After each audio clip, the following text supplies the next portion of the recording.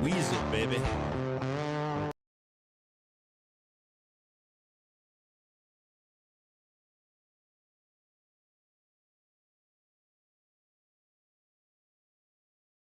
Good morning. How's everybody doing out there?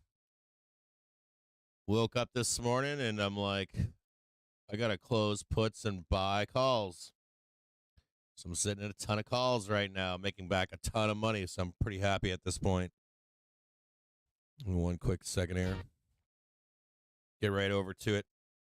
We are coming into some resistance now. So if you're going to take some calls off, this is kind of the place.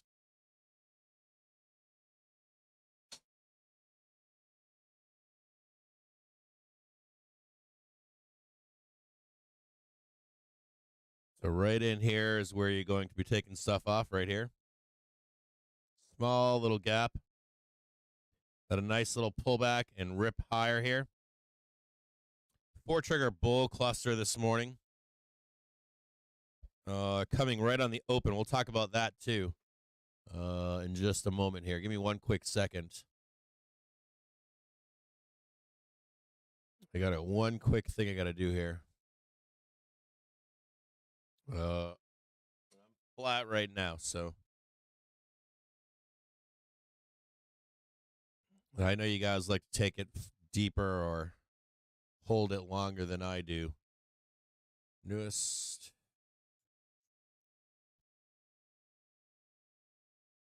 Members.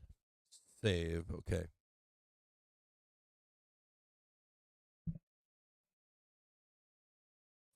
No, actually, I didn't. 1 minute I sold. I posted it on Twitter this morning that we had a 4-trigger bull cluster on the open. So I closed puts on the bell and opened.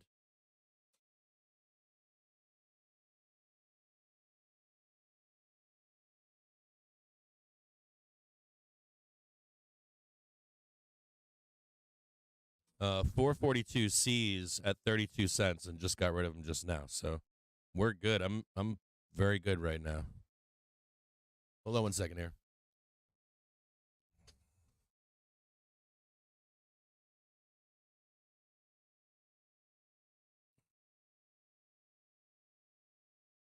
One quick second here. 10 seconds. Got home sales coming out in just a moment.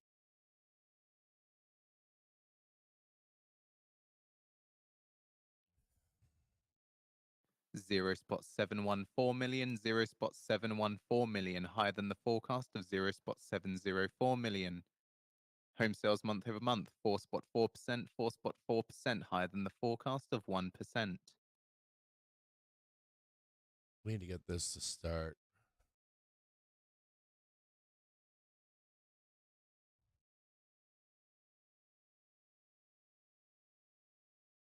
So the SEC is to impose new hedge fund and private equity fee disclosures. And US payrolls to be revised down by 306K in the preliminary estimate.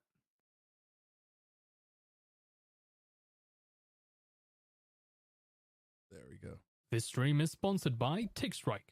TickStrike allows you to actually hear order flow in futures, forex, and stock instruments. We're going to go over it right now. Get a free trial at tickstrike.com. We got a couple things to go over here. Give me one quick second. I got like crap I got to do in the background here. Hell is a good position management. So it makes a good position management tool. So right here, I posted this on Twitter this morning. It's like yesterday you're looking for yesterday's open, right? You're looking for a bounce off hourly trigger. Just go to a see if I can go to a new home sales prior revised page of it here. Hold on. 0.684. So is that the one? Okay. Mute this here for a second. U.S. non-farm payroll are to be revised down by 306,000 in preliminary estimates. Just heads up on that one. Okay, so right here yesterday, right? We're looking for a bounce down here. We're going to get a bounce and a trend day, right? No bounce, no trend day. Keeps selling off into this close here. Now, I had some calls here into the close. Got torched. I made a bunch of money yesterday, but I bought a bunch more for this close up in here. And I got torched in that trade. Ended up buying some puts right in here somewhere, like right around, I think it was 4 or 407 or something like that. But the key point here is that when we had closed yesterday, just going to come back to this one really quick. When we closed yesterday, we had this 439.26. We had said bulls need to be above this. They don't have a choice unless they're above this. And that's where we wound up this morning, was right on this open. See that 426 right here. 439.26, excuse me. We actually opened this morning right here. One green bar right here. You can actually see it to the tick here before the opening bell. There's that 439.26 high tick right before the open there. So right when we opened right there, there was one other thing to show you, which was we had a 4 trigger cluster right on this bell right here. You can see it right here. You get about 1, 2, 3, 4. And I think I posted it on Twitter this morning where I said you got a 4 trigger bull cluster right at the bell. So the idea here was to market sell puts and immediately open to long the market to the upside. And where is that going? So your first target is hit right here. It's actually your first target right now.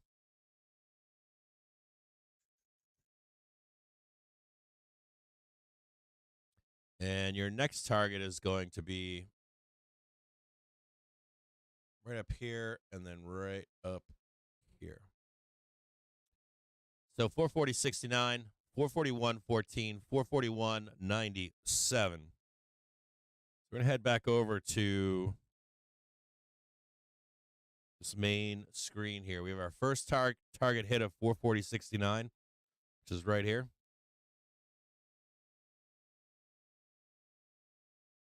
And then we've got 2 more targets up on high, 441.14. Move this one down.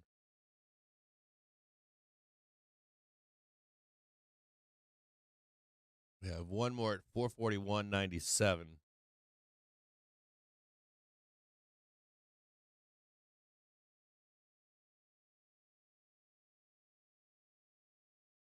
So PT1 right here.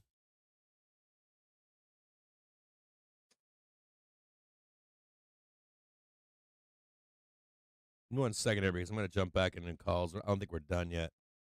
I want to see one more. Oh, wait a second here. Put you on main screen. I want to see one more bounce down here. So right down here. This was actually where I was going to add this morning if we had to add to it. Didn't have to. Still a gap down below waiting. So we'll move these up right now. See if I can jump in to grab this one here and this one here.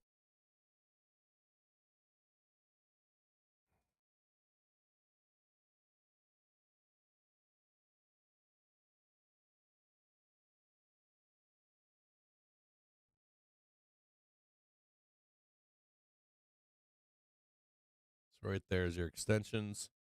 And there is PT. Would be right here.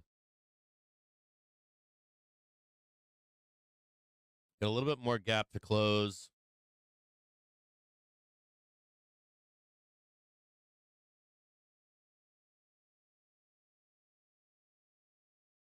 Look at 74.70 on HYG. We're going to come up here and slam this one.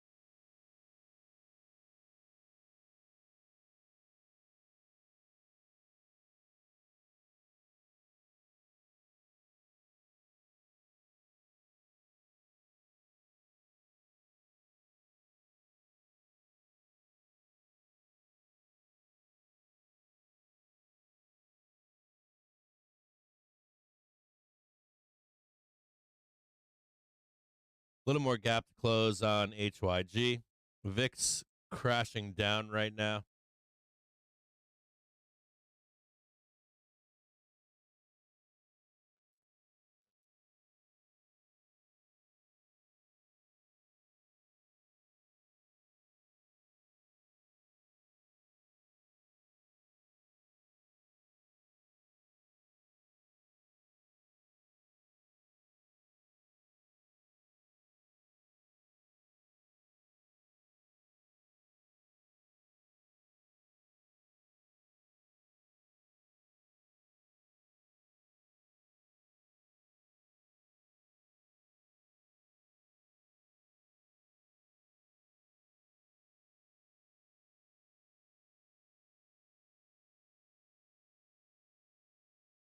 Long again on 442 Cs.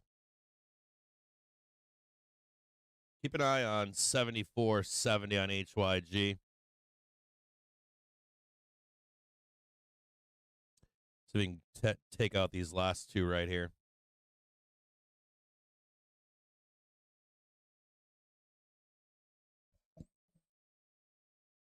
Morning, how's everybody doing out there?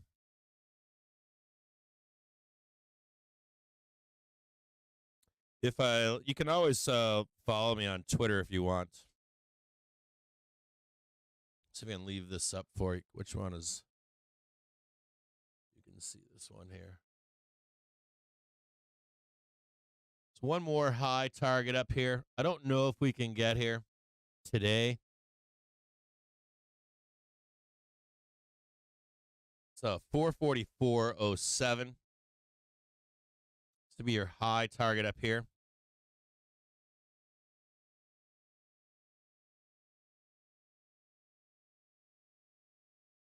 It's kind of a stretch, right? Let's look at it up here.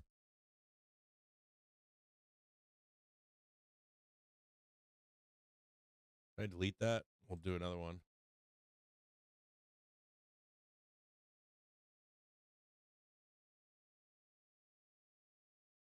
That R3 right there.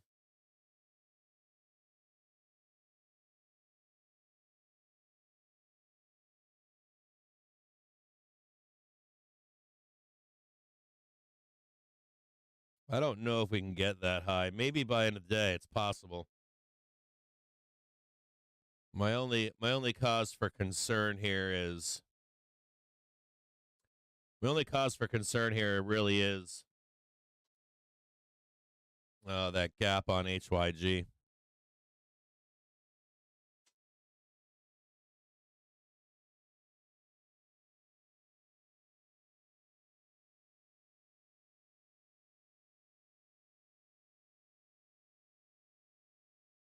Squeezing higher now. Sorry about that.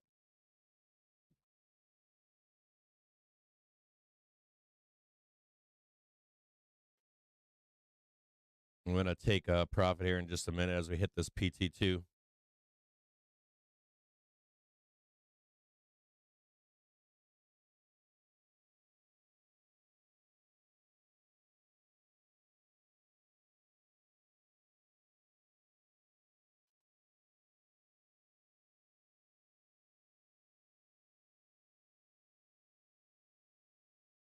Day trading account's up fucking 30% already.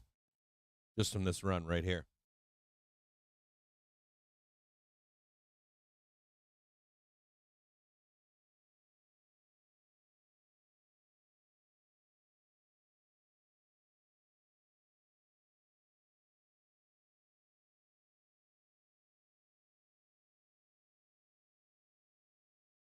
Just going to bring your attention to this really quick.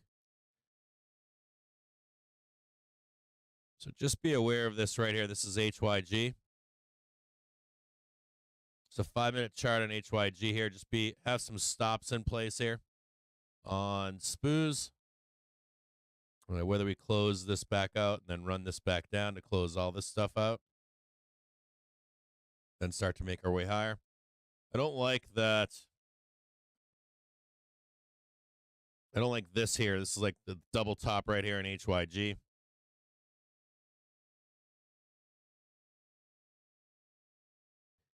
$15-minute, you'd look for the pullback here.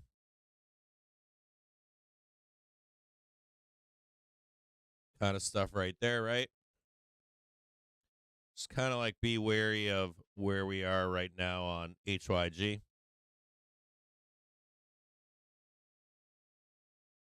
Dixie with a double bottom right now. So again, getting a little long in the tooth here. Just as we come up here and tag this. So as we tag this PT2 right here.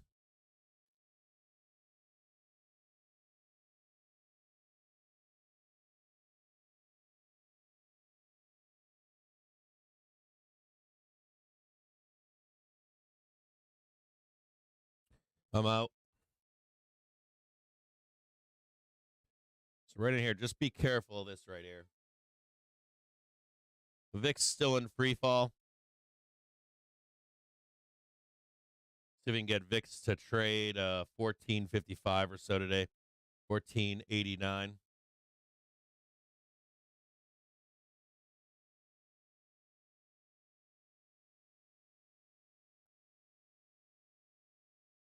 Traded that band right there. That was nice. Trading 441.11 here. I'll try to jump back in over here if I can.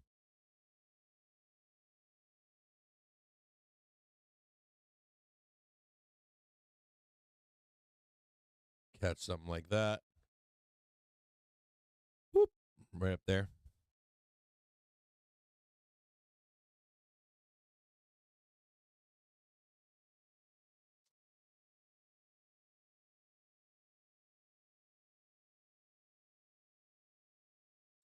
Dixie coming in to check its 129 EMA. Well, on a 15-minute here. It's where it's found support.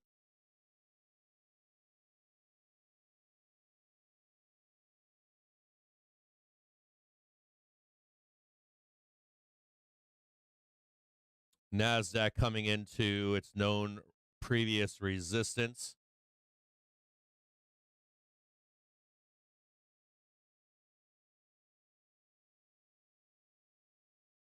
Going back to about the 15th, so we're getting close.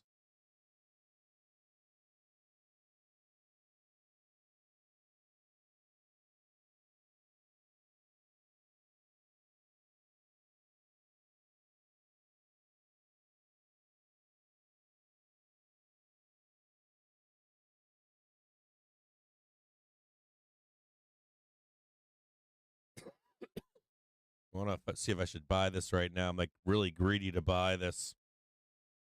Switch over to 443s and try to just crank this one last green bar here. Haven't bought them yet. Still sitting on the sidelines.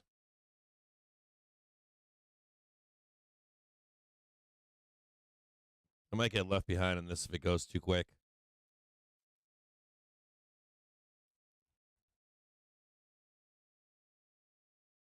I have greed kicking in right now, and I don't want to be that greedy. See, I always seem like I buy the wrong place when I get greedy, so I'm going to give it just a couple seconds. Let it cool off here. If I miss this last trade here, I'll like 2020 vision, I'll be pissed off, but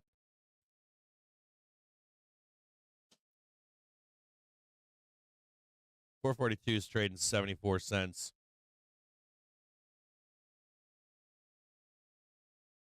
Maybe even jump on those if they can come down a little bit.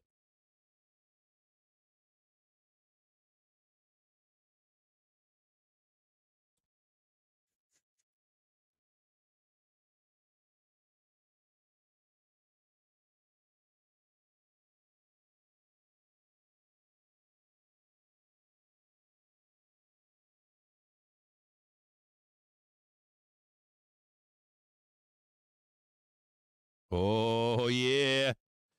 Oh, oh, I'm so glad I didn't buy that.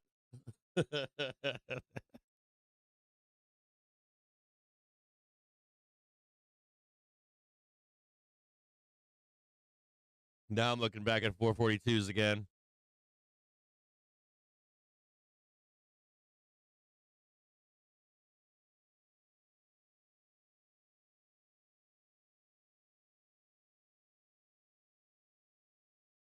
Nice little bloodbath right here. Nice little liquidation break pullback, just like down in here we had one.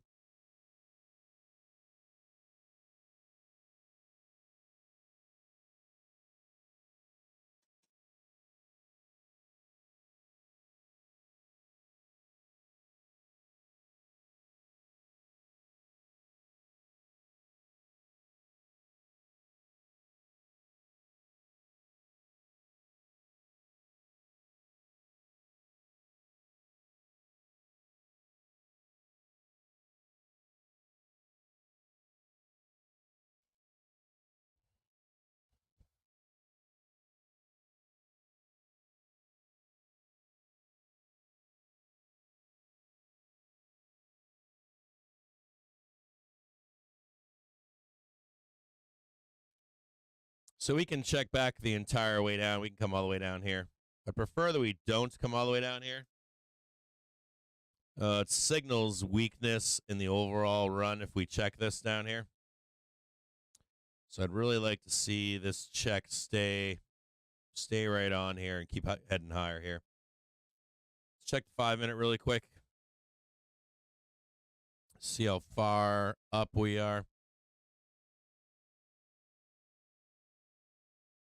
I mean, this says the trade is still alive to the upside, but in reality, you want that continuation higher here. Very good for the bulls right now. We'll talk about that this morning as well, what this means for bulls. Let's go over there really quick and just look. So I always like to talk about this because let's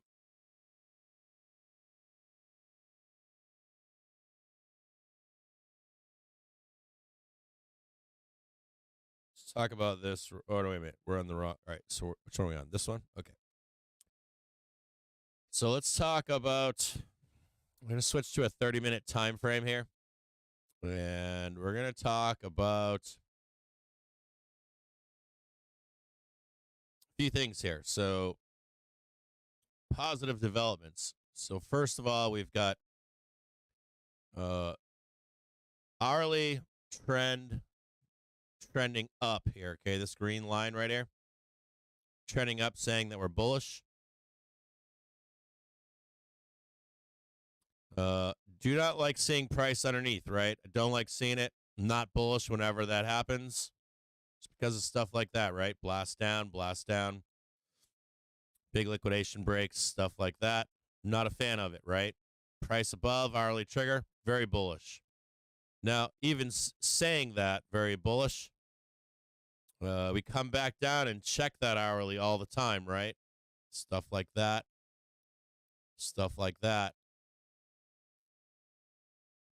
And you don't want to see that hourly break. Anything like that kind of nonsense right there, we start to get really bearish.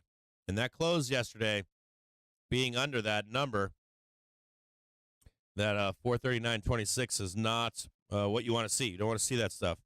Bulls need to stay above hourly trigger and make their way higher and trade this 444.07. Another concern here is the weekly trigger to the downside. So let's bring this back a little bit. We had that first break right there. We got this one right here. So it's still not done for bulls. So I drew this line back here. I'm going to draw another line right now for you.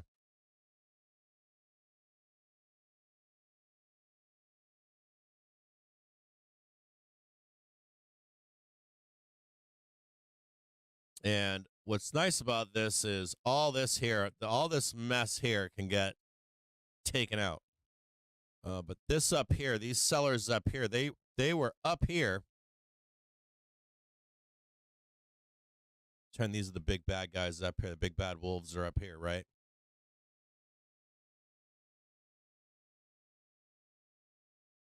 You got your next band of big bad wolves, and they're right here.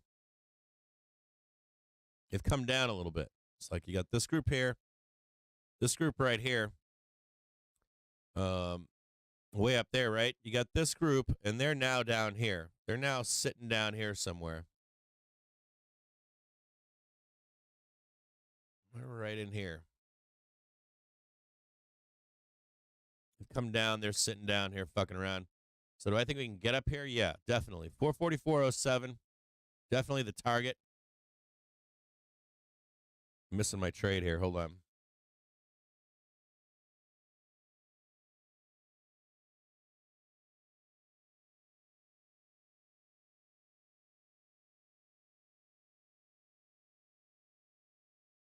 I'm back long again. So you got these little guys here, but they're nothing. You got these guys up here. These are something. These are some bigger ones to the upside. So we're going to draw another thing here to take a peek at. You got some bullishness starting here in the half hour.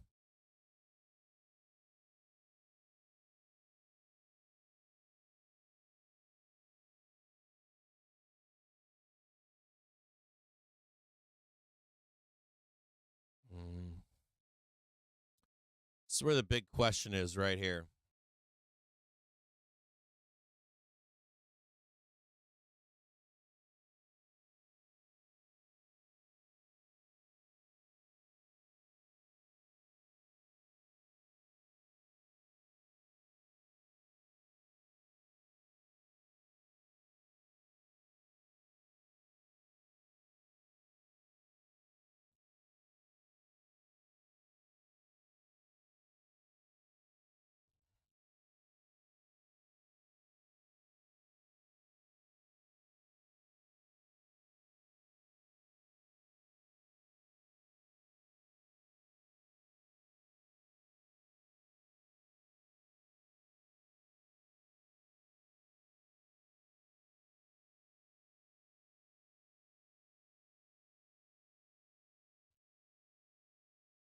Oh, did I do that right?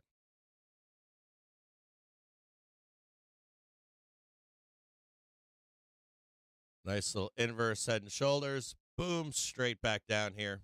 Tag that weekly trigger. Just be really careful in here. Or not, I shouldn't say careful, but there's some. So you can see it right here. Path heading higher or above. We've got a 4 trigger cluster. Come on up here. Fail to grab that one. Come back down. Have that hourly trigger grab us. This is tomorrow at what time is that tomorrow?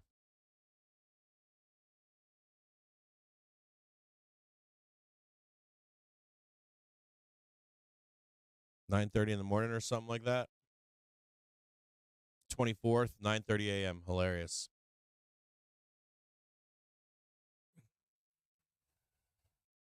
So you want to see that bottom get bought at 9:30. Some good news come out on the open, and then rocket ship. I'm on 443s right now, if you're wondering. So somewhere in here, some kind of failure in here today.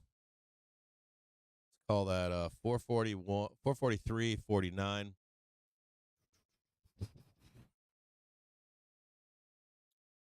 I'll take you back over here.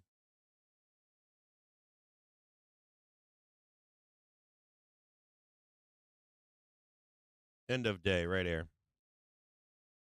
End of day failure, maybe. Right up in there.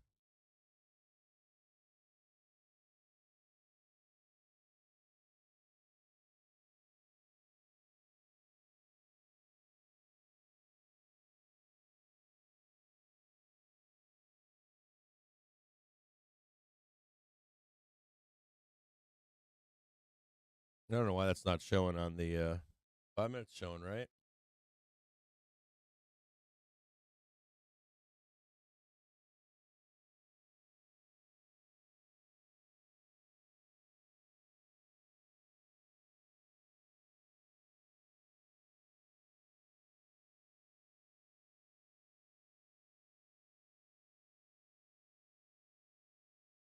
End of day failure for bulls. This is what they have to do. They have no choice here, right? It's like bulls have to get up here by end of day. 443.09 by end of day. There is a note to be made with this prediction for end of day here today. So here's your prediction here. This see this bar right here? I'm going to make this one red. So watch this red bar right here. This can't fail today. If this fails for bulls, like failure, like, yeah, we blast underneath it.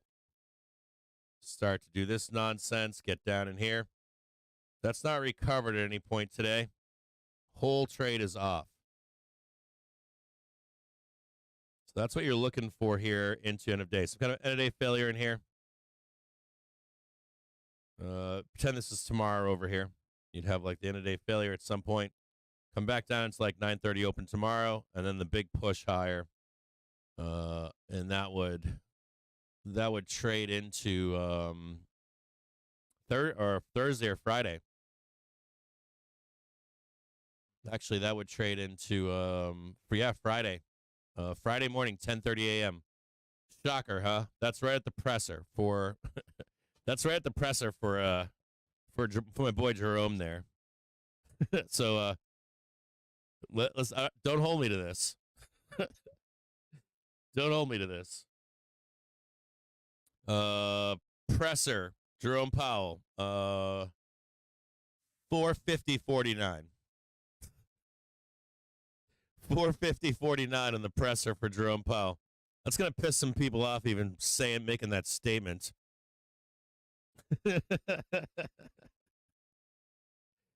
450.49 Jerome Powell presser. Do I think that happens? I have no idea. Like horseshoes and hand grenades, it could be like, $1 lower or something like that. I'll write it down. Hold on a second here. Hold on a second here. So 5-minute chart.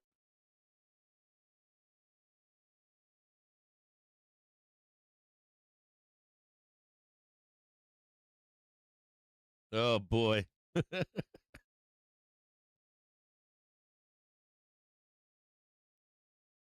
Hold on. We'll do this one green and huge. Let's see if I can go to a Weeble chart.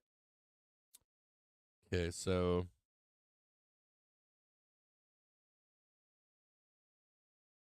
see if I got this right here.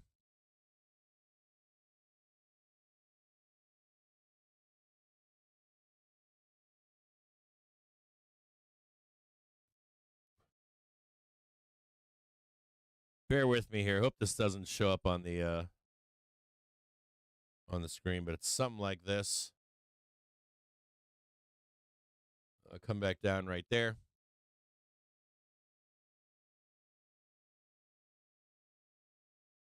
Failure right there in a Friday.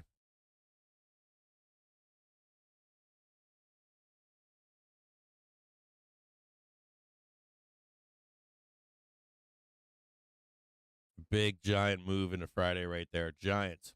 I don't know if we can get that by Friday. I still wouldn't be surprised if there was a roll down here and you get that meat and then you get way up here. All the vol rolls off that meat and then it's up there. So maybe I should redraw it.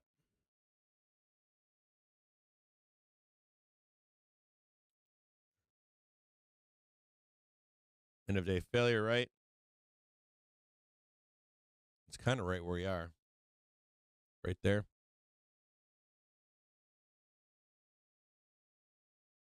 Maybe something more like this, 10:30 in the morning. And then rip some fucking faces off right there into the close on Friday. That'd be impressive. I know that looks awful, but it's something like that. Hopefully it disappears from the screen. Nope. It's still there. Something like that right there. It's got to be lower. It's not higher.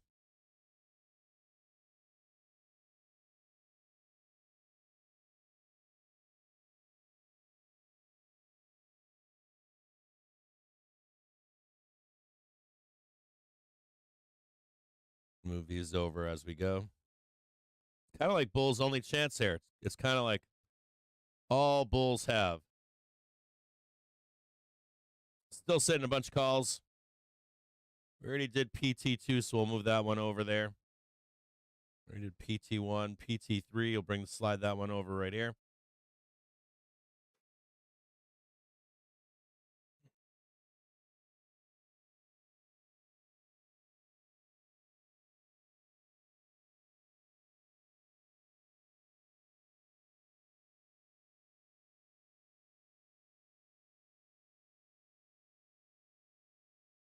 Let's look at what's up top here. Woo! Woohoo! Look at those bad boys up there. Woo!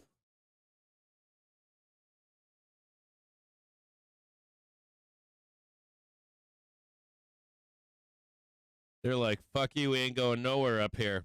It's like the gates of the devils are up here. The sellers are like, "We ain't going up there, boss."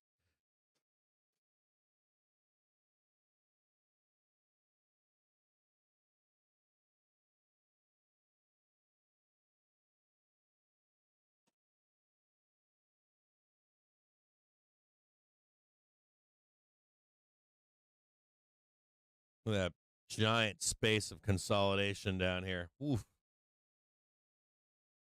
I don't want to get fucked around, and this will wipe out the entire chain right here.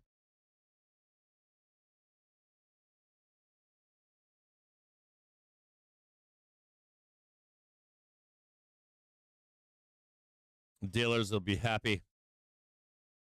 Yeah, we went there, boss, but your zero dates are worthless now.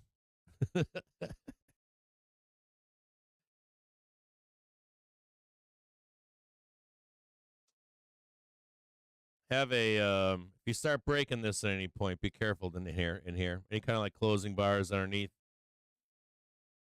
You'll definitely have to sell and reset to the upside.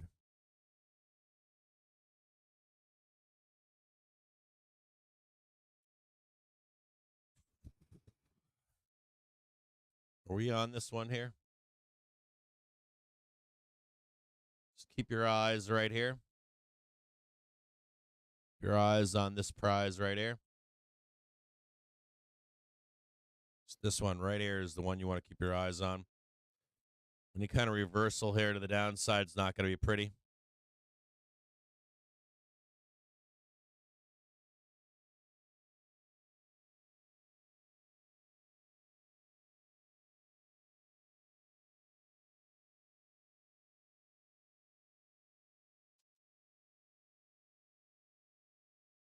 Dixie breaking underneath its 129 EMA right now. Apple's just screaming higher right now. Tesla doing awesome right now, NVDA.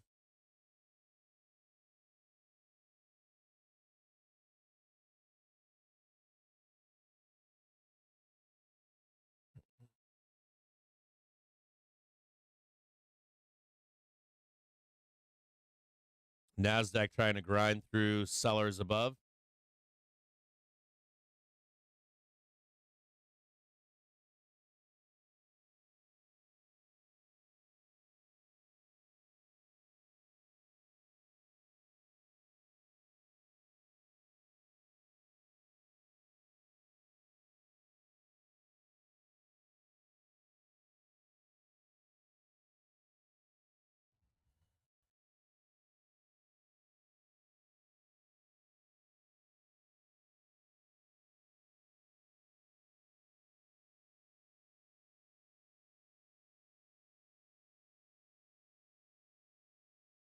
A little bit of a roll right now on the 6 CMA coming over here.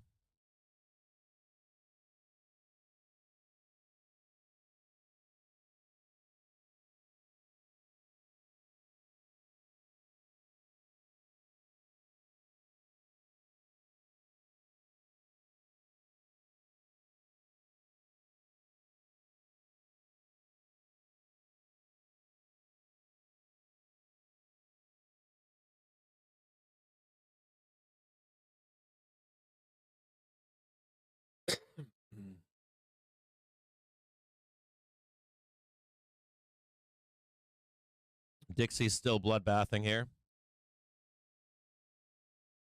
A little bit of a roll on HYG here. I'm going to get stopped out here in just a second. Fairly close to getting stopped out here.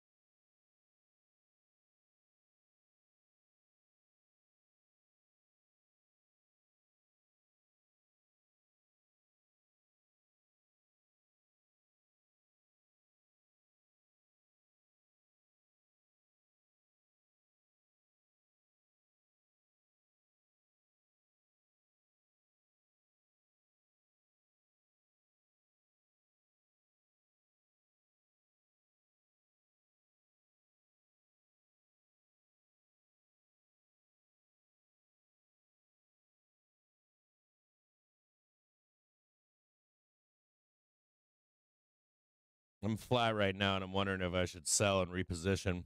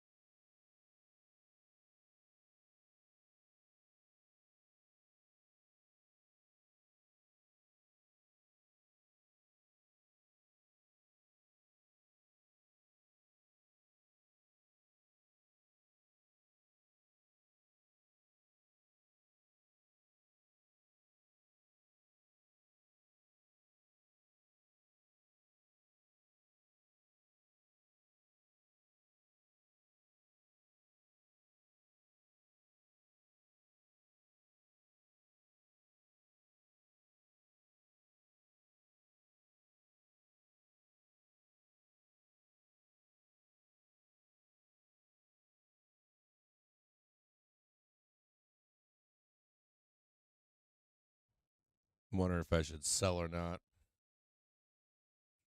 It's a 5-minute chart right here.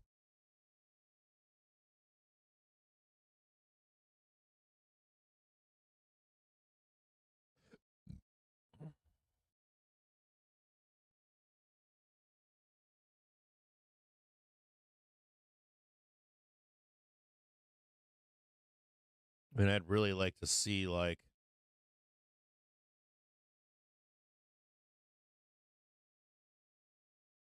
really like to see that, like, price go up there, come back down right here, consolidate maybe, and then push higher. Grab that R3 up there. Still long here. Dude, they almost fucking took me for a ride. These motherfuckers, dude. God damn.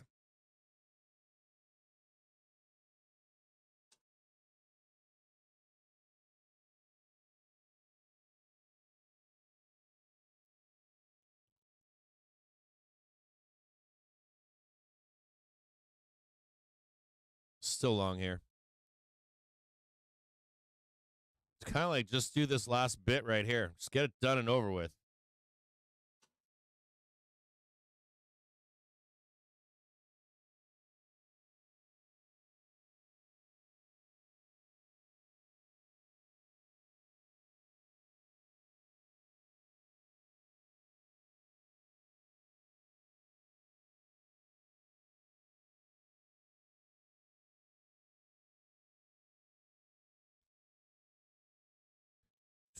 Hey, Cowboy Starfish, thanks for resubscribing for Twitch, brother. Appreciate it. Come on here, I'm missing a bunch of stuff. Erms, thanks for resubscribing, brother. As a member on YouTube, appreciate it, man. Full-time student subscribed. Who else did? Cowboy Starfish did. Hey, thanks, Steve Austin Millie, 6 Millie, appreciate it. Bumbledine, thank you very much. Turkey McNugget, thank you very much. Teledie, H-Bomb, thank you very much. Phone on 99, G Dad Gold, thank you too. Oh, yeah.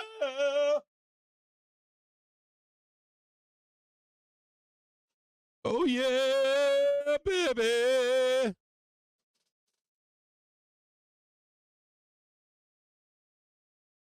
Gonna take a little bit off here. Got a little bit more still on.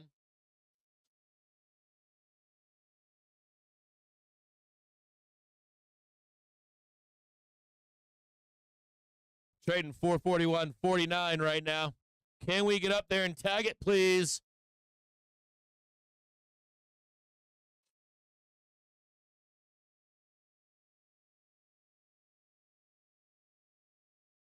Oh, yeah, baby.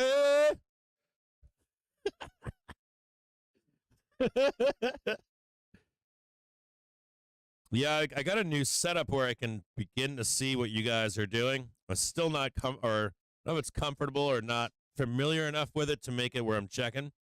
So that's why I make sure that I'm checking if you guys are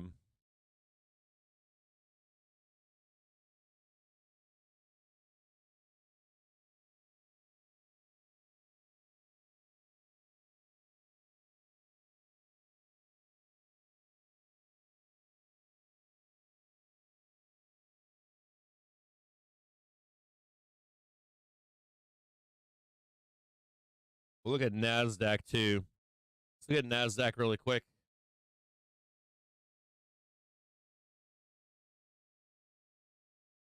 Just coming up here. Just going to put on a 5-minute chart. Just a couple places of interest in here. Let's go over to the Webull full chart. So right here, we got this thing right here. Got this crap right here.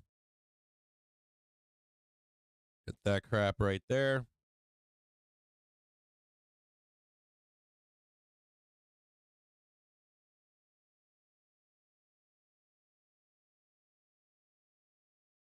So just as we come up here, the point that I'm trying to make to you is to see this volatility that's back here, right? Whole bunch of volatility back here. So the idea here is that we squeeze up that last little bit, come back down.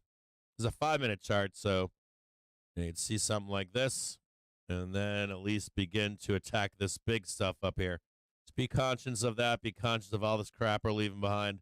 Someone's going to tell you something like, oh, we left the gap back here, Cap. We got to come back and get it. That's all bullshit, too. Maybe we come back here. Maybe not today.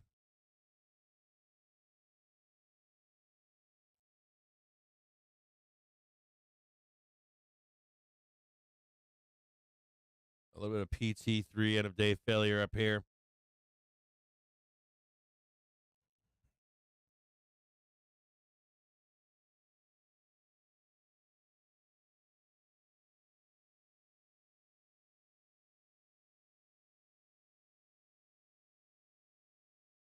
We'll bring this over here until we get there, and we'll keep sliding it left, sliding it right.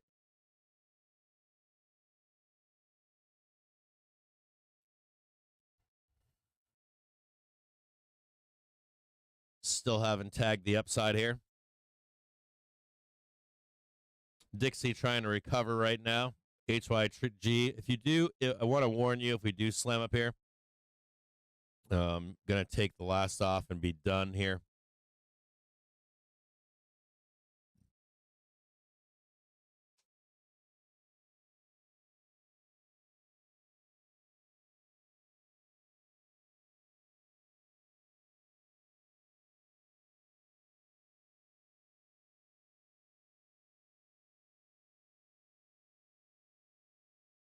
Get ready to get in and out of this if this happens here. Big, nice, explosive move higher.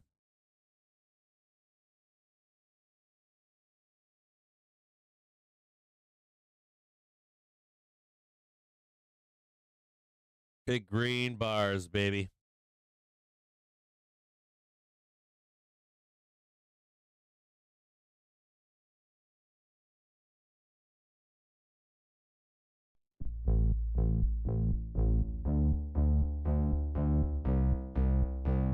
Starting early this morning.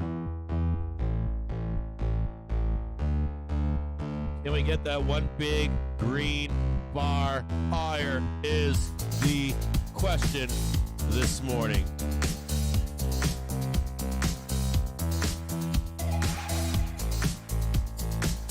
We're going to find out here.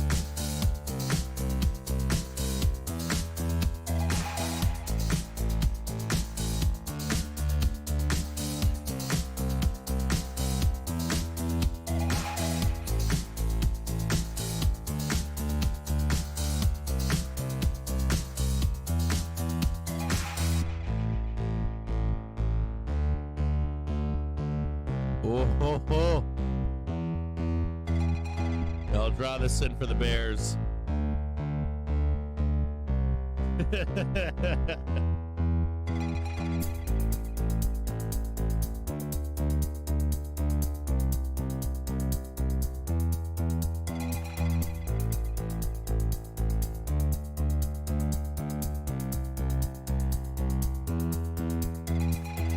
Oh, yeah, baby.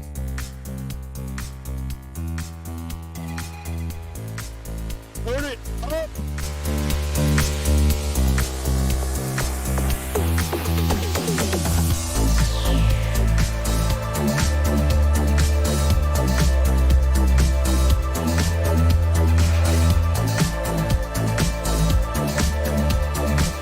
Taking some profit here.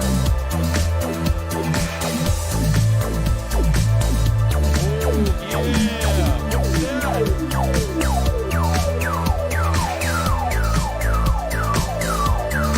Anti-Shadow just subscribed on Twitch Prime.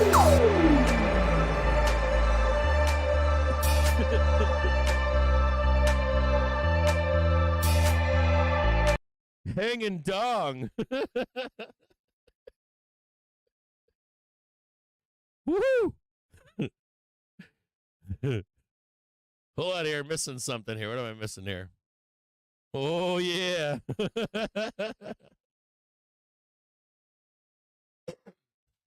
So much better money. So much easier. So much easier. With that nice push higher here. Woo! PT3 tagged over there. Well, close enough, right? Well, even if we go up one more green bar or anything like that, it's close enough for me. Now, saying that,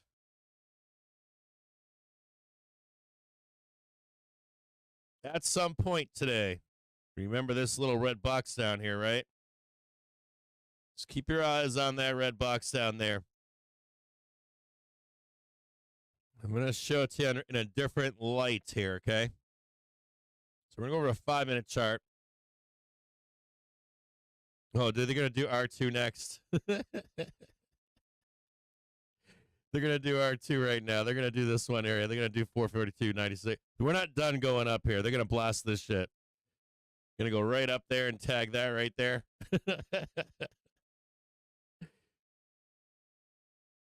So just right now, right? Just if you're a bull or anything like that, just know that at some point today, this red box is going to get tagged. Just wherever this red box winds up, it's up here at some point, and we keep doing this kind of stuff. Just like smash up there, come back down here, consolidate, then the end of day failure right in here, something like that.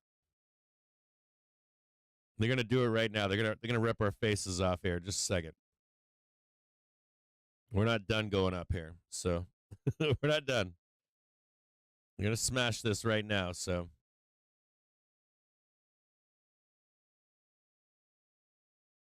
Bullish.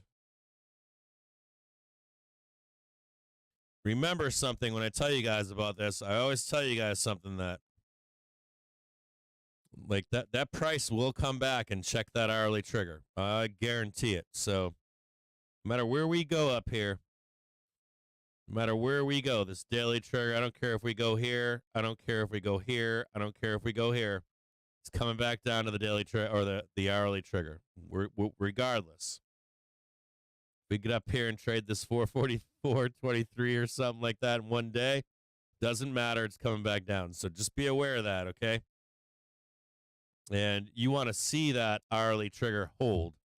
That's the last part of that conversation. That hourly trigger has to hold.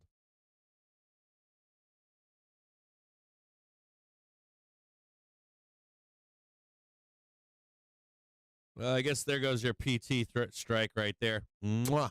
Kiss it. PT2, PT1, PT3. Next target to the upside, 442.56, then 443.08. Do I think we can do this one right now? Sure. Do I think we can do the daily trigger in a day? Sure. If these two switch, this becomes the, or if this one becomes the end of day. I don't know. I'm doing that wrong. You know what I'm saying, right? Tag this right now and come back down, and that's end of day. Sure. It's possible.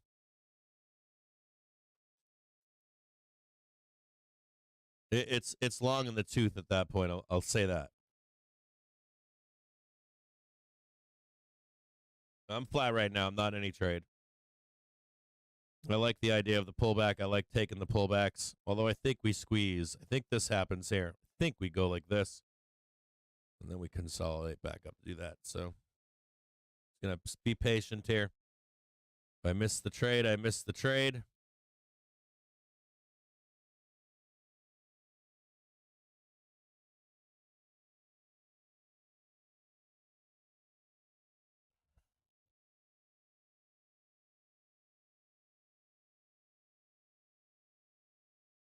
You guys are getting access to the full suite of tools soon. I keep saying that, but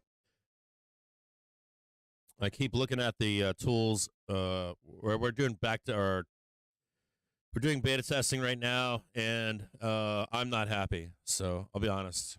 I'll be honest with you guys. You're not getting anything from me unless it's right. So if it's not, it has to be those three things, right? It has to be useful.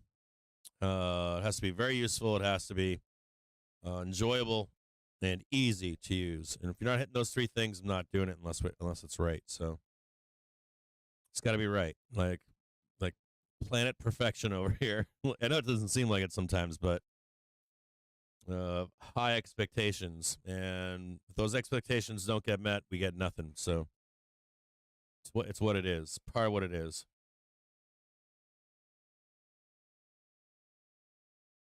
Man, should I just buy that fucking thing and just go with it?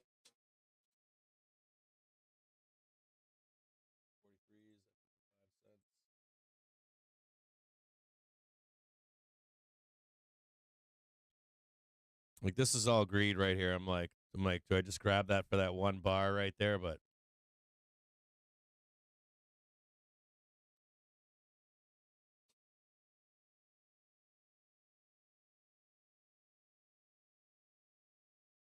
NASDAQ about to break through here. I'm long here. We'll see what happens. Put a little bit on. See if they can smash through here.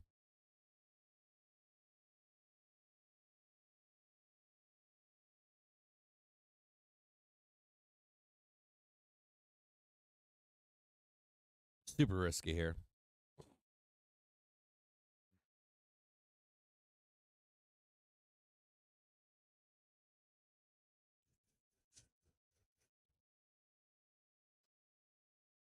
NASDAQ trying to break above resistance right now. It's sitting right on resistance here.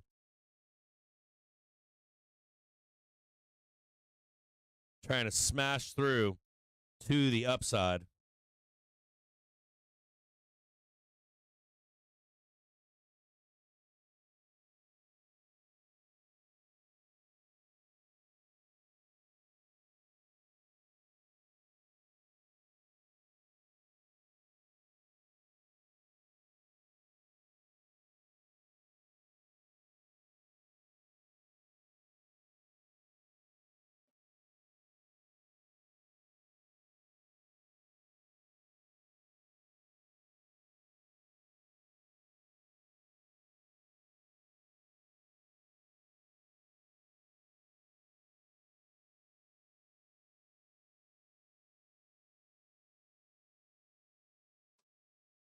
444.10.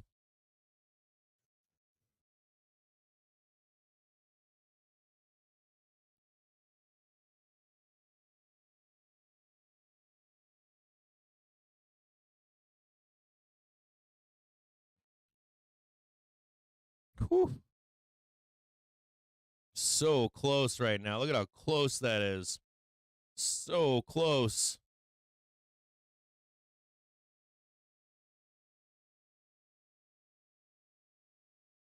So close. Taste it. Just taste it up there.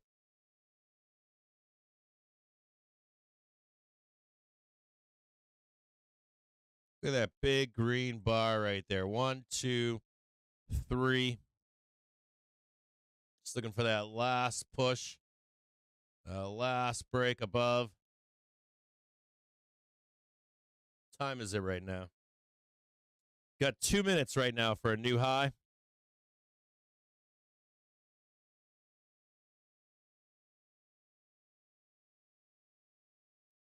Two minutes right now. You'll see this half-hour bar close. Just be careful of it. So this half-hour bar right here is going to close here in just a couple minutes.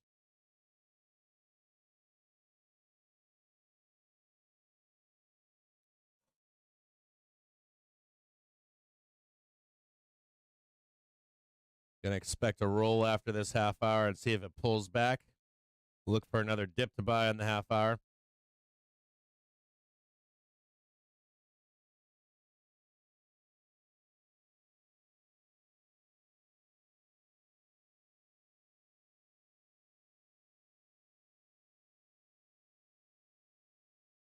Put up my red bar down here. It's like just gone. I don't know what the hell happened to it. Did I delete it by accident? Squeeze it, baby. Get on up there. Squeeze it. Squeeze it. Squeeze it. Squeeze it up. Squeeze it up.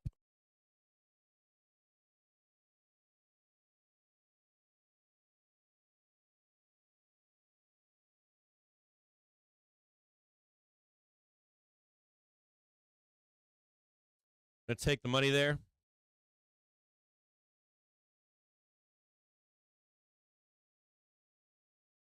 Keep your eye on this red box down here for the next half hour. Should get a nice pullback here.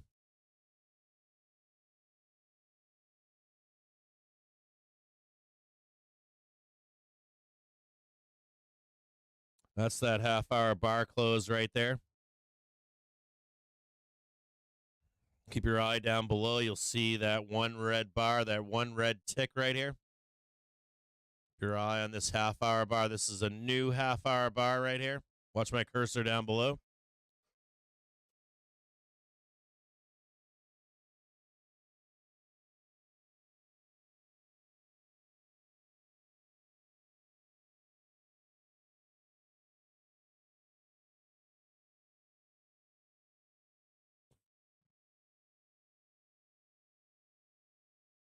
I'm gonna make this smaller so you can see it all.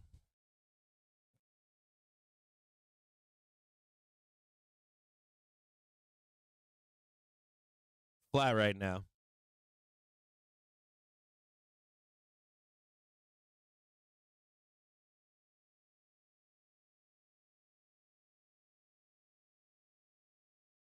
$440.55. This is the one that I want to buy right here. This red box right here I want to buy. If possible, buy that one right there. Right there. It looks kind of messy, doesn't it?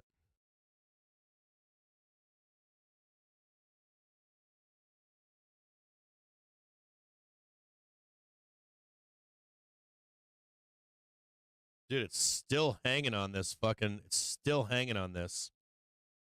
It's still like, fuck you, no, we're going up. Like, fuck your half hour. We're going to start another half hour and just smash it. I'm going to hang tight right here and see if it comes down, though. I'd like to get a low in the half hour and try to rip it up higher. Something.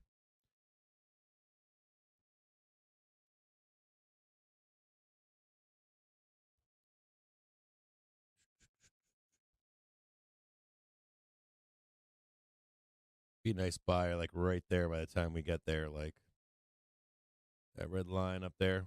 Whoop.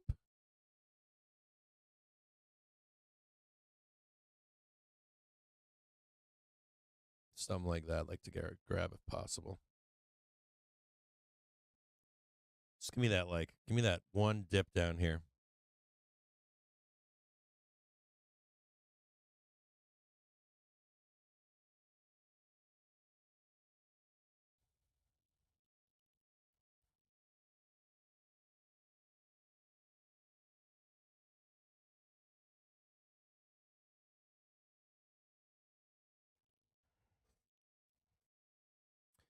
Ryksh, Ryoksh,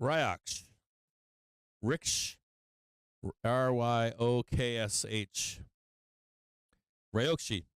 I always want to try to think about pronouncing your name. Thanks for following, brother, on Twitch, man. Appreciate it.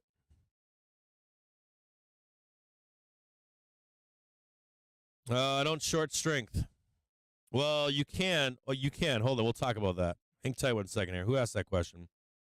I'm going to give a simplified version of why I don't. But hold on a second here. Give me 1 quick second. You're on Twitch, right?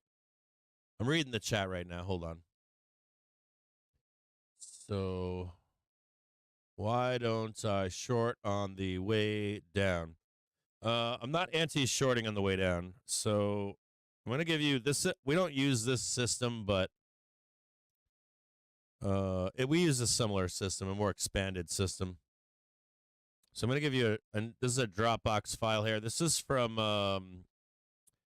Jedi Marcus, and there was a group that gave did a back test on this system.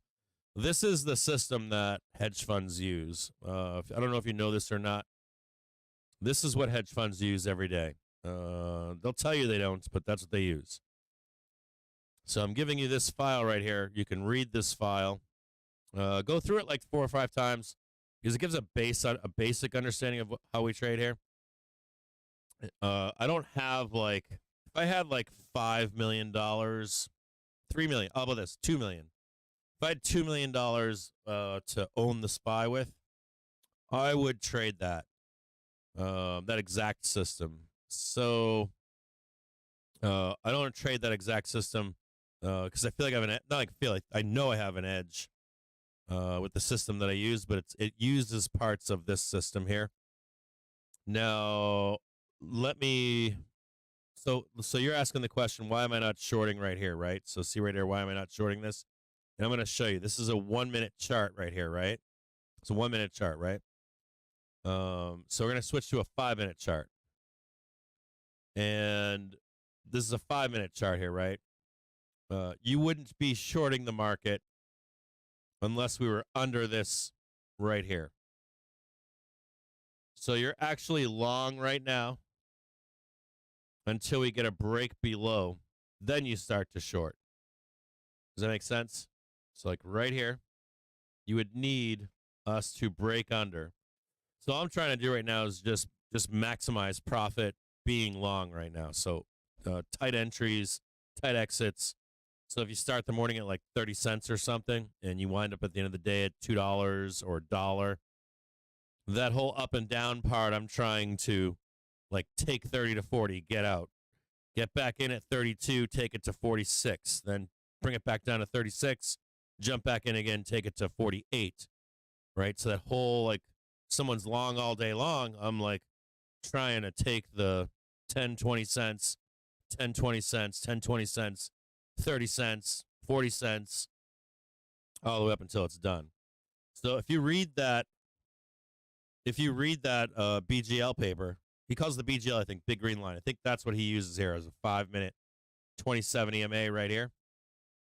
So right now, that paper, you're just long here off this open, and you don't actually exit unless there's a failure.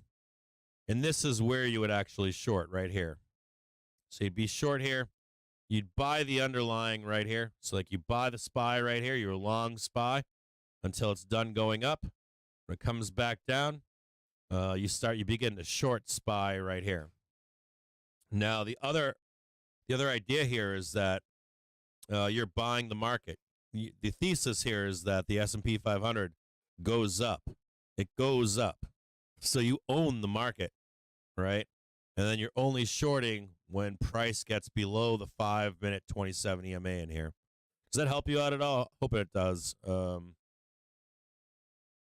right now, what am I looking for in here, right? Is the question. Like, so what am I looking for to, why am I not shorting? And why am I looking to just buy a dip? That's because we're above this 20/70 EMA right here, right? So we're above this 20/70 EMA. I know we're going to come back and check it, right? Or it's going to push up and push price higher. There's some other fascinating things about this too that I talk about on the show sometimes, but not always. Is every time we test the 20/70 EMA, it takes a little bit of the vigor out of the move higher, 1, 2, and 3.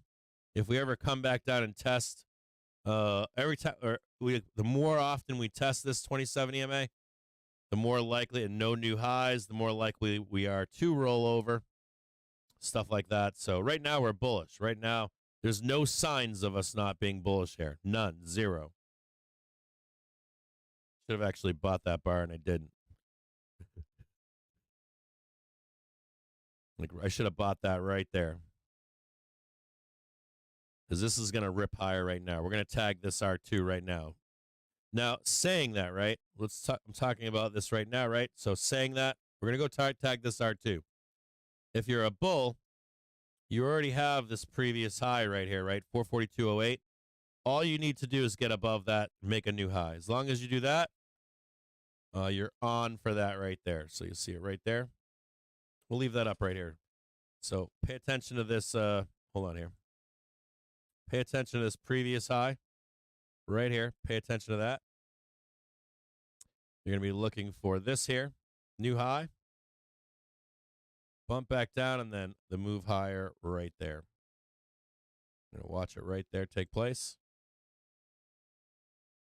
Now, if you get a failure of this new high right here, if you fail to get this new high, right, what you'll end up doing is, because you get the failure of the new high, you'll be looking for the rollover over here and this move down. That's where the actual dip buy was there. So we're watching these candles right now. Find out if we get the new high. And we know that on the half an hour, we know that this candle was the closing bars of the half an hour candle, right?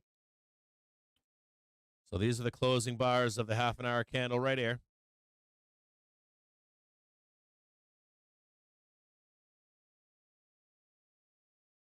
We didn't get a new high right here, right? And we're going to switch over to the trigger. Nope. I don't know what just happened there. Okay, that's kind of weird. Wait a minute here. So we're going to switch over to the trigger screen right here. It's a 30-minute chart, right? Just watch these candles, right? 30-minute candle, green. Here's the low. See that low right there? See that low tick right there? We're still bullish. You see that low tick right there, low tick right there, low tick right here. So I think we're going to squeeze here.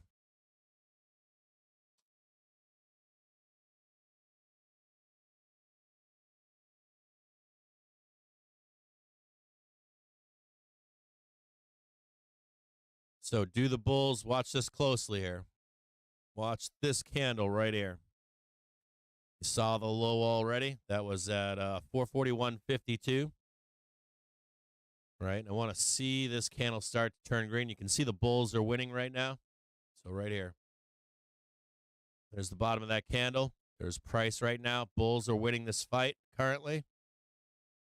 Right. And they want to push this up higher. They want to get the new high, right? So you're hearing me talking about that. Want to see that new high. That's to get the rest of that half-hour extension to the upside, right? So We'll close this out really quick. I'm going to bring this back down. It's like when you hear me saying things like, oh, I want to see this, I want to see that. So this is the low right on this half hour. Watch this yellow bar right here. That's the low. Bulls currently winning on a 1 minute chart here, right? And what do they want to do? So if pretend this is a half hour chart right here, right? You've got a candle that's formed. This is the, make this green and red, or I'll just do it white. So this is the candle right here.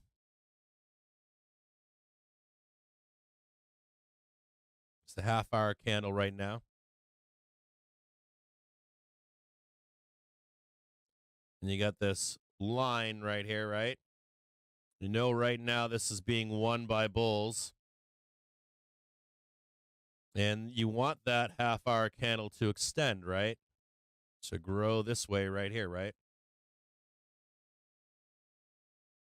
You want this to get pushed up, and then come up here and win the half an hour, right? So it's 11:14 right now, right? 11:14. Bulls have how many minutes left for this candle? They got 16 minutes left, right? 16 minutes left to make this candle green. Right, so you got this imaginary candle right now for the next half an hour. Right? Bulls are winning this so far, right? You already got the tag up here. And you want to see this candle close up here.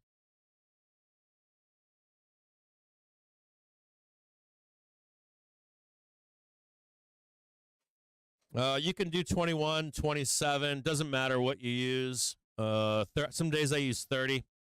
The stuff that I use, the stuff that I use is not an EMA. People like to say, "Oh, it's an EMA." It's not. So what you're looking for is just in that vicinity, right? So some days using Webull, some days I'll use 129, 116. I switch it up depending upon where price is reacting. So it's a fluid thing. On like a Webull chart, it's fluid. Squeezing higher right now. I am long if you didn't know.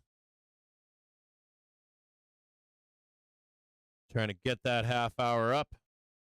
Got another 14 minutes left. Get that fat green last candle up here.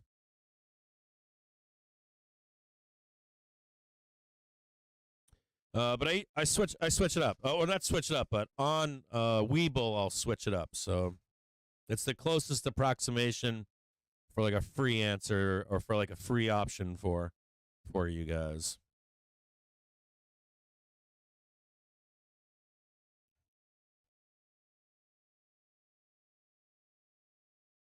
Yeah, and this applies to every ticker out there. The tool that you guys are getting is for every ticker available. Bitcoin, crypto, I don't care what you're trading. I don't care if you're trading commodities. There's a few things I don't feel like it works well on, like VIX it doesn't do a good job on. Stuff like that it doesn't do a great job on. But I've got other stuff for VIX, so.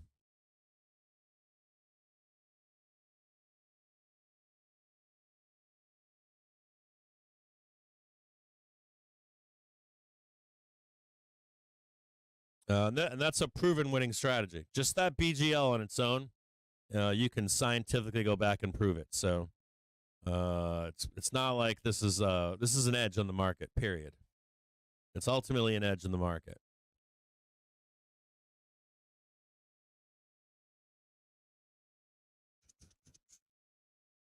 Like whenever I talk to you guys about like 9 out of 10 trades, 8 out of 10 trades, what you're actually winning on those trades, even if you're only winning 7 out of 10 trades, the money in those 7 wins is insane.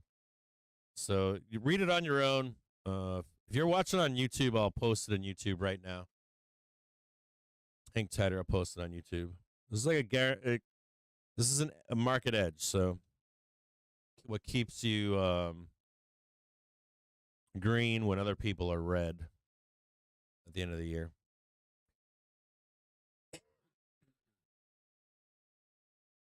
I don't see it. I don't see it posting on YouTube right now. I don't know why.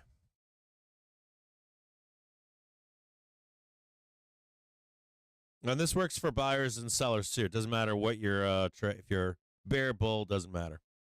If you're a buyer, seller, doesn't matter. I don't see it posted in YouTube.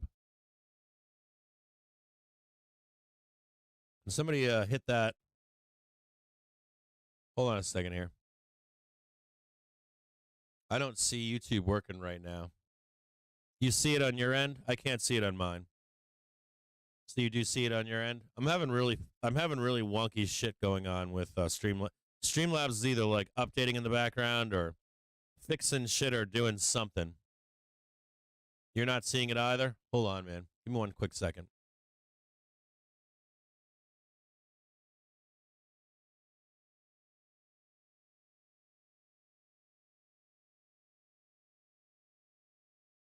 I gotta find out why that's not working. There's a link to it right now for YouTubers.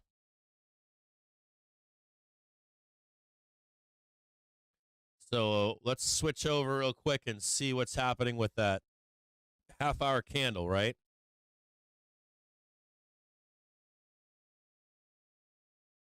So let's just have a look at this half-hour candle. You guys hear me talk about 15 minutes here, half hour here. See that candle right now? That line is growing higher, right? We've got bottom of that wick, top of that wick. You see the fight right now. So far, bulls are winning that fight. See it right there? And they're looking to push that candle up higher right here.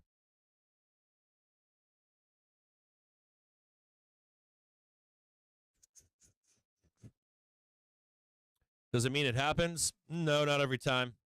It doesn't, but you know what to look for to manage the trade. So right here, right where we are right now, like these boxes right here. I think this box, I put it up here because I think by the time we get there, it's up here.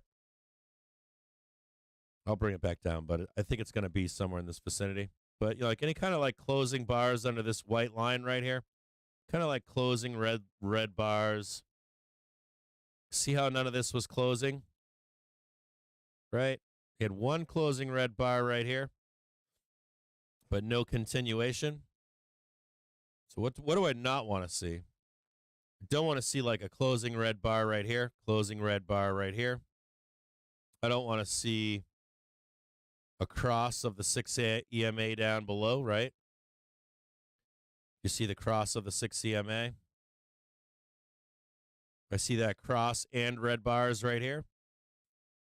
You'll be like, fuck that, I'm out, right? And then reset for down below to buy this down here. But even saying that, personally, for me, I don't like to buy this down here. So like, to see this crap down here, you can buy this. It's like it bounces, then comes higher. You can buy that. You can buy it for like a 5-minute trade. 5 minutes, boom, you're long. But then you get out, and you have to wait until we're back above again. Be like something like that. Squeezing higher now. Trading 442.07. Well, I'll explain this to you later, too. It's kind of like the no man's zone in here. I don't like fucking around in here. Sometimes I will, but on stream I don't because you guys all get stopped out. You panic and all that other stuff. So grinding higher right now.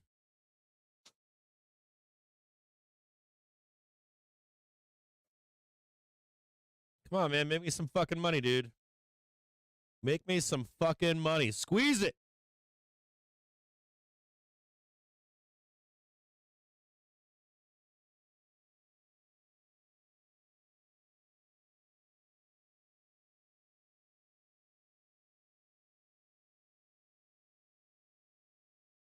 Got 7 minutes left for the half-hour candle. Remember that? Half an hour candle. Look at that big bad boy up there. Oh, yeah. Look at that half-hour candle right now.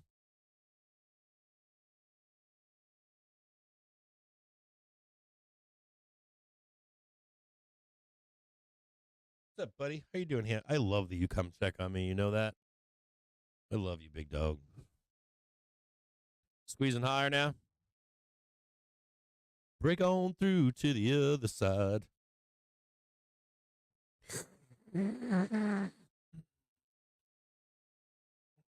Yeah, I went over it this morning. You can go back to the beginning of the show. Gave you an update as to where the expectation would be between today and Friday. 442.24. What the Bulls need to do.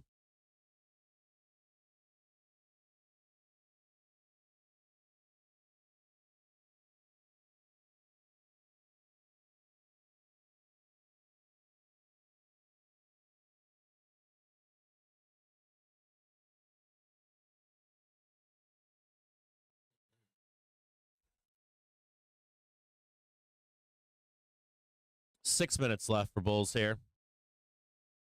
6 minutes till the end of the half hour. 6 more bars.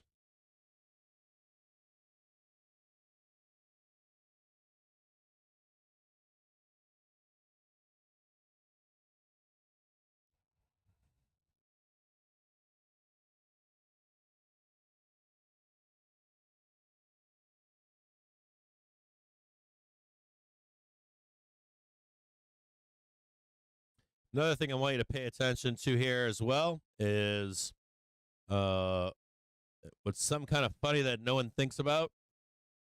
Whether we're going up or down doesn't matter, and that is the so watch these lines right here. When price is above, see price is above the white line right here. When the line is going vertical, it's very bullish. When it's going sideways, it's neutral, right? Going vertical again, bullish, right? Neutral, right? The longer we spend it neutral, the more bullish it actually becomes, unless we get a break below with price. If you start to see the white line curling down, that's also a sign. Maybe you start to take some of your money and run. So what are we looking at here? What is the white line saying? The white line is saying we're bullish, right? It's just climbing right now. It's not giving you any indication of a roll here. You're not seeing the white line start to roll over. Not seeing anything like that yet. If you start to see anything like this, get wary of it. Price below the white line. No bueno.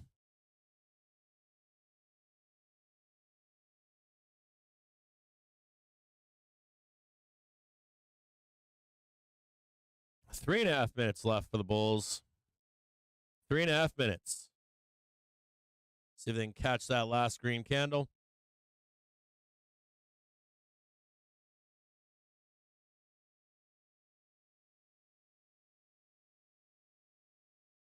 Let's look at it right here. See that nice push up, nice push up, nice push up.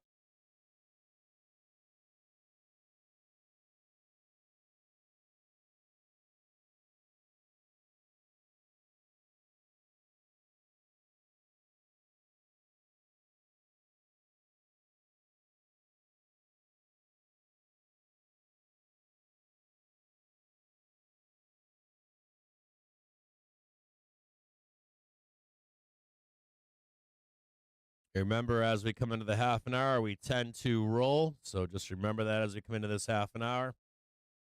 Got 3 more minutes left.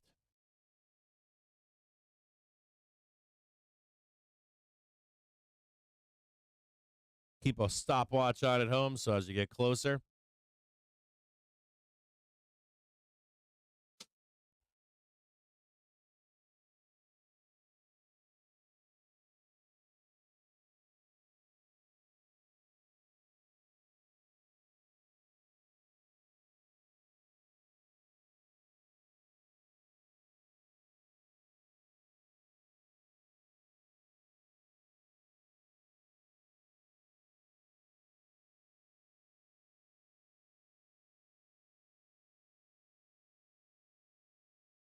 We're getting close. I got a sell order in right now. See if we can catch 64.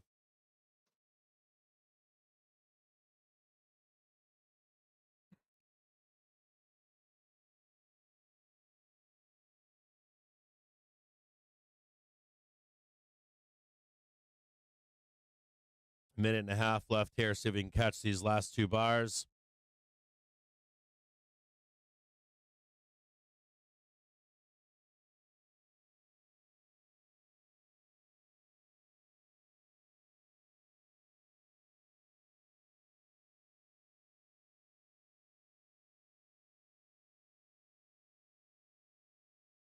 Minute, 10 seconds left.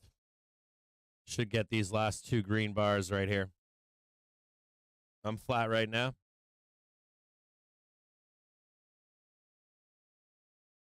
That tick right there got it for me.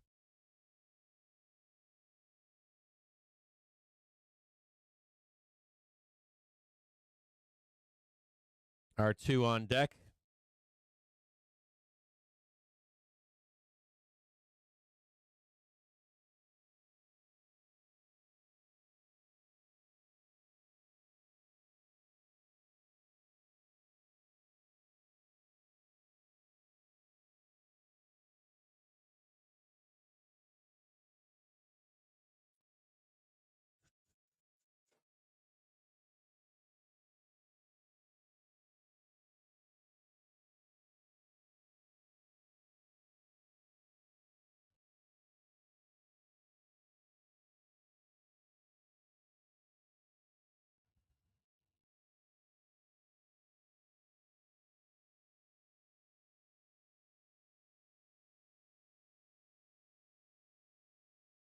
That last green candle up there. Should get a nice big squeeze right here. Come on, squeeze this like one big giant fuck you candle. Like right up there.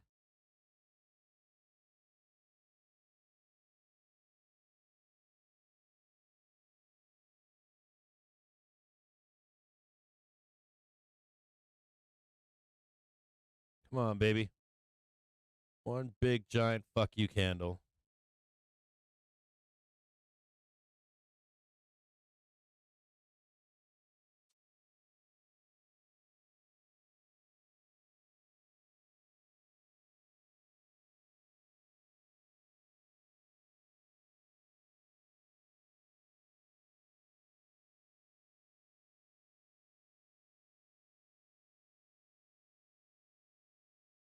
Are they not going to give it here?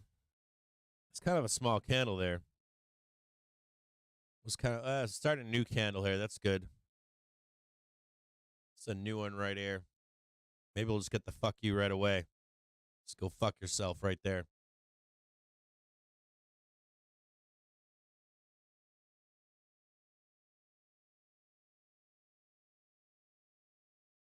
We start this half hour off green.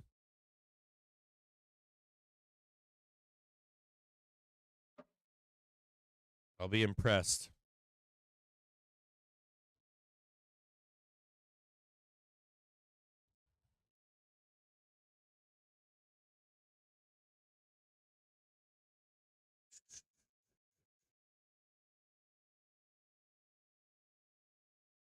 Yeah, I think we might get like the start of this half hour, like just cranking here.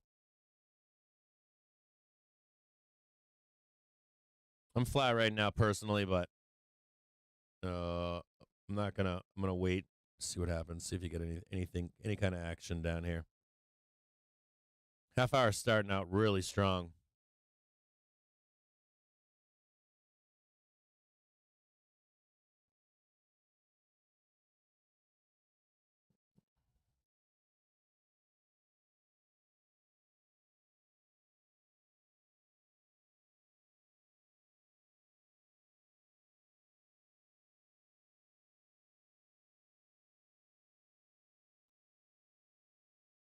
It's a really strong half hour here.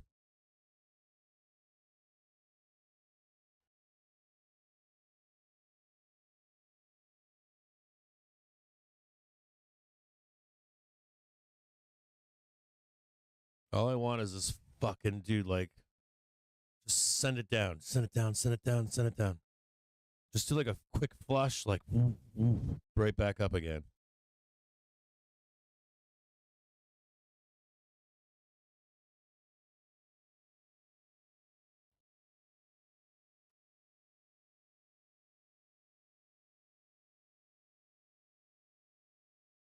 Just do like a nasty flush. Coming down to Captain Jim's used call lot, please. Sell me all your dead calls.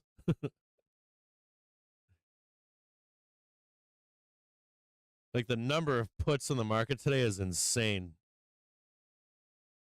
I'm looking at them over here. I'm looking at the there's like puts everywhere. There's like puts all over the place. So remember yesterday when they had all those calls? They bought 500,000 calls. They got fucking shit tons of puts today. Like out of control put buying.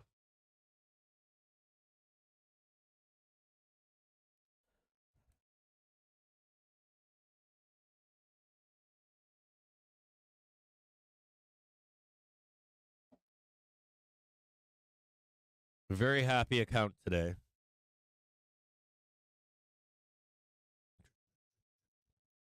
Oh yeah, there you go. Go on down there. Oh yeah. Oh yeah. So if you're watching here, right? Oh, like all I want is like bloodbath right here. And there's your move right there. See it right down here? I'll even take bloodbath down here, consolidation, move higher. That's the actual move right there. I'll even take that one right there. Like I'll totally take it. Just do it. Just do it. Just do it. Just do it. Just do it. Go down here and consolidate. Please, please, please go down to the depths of hell. Please, please, please, please, please, please, please, please.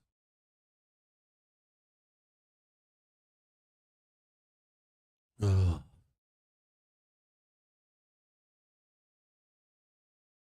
Please, please, please, please, please, please. Just give it to me. Oh! Oh! Oh! Oh!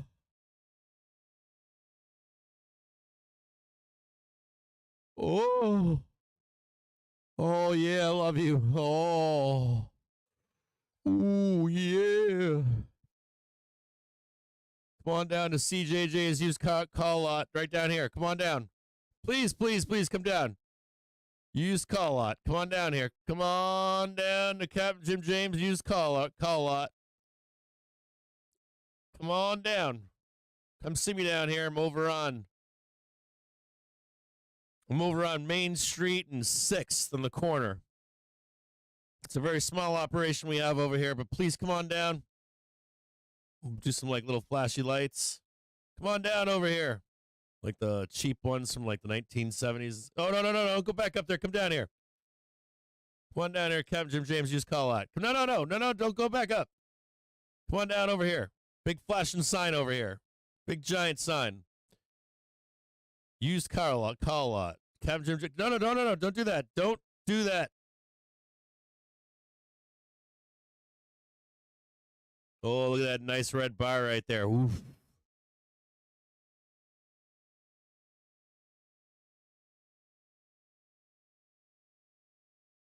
Come on, make him panic. Make him panic.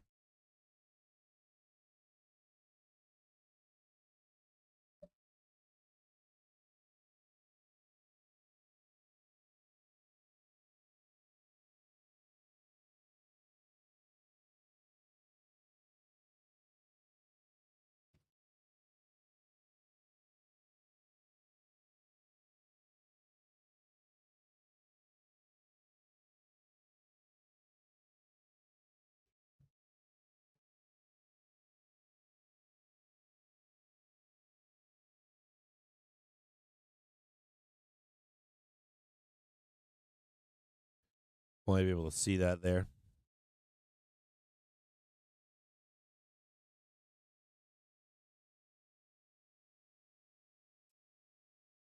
Nope. Watch that yellow right there. Don't like seeing that.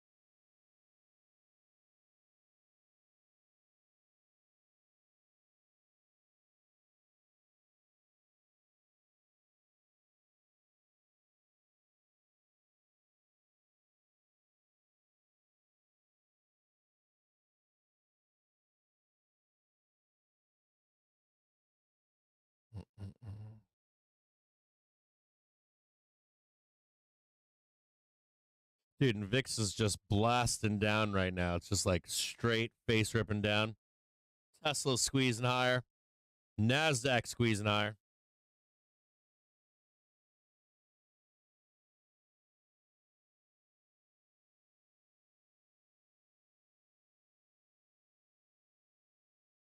Salty Bears on SPY here. I want to buy this right now. I want to buy this one pretty bad here.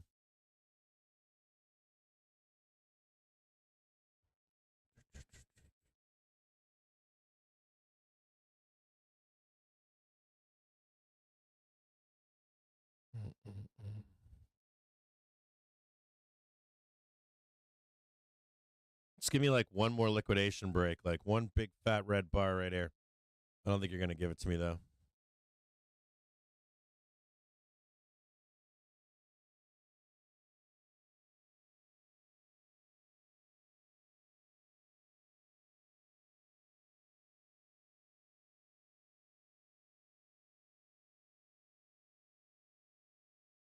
Tech just ripping faces here. Pin on SPY.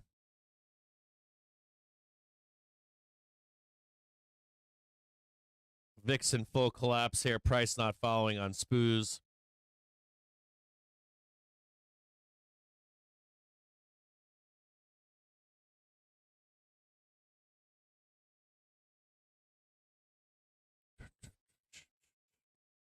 Want that really fast whiplash.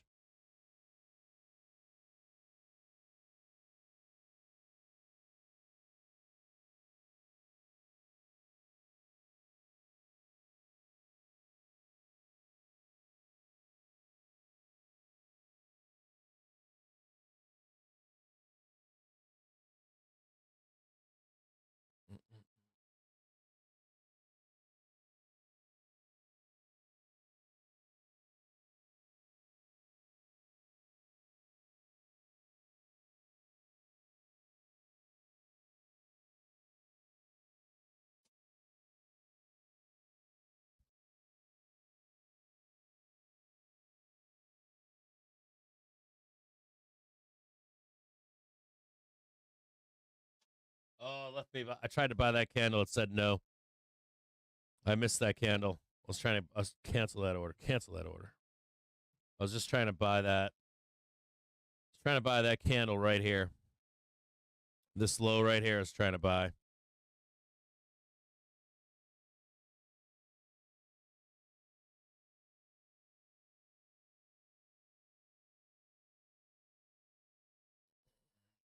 Still flat right now.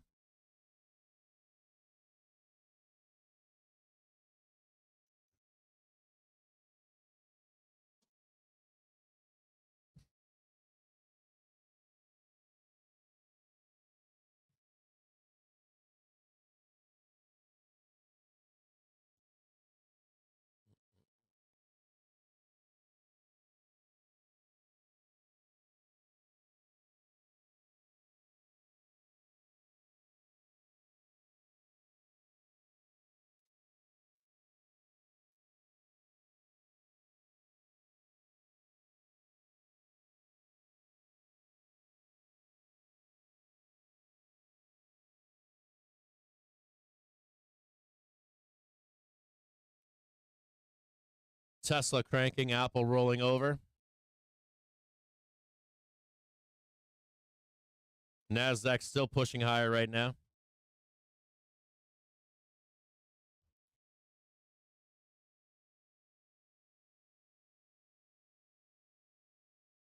Do or die here for the half hour.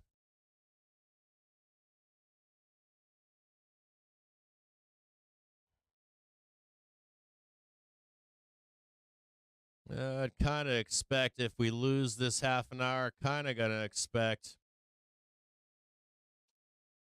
440.68 or something like that. So even way down here. So if this gets lost down here, would not doubt target right here.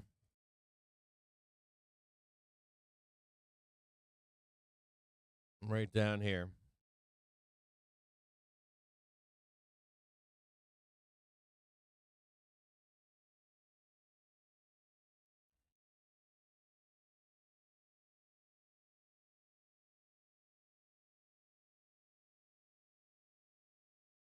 Or I should say that's where I want to buy.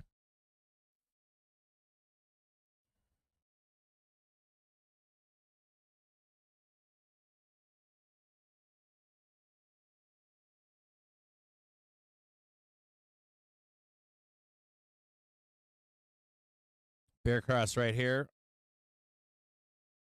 5-minute chart.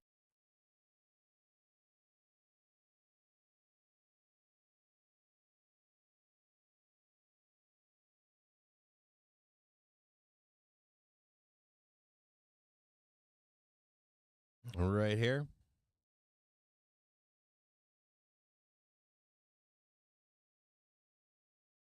One-minute chart now.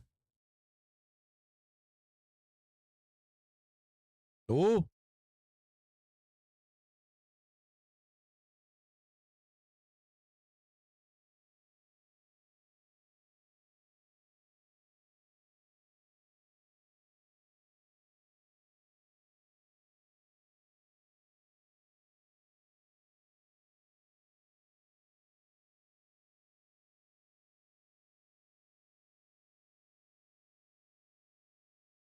SPY trying to recover right now for that squeeze higher.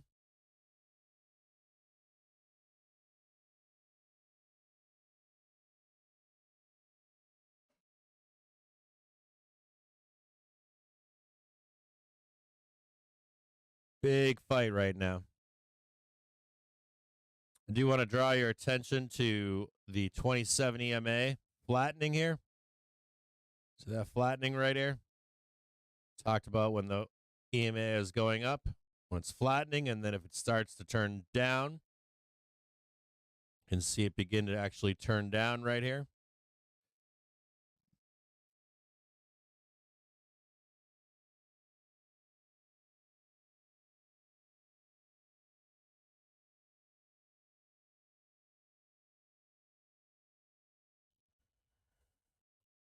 Weakness here for the bulls.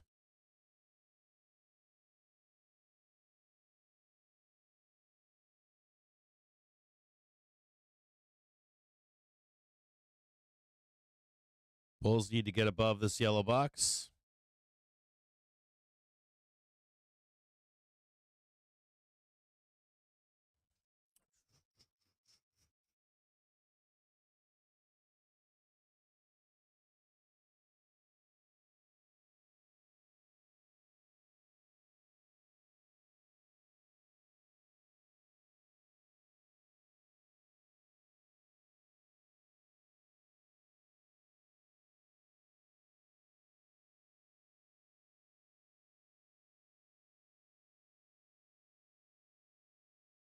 Oh, bulls. Oh.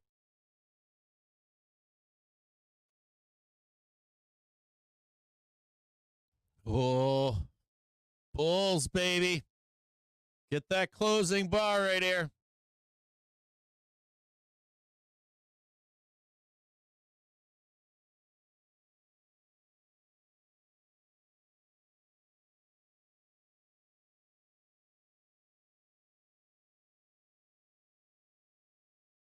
Come on, bulls. At least do the failure right here.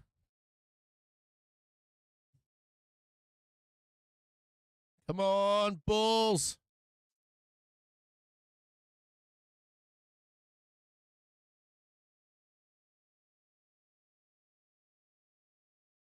Oh, dude, no closing green bar. Oh, come on, bulls.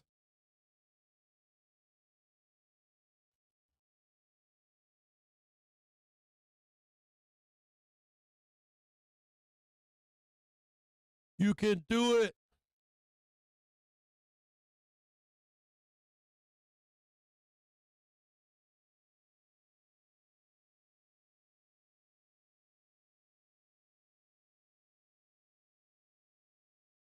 VIX still blasting down right now.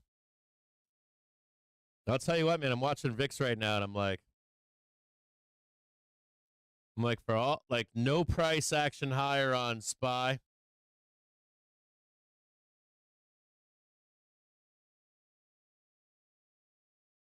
On all that down move there.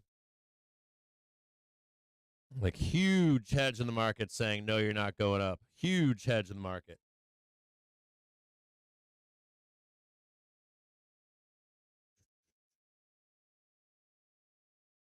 NASDAQ just muscling up. NASDAQ just does not care. You can see here, you can like see all this right here. And this is all this right here is just showing you who's using the hedge in the market here. Now, you know what kind of money you need to do this? It's like there's an argument, like people are like, no, they're not doing it. And I'm like, dude, you can't tell me they're not using SPY to hedge this market. Like they claim that they don't, but you can see it right here.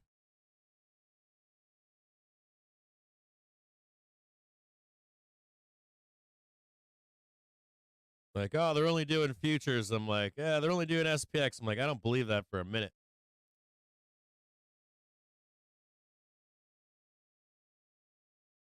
Some pretty big money hedging this market here.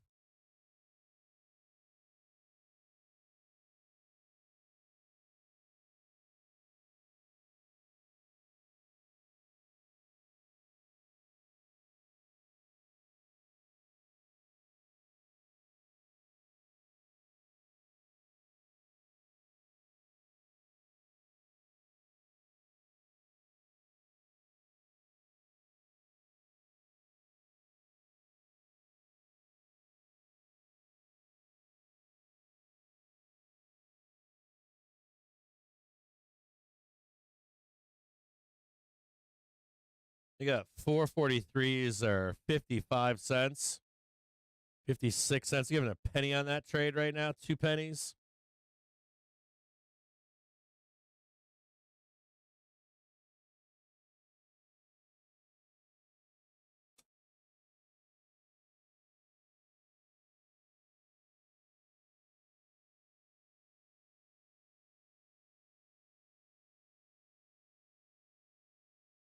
Dude, they do not want to pay this trade here. I'm looking at 443s and I'm like, dude, 50. They're only at 56 cents.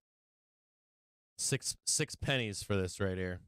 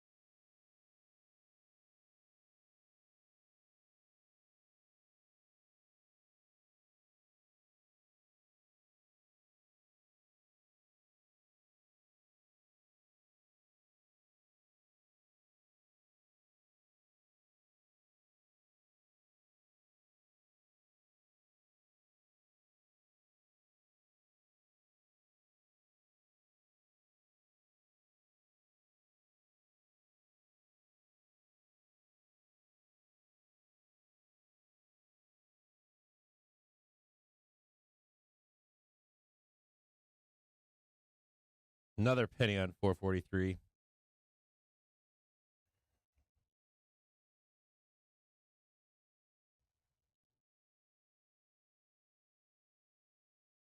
Bulls still in charge right now. Almost lost it down here. Still in charge. See if we can grab this on the way up here. We can grab that right there. Looking for that one right there.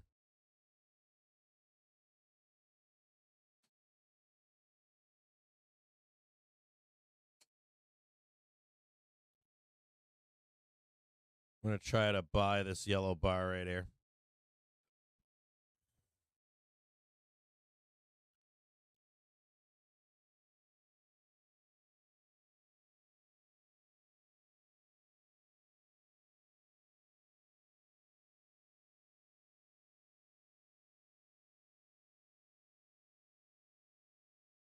Oh, here we go, baby. Keep your eyes over here, down here. Sorry, I'm not on the screen today. I've got my cameras all fucked up, too. Sorry for not being on camera. Let me see if I can move this over. Maybe that's better. So watch this bar right here. 30-minute bar. Previous high right there and right there. We're going to get that quick squeeze up there like that.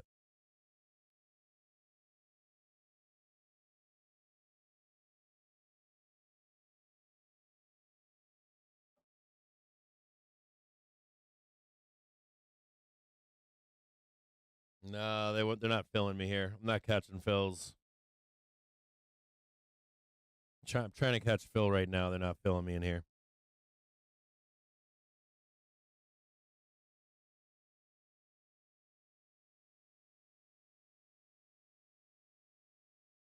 They're making me chase here.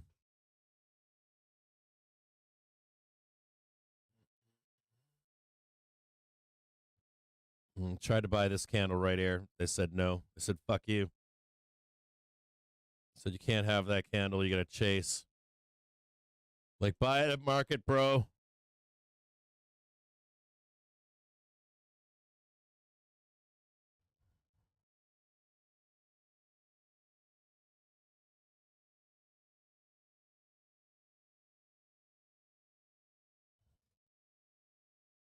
Where is that?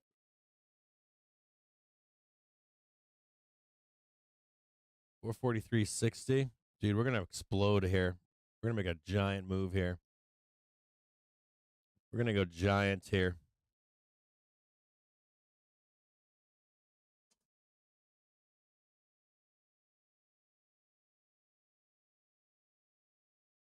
New high for SPY. 442.37.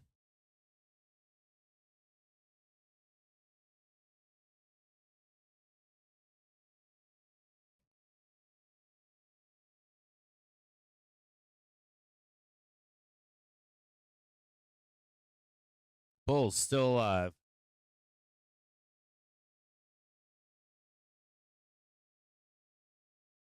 Told me no in this candle. I missed it, so we'll see.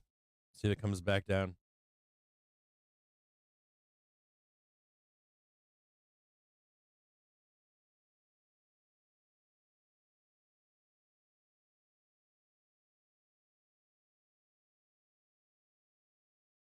I want to buy some 444s, but I don't know if this is the right time to buy them. I feel like the 444s are left for like end of day today.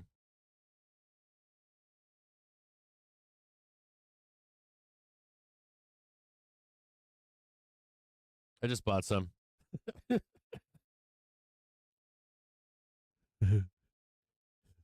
Actually, not intentionally, but I hit the buy button. Maybe I'll just hold them at the end of the day or something.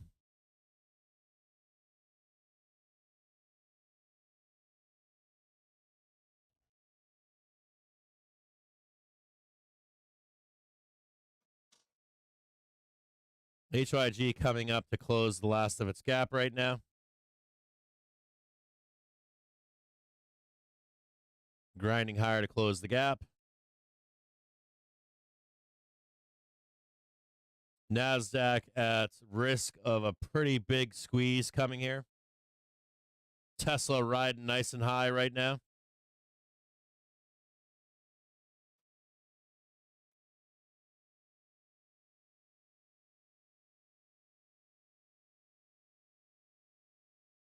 Trading 15,148, looking for like 1560, 1550. Not guaranteed that it's going to happen, but there's a big risk here of a pretty big move higher. Don't know if it happens. A giant move. Could go up here, come back down, then go up. Just be careful of it. There's a big risk of a big squeeze.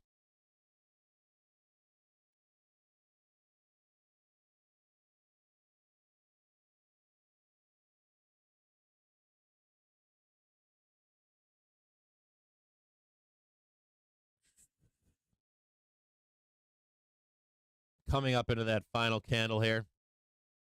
Just be wary of that as well. So we're coming up into 12 o'clock.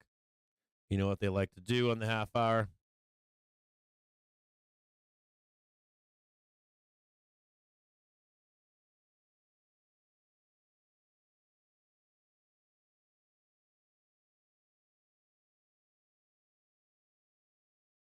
Tesla screaming higher right now.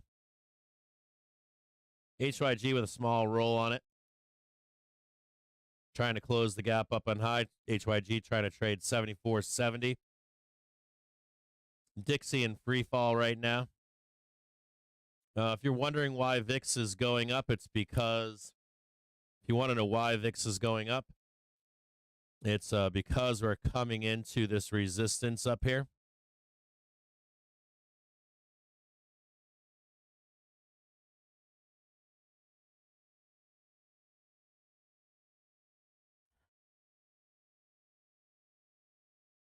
Dude, look at my my multi-stream is like, my chat is like, just blew right past me.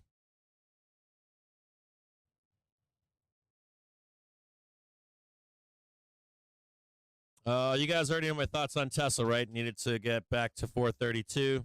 It did. It's starting to like pin to that number. We'll look at Tesla real quick if you want. Hang tight here.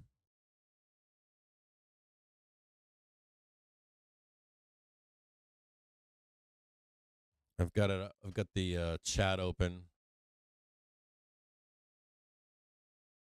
on the screen.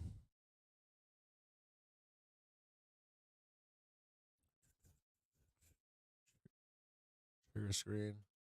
That is Tesla. So here's Tesla right here. Just keep your eyes on this here. Delete that right there.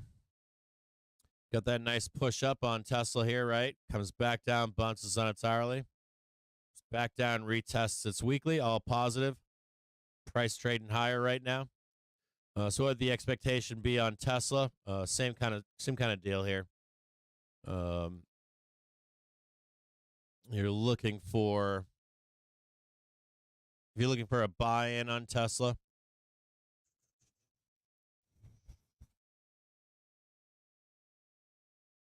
it's right here.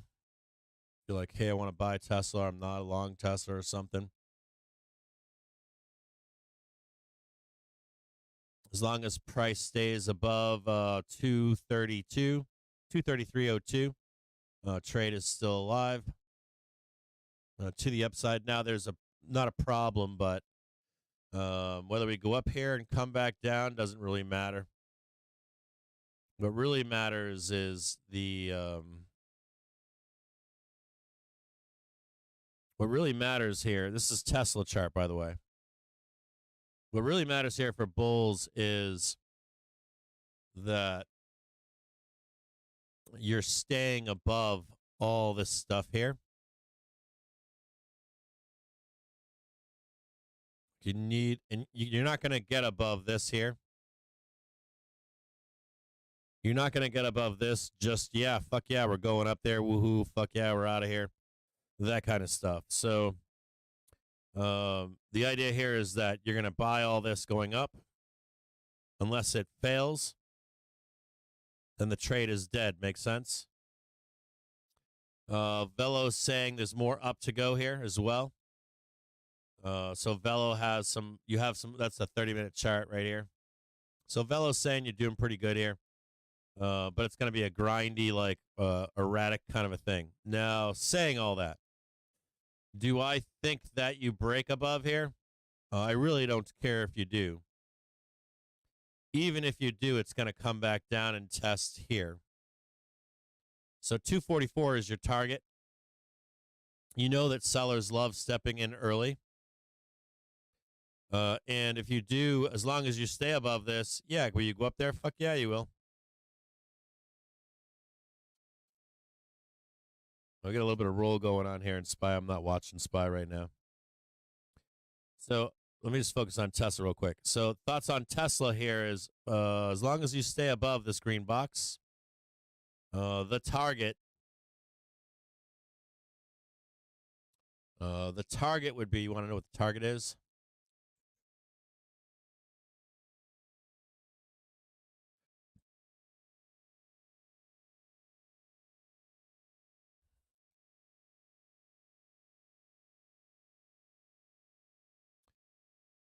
$250. Ramp here, failure on 250. I'd give that as the target. Saying that, oh, 1 second. I got to see if I can buy something. So saying that, right? If at any point we roll below this, trade is dead, right? Trade is dead. Dead trade. And you're not going to get above this without the help of that hourly coming up. You're not going to do it. It's not going to happen.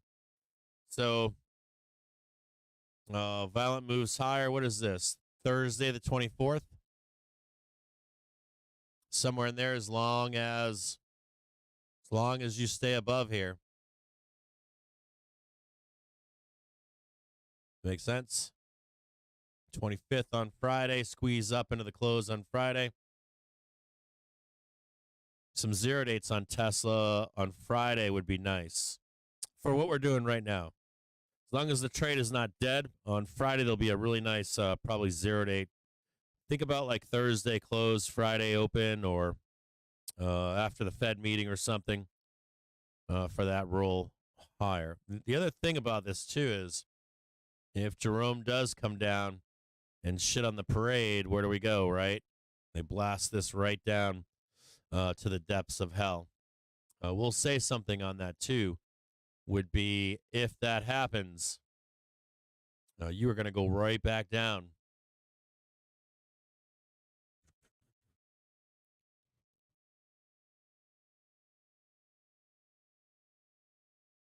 You probably trade that 150 zone. You will come back down here and trade a new low. Wait a minute. You'll actually trade a new low. You'll get a couple. You get a couple bumps before you get there. These will be your three low targets right here: 177, 165, and 149. It says 152, but it's definitely 149. So if you get rolled here on Friday with Jerome, it's see you later, baby. Right? Come down here. Bam, bam. And that's what you're going to end up with down there. So kind of a crucial place in here, right? This 249, 250. Kind of a crucial place in here for you as a Tesla bull, right? And what is a Tesla bull looking for? They're looking for the trade higher. Even if it gets knocked back down, they want to squeeze up here, come back down, and consolidate, right? 1, 2, 3, 4. Begin to take out these highs, begin to take that back out, and then maybe the roll back down here. Some kind of failure up here. Get rid of all that crap up there. You get your consolidation in here. You get your drive higher. That's, what's that? Oh, what's that? End of quarter right there. End of quarter, they'll claim that it's dressing on Tesla.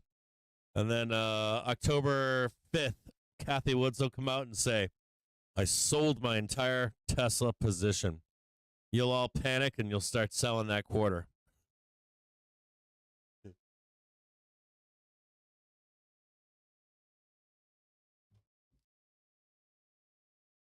I'm going to try to buy this here.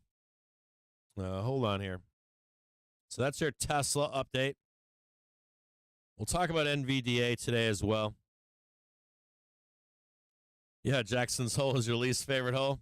It's kind of a weird thing. Like, I've seen there's a lot of stroking each other off that goes on at Jackson Hole.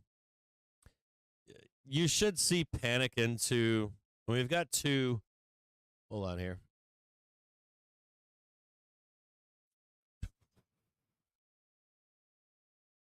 You got Fed officials interviews from Jackson Hole at 10 a.m. tomorrow. So you've got that vol, right? Like you got that vol for tomorrow. We said 9:30, look for a low for tomorrow, right? That makes sense, right? You get the Fed speakers come out at 10 a.m. They're bringing vol into the market. And then you've got Chair Powell at 10 a.m. on Friday. That kind of lines up, doesn't it? Like you get the low tomorrow, you get the low again on Friday. Vol comes off the market on Thursday with whatever those Fed speakers say. They can be really squirrely at this Jackson Hole shit. It's like a bunch of old guys fucking hookers. I shouldn't say that, but it's true. Fucking gross ass old men. And just why didn't you just marry a good looking woman when she was young or something? Like, look, why don't you check out her mom or something?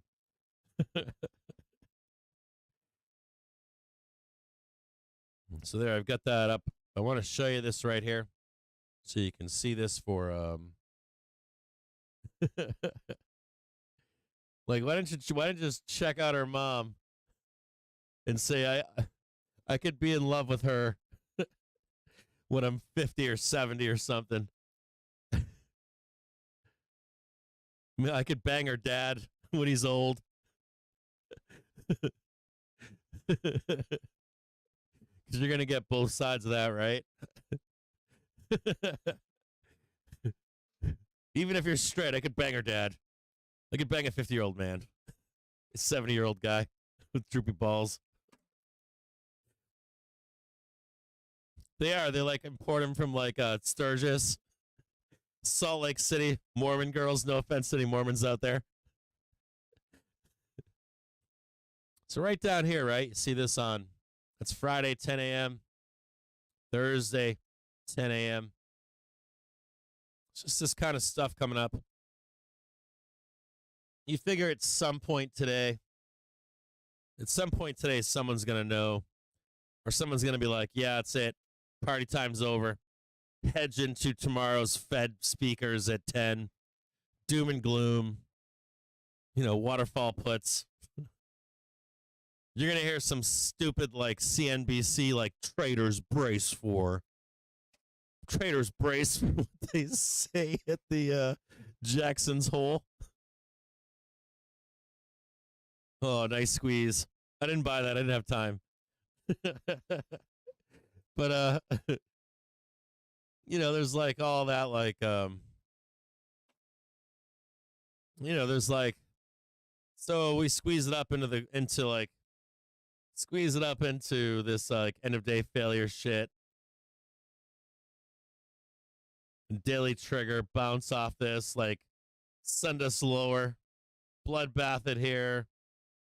Wait for the hourly trigger to come back up at 9:30. It would not shock me to see us like testing the hourly trigger by 9:30 tomorrow morning. Wouldn't be shocked at that.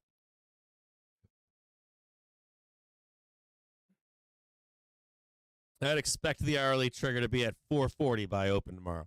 Somewhere in there. Like 4:40 by open tomorrow.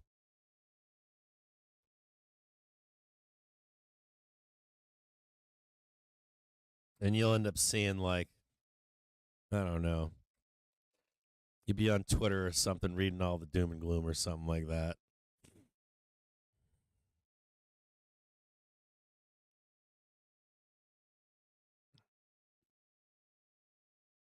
Yeah, that's a good question. So someone just asked, and I know about this too. I didn't address it today. I should have. Actually, there's a bunch of shit I should be talking about that I'm not. There's like, I don't know. So I pay attention to like probability and statistics with the stock market. Like every instance of where we are right now, like 61% of the time, we go down to that weekly, like, we're going to roll the fuck out of this, fail, and go way, way down.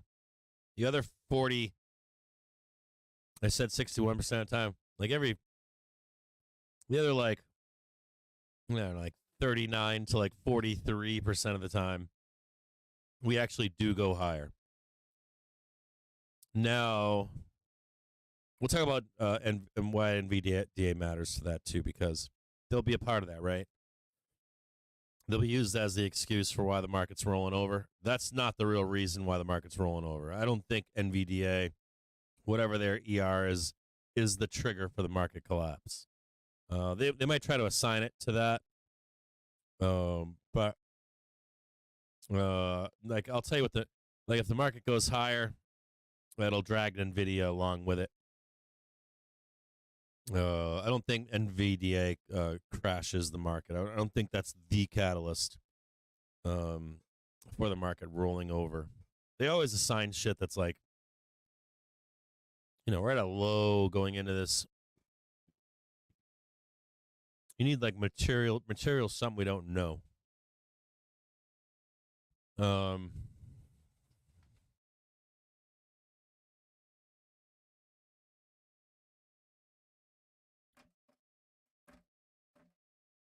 We'll look at NVDA right now and see what the expectation would be for tomorrow.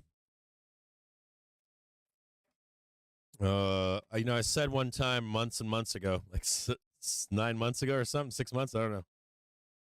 On this show, I said that, people were like, AI is a fad. And they were saying it like, in my stream, people were saying, AI is a fad. And I was like, you're saying it like it's only a 1 month or 3 month fad. It's likely not a fad. I'm not in the camp of it's a fad. I'll give it. I'm in the camp of it's not a fad until we really do some damage. Who's that guy that owns ChatGPT? Seth or something? Guy keeps like a blue backpack on him all day long so that he can kill AI if he needs to. ChatGPT, do you guys know about that? Well, that's real shit. Like, I haven't done it in a few years, but I don't know, like 5 years ago or something. Read not a bunch, like 2 or 3 books on AI, and then what if AI? What can AI do negatively? So my assumption here is at some point, something bad's gonna happen. I don't know what it is, but I know it's gonna be something. It's gonna be something pretty fucked up. Probably not where he has to nuke AI, but the issue really isn't us. It is us. The issue is the world at L. Like the world at large is scarier than us. Like Ukraine is a good example. Great tech comes out of Ukraine.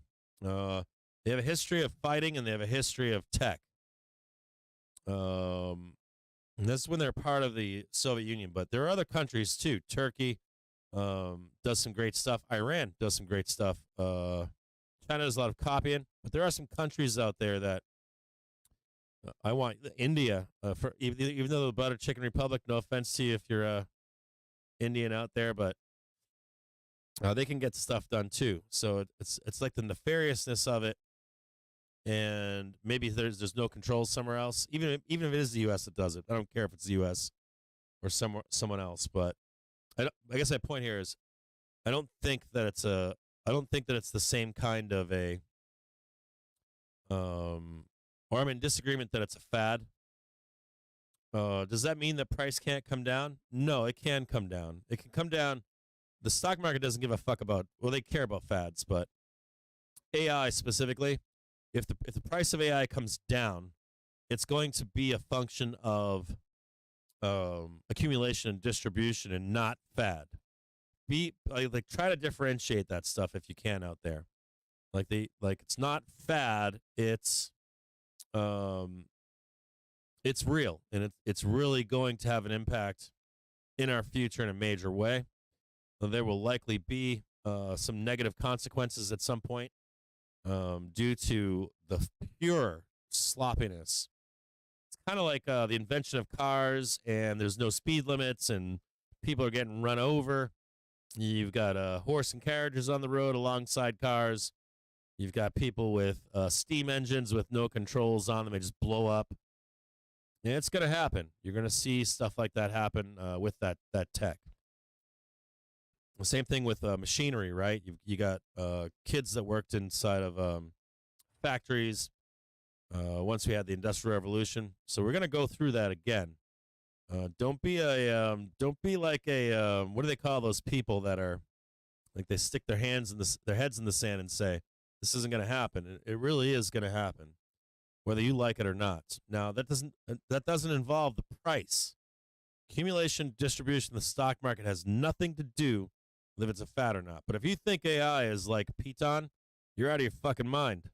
You really are. Like, you're really out of your mind if you think that, like, Python is the same as AI, or, whatever, any kind of junk shit that you're not going to see AI in an infomercial and sold in a Kmart, or I don't think they have Kmarts anymore except for other countries, but I think Australia still has Kmarts.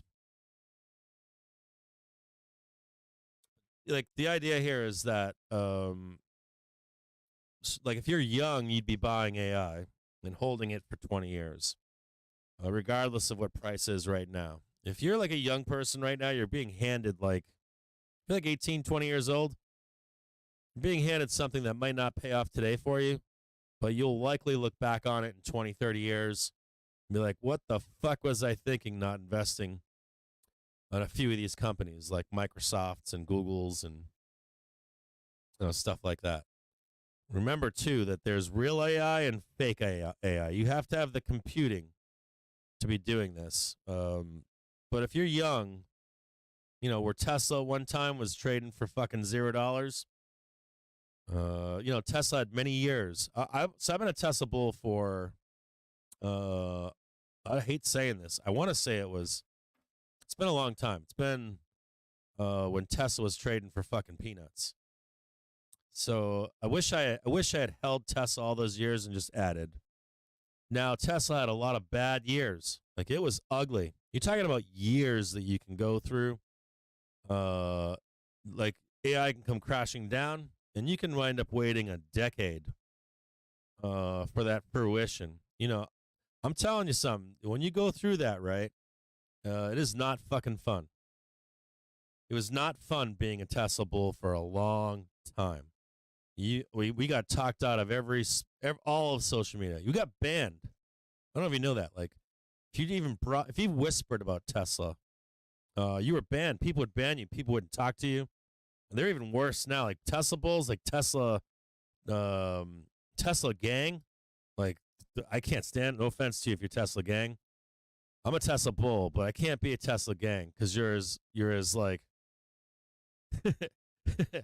You're like as unbearable as it was being a Tesla bull when shit was awful, right? Being a Tesla bull and nobody believed you, right? So now it's like slam it in their faces. So if you're like an AI bull, something like that, can price of AI come down? Yes. Can it go to the depths of hell? Yes.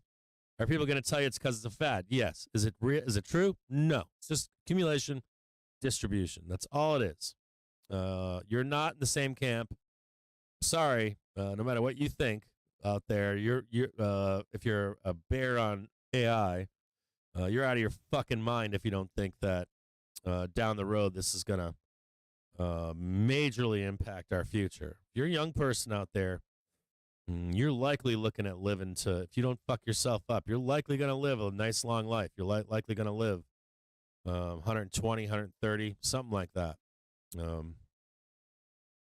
Something like that. You're on like the cusp of, it's kind of like if you had like 1865, 70, 80, like coming into the 1900s, we're probably at like 1905 or something right now. Something like that in terms of technology. Like if you're like 20 years old, figure you're gonna be like coming into a golden age at some point in your life of, if we don't fuck up AI. You're probably going to come into some kind of golden age in your lifetime. You'll probably be 50, 60, 70 years old, something like that, and you're gonna be experiencing that golden age. It's gonna be wild for you. If you're young, if you're like 20 years old, you're kind of being born in one of the coolest times to be alive, regardless of what you're living through right now and how, like, you can't afford rent and you can't afford anything. It's gonna be one of the most fascinating things to just watch and see how it evolves over time. Robotics, on the other hand, you're probably not going to see that shit. Like, probably not going to see robotics get to where it needs to be for 200 years. But it's fascinating to see. There's some risk there, of course. You could die in, like, nuclear war or something, like some existential shit with the AI, or drones will come flying over the U.S. and murder bot your ass in the streets. But who cares? Like, you only live one life. Like, just seeing that shit happen is going to be fascinating. regardless if it's good or bad.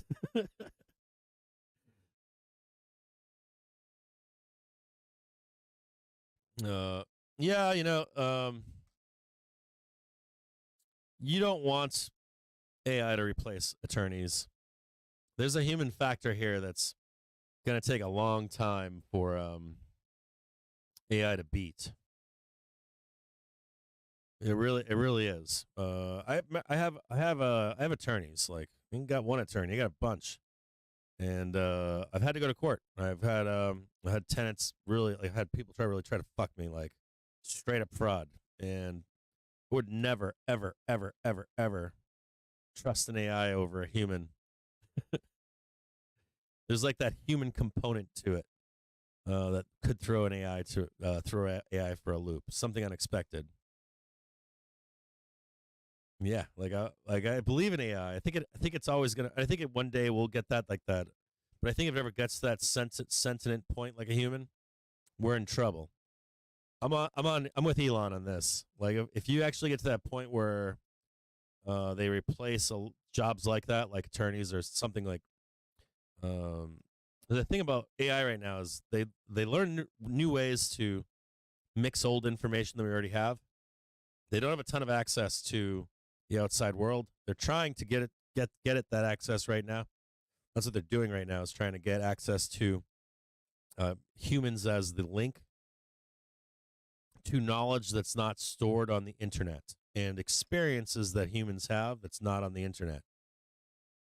So it's being unleashed like that right now. That's the scariest part of AI. Now, if AI becomes singular at any point, where it can outmatch an attorney with a judge sitting there, a real human judge, regardless if it's right, that's when things get scary. I'm with Elon on that. You have to be kind of a part of the system at that point. You want to have your brain implant in your head. You want to have implants in your eyes, all kinds of implants going on. You're hopefully you'll become one symbiotic with AI when that happens. But I'm still not on that same. I'm still not on that. I think that once we get to that point, it's a whole nother conversation that we're going to be having.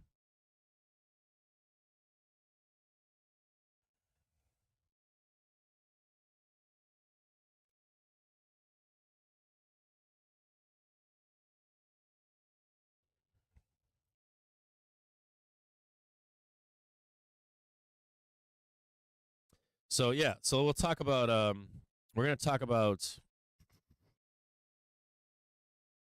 NVDA here for a minute. A quick second here. Some consolidation going on in SPOOs right now.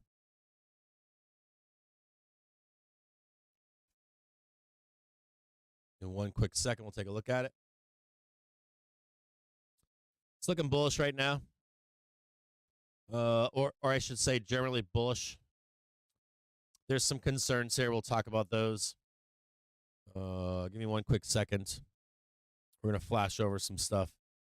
We actually have a lot to talk about. I'm looking at it right now, and I'm like, yeah, we got some stuff to talk about. Hang tight here. I got some work to do.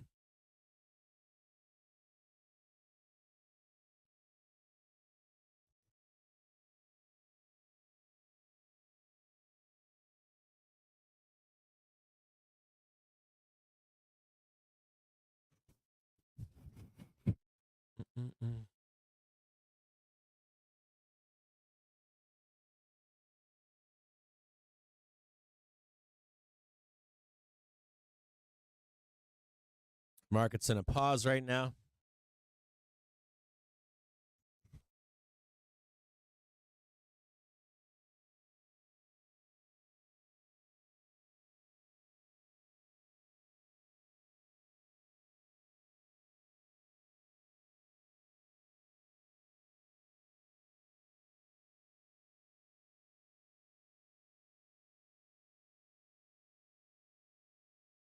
Give me one quick second here.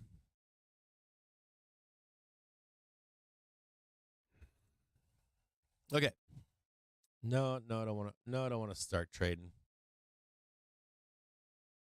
Oh, this is stupid.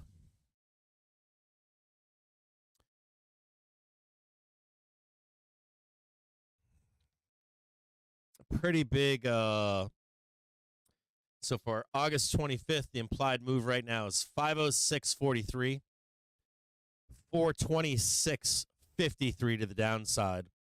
It's being priced in. Pretty big move here, right? Watch my cursor right here. Pretty big move. And then some range expansion. Not as much of a believer to this upside continuation. I think we get a major failure at that 450, 450. We're trying to get back to that previous high. So I don't know if I believe this down the road. But for right now, August 25th, 8.6% expected move. So give me a quick second here. Nope. Hold on here. I'm going to bring this down.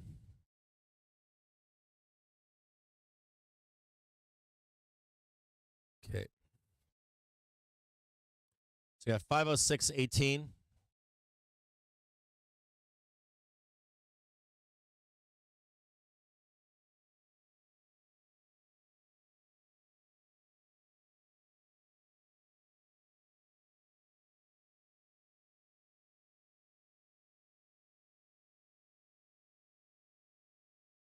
It's your upside target right there.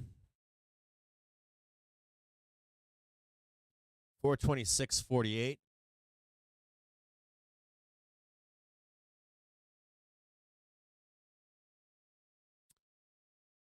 And this is by the 25th, way down here. A little weakness right now in SPY. Just heads up out there.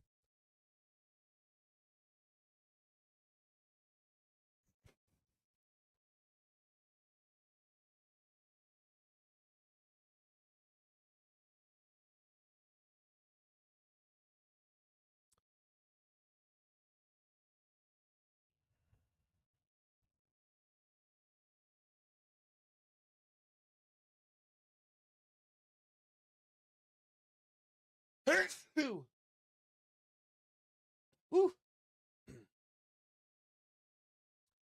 So it's the implied move for the 25th.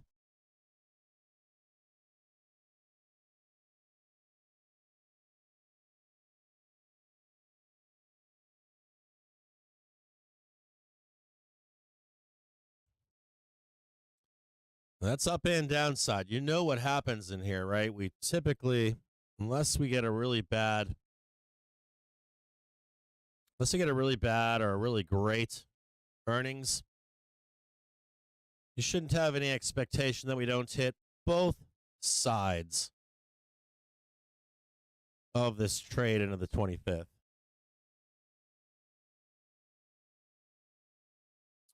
SPY squeezing right now. So there's no, or I should say that it wouldn't shock me to see us hit both sides of that trade. Now, saying that, as long as price stays above 460, I'm bullish to this upside implied move right here. Do I think you should trade this into their ER? Not necessarily.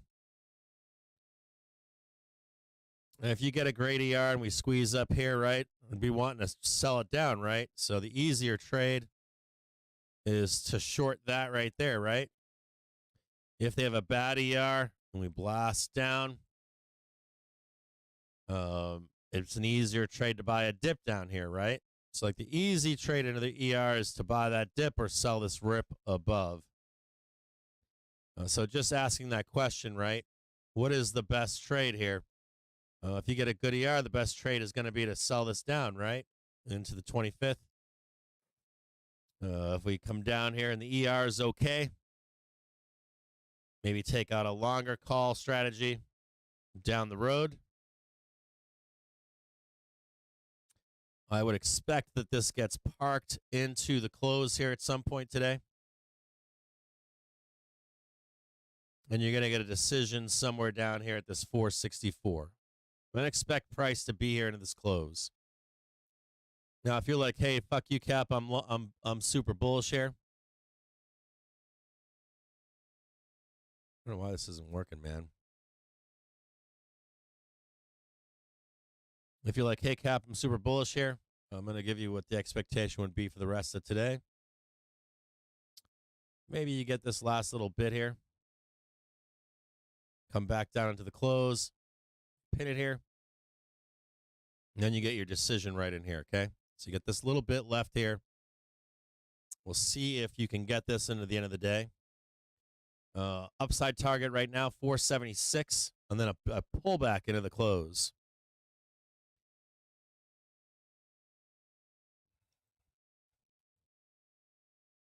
If you wanted to do a butterfly in here, that's a good trade as well into Friday.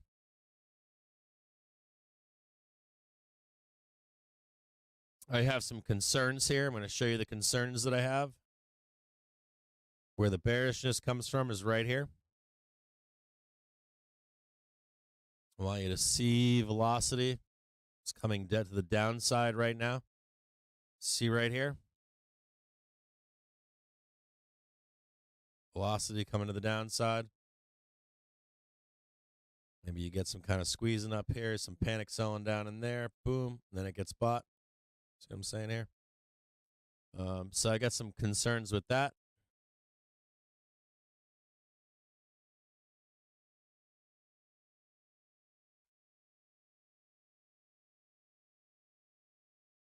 We're going to look at another chart in here.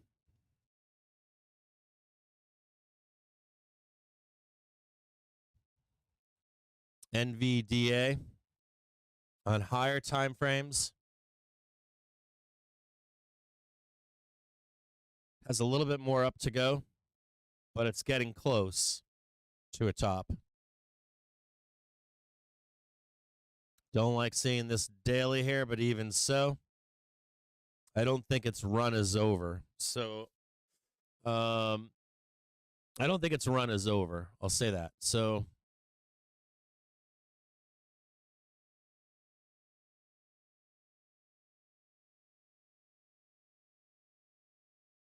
on a long-term basis,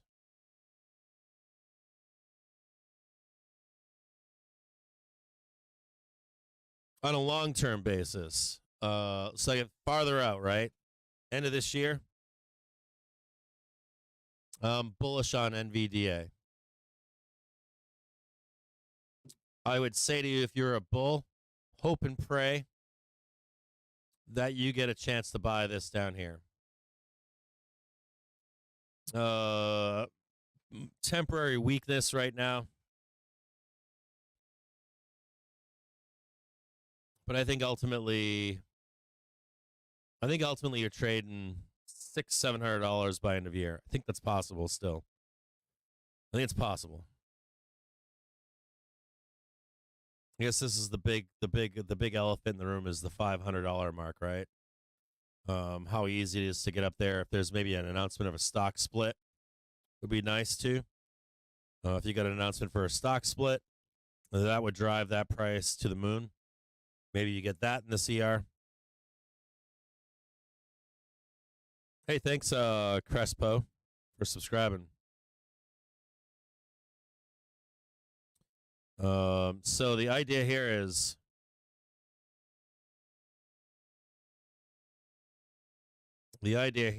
that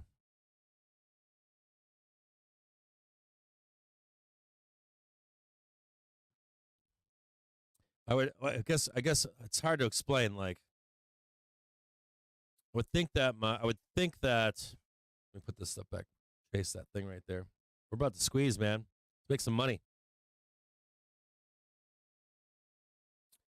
My thought here would be, if you wanted to trade the ER, I'd say just own it right now. Just fucking own the actual underlying. If it blasts down, buy again. That's what I would say. Is anybody else out there even talking about a stock split for NVIDIA or no? That wouldn't shock me to see. Like, how do you get over the $500 hump? I'll tell you how. It's real easy. Now it's stock split. And you'll fucking run right over that like it's nothing.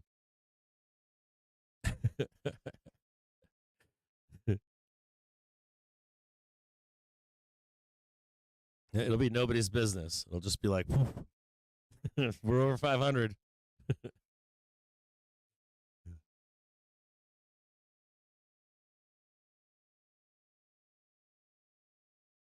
See what you guys are saying.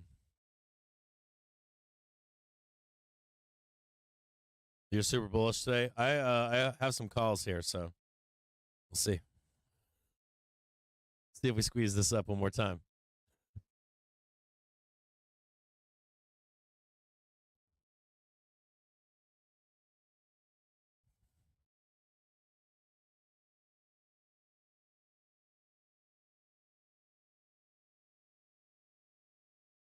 So yeah, I'm it's like long-term bullish on NVIDIA. I'm not a part of the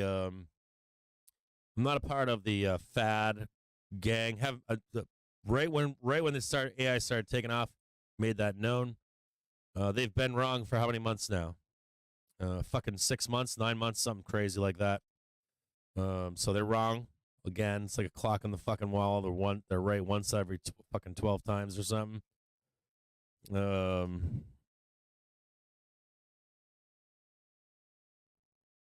they're one of the main players. So every time you get a dip to buy, you buy it. Now, will there be a moment where they sell it? Yes. So you need to clarify that too, that there will be the accumulation, distribution of it when it gets up there. But I think the only thing that keeps it going higher, above 500, has got to be some kind of a stock split. Absolutely.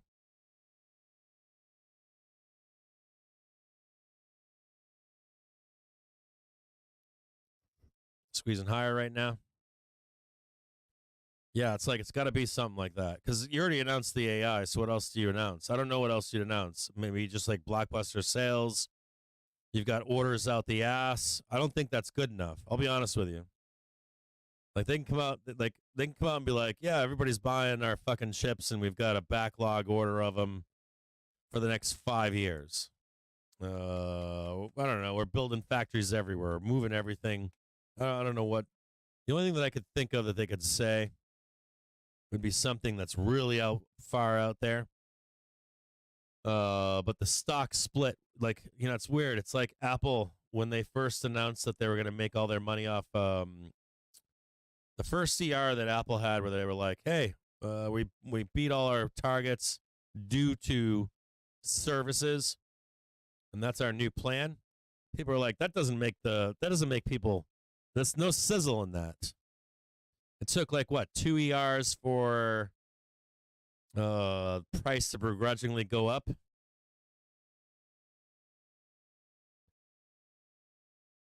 You need sizzle. If you're trading close to 500 on NVIDIA, you need the growth in something tangible. Is there growth in services? Fuck yeah, there is. But if you're a company that bases yourself on products like Apple, here's your phone. I have a conversation about the fucking car too. I want to talk about the Apple car at some point. It's wild as fuck. They have an Apple car, basically. They're backdooring. Apple is backdooring owning an Apple car without actually owning an Apple car. They fucking out. They're not. I shouldn't be swearing. They're basically gonna make themselves required. When you see all that Cadillac stuff, you guys know about the Cadillac stuff. They're like, no, we're not doing Apple Play. All these other Apple is. So instead of Apple, I believe this wholeheartedly. A whole bunch of stuff I want to talk about.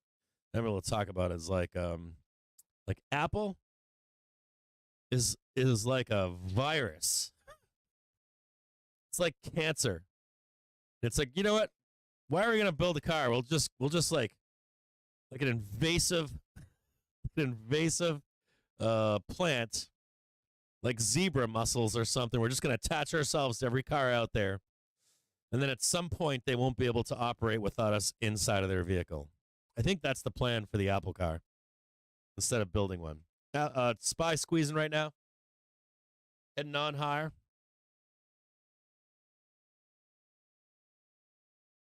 Yeah, I think that's Apple's new plan. I think Apple's like, why compete with other car companies and just be required in every car out there and work on a bunch of other systems in the background and then be like, hey, we've got the actual FSD. You want this in your vehicle, and by the way, we're going to own every other service in your car. You're going to get like the Apple air conditioning, like Apple windshield wipers. Gives an extra little spritz in your ass. It'll be like a little windshield wiper that sticks itself up your ass, so you have a little bit of extra smug in your life.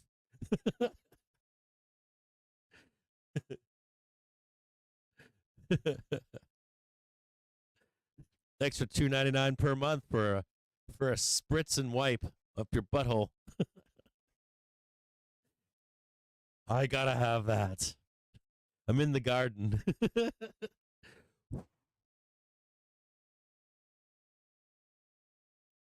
Tag R2 just then.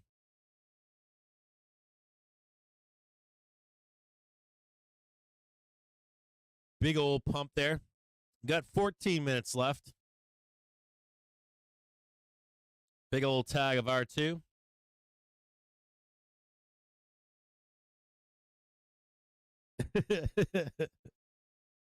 I don't think Apple, I don't think that it's just the infotainment. I think that Cadillac is realizing that that's just the in, right? It's like a virus, like, oh man, we're not going to cause any problems here. It's like the perfect virus. Like, it doesn't hurt you. You're infected, but you don't care. Like, yeah, everything's fine, man. I'm actually liking this virus. Get good music out of this virus. Hook my phone up to it. Then before you know it, it's running everything in the vehicle. Right? Everything goes electric. And they've got better. We already know that car companies can't build shit, right? You guys know that, right? Like everything offered by a car. I mean, well, there's some positive to a car company. Like car companies will build things to last a long time. Like interiors look great. They'll last, 20, 30 years. But like electronics, they've always sucked. Car companies suck at electronics. They suck at tech. We know that. It's never been any different. It's always been like that. If anything, they'll do whatever they can not to have new tech in a vehicle. Right? They don't want it. They don't want that either. We've known that since the time memorial with car companies. Squeeze an hour now, trading 442.53. What's on that upside? Big green bars up there. It's way up here. Way up here, baby. Woo!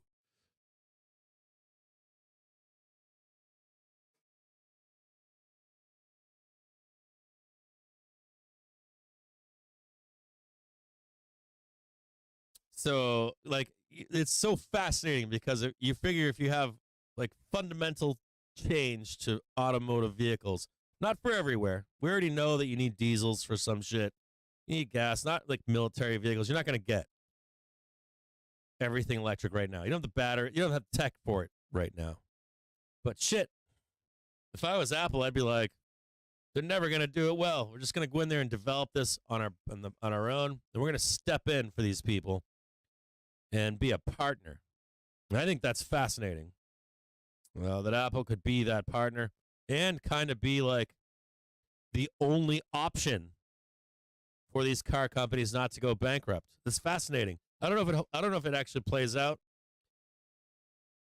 But just think about this. Let's say tech is just racing forward. The tech in cars is racing forward. You get some fucking company like Ford or Caddy or GMC or whoever it is. They're just like falling behind. And there goes Apple. They just step in. They're like, hey, we'll do a partnership. We'll make this the F-150 Apple. It'll be the FI 950 or something. It'll be amazing. What do we have to give you for this? Half. You got to give us half.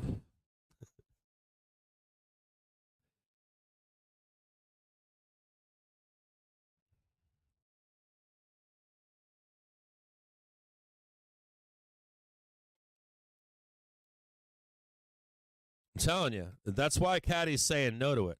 You guys don't know. I don't know if you know this or not, but Cadillac is like, fuck no, we don't want anything to do with this. They already know what the plan is. They know the risk to their company. Yeah, they buy it, man, or they take controlling interest in it. Something like that. You just consume. It's pretty wild shit, right? I don't know if it actually happens, but some of the shit that I think about in the background about these companies. I'm like, does Apple have a future?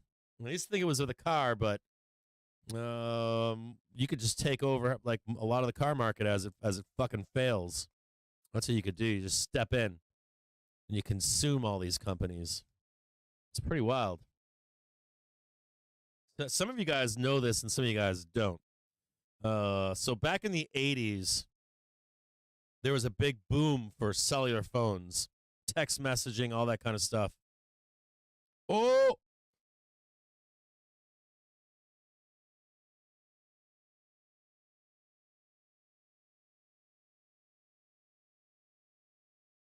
Nice squeeze right there.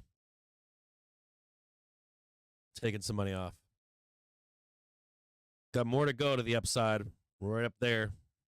Look at it right there. Whoa!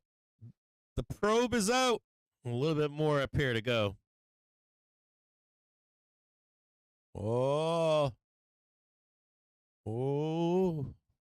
Right up there. Slap that ask. Finish the song for me. In the chat, finish that song for me. Slap that ask.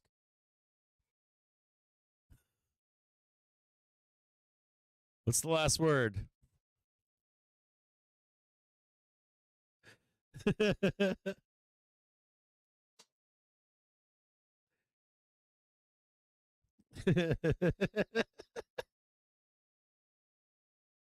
If you're a bear, I already told you I closed puts on the opening bell. It's been all day long today. That's right, Sugas. You got it. Sugas, is that like a play on BTS? Is that a play on BTS, by the way? Well, spell it something different. Spell it like, I don't know, like M-U-T, M-U-T-T-T-H-H-H, A-A, F-U, U-U-U, spacebar, C, spacebar, E-E-E-E-R-R.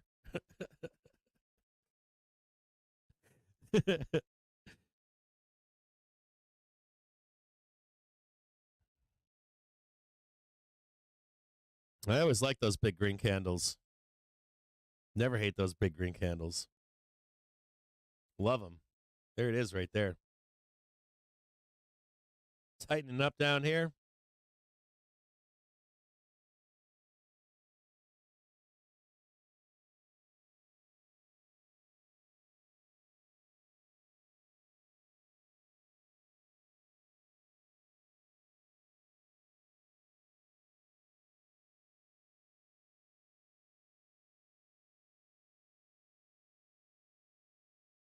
So, NVDA, you're just looking for big dips to buy. I wouldn't be long necessarily here. You should have been long, I don't know, a few days ago or something like that. Anytime you get big sells in that ticker or those type of tickers, you buy them. And just own them. It's like part of what I'm trying to do with SPY. Like, you get like a big sell-off in SPY or something. Like, as a matter of fact, I didn't buy it the other day. Wish I had, but I didn't. I was trying to redeploy some money into SPY, and I didn't. I hope we can get that for 432, 428, 427 would be fat. If we can get that 427.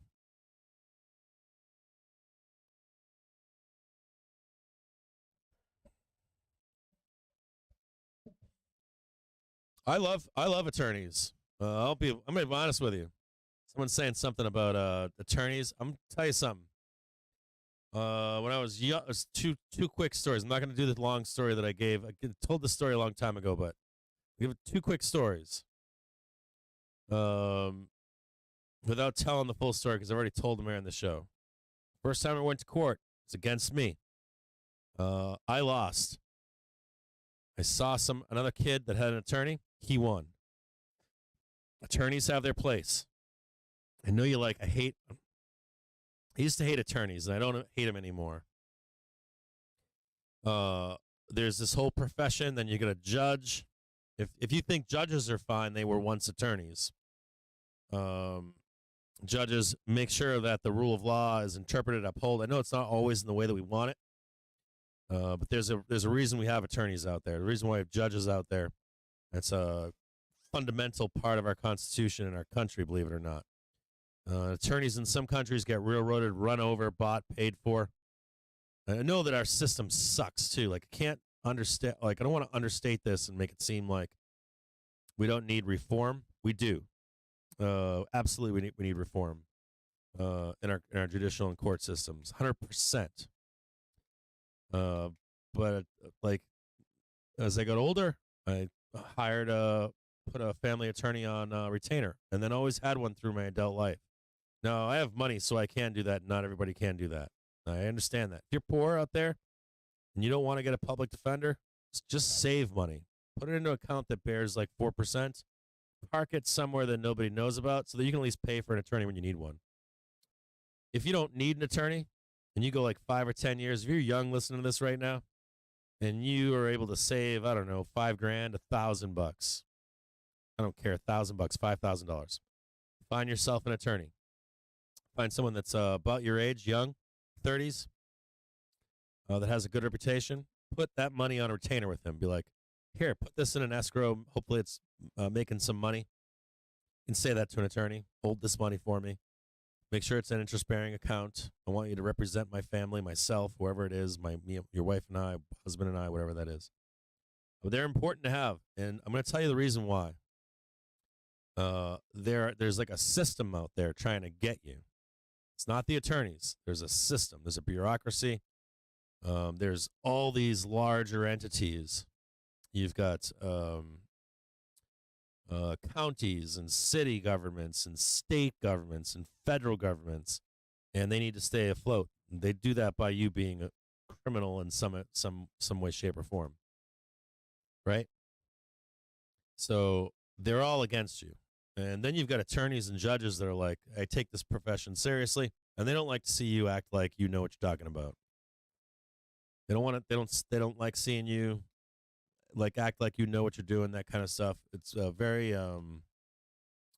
narcissistic to think that, right? It's kind of like the guys that are doing the development for us. Those guys know what they're doing.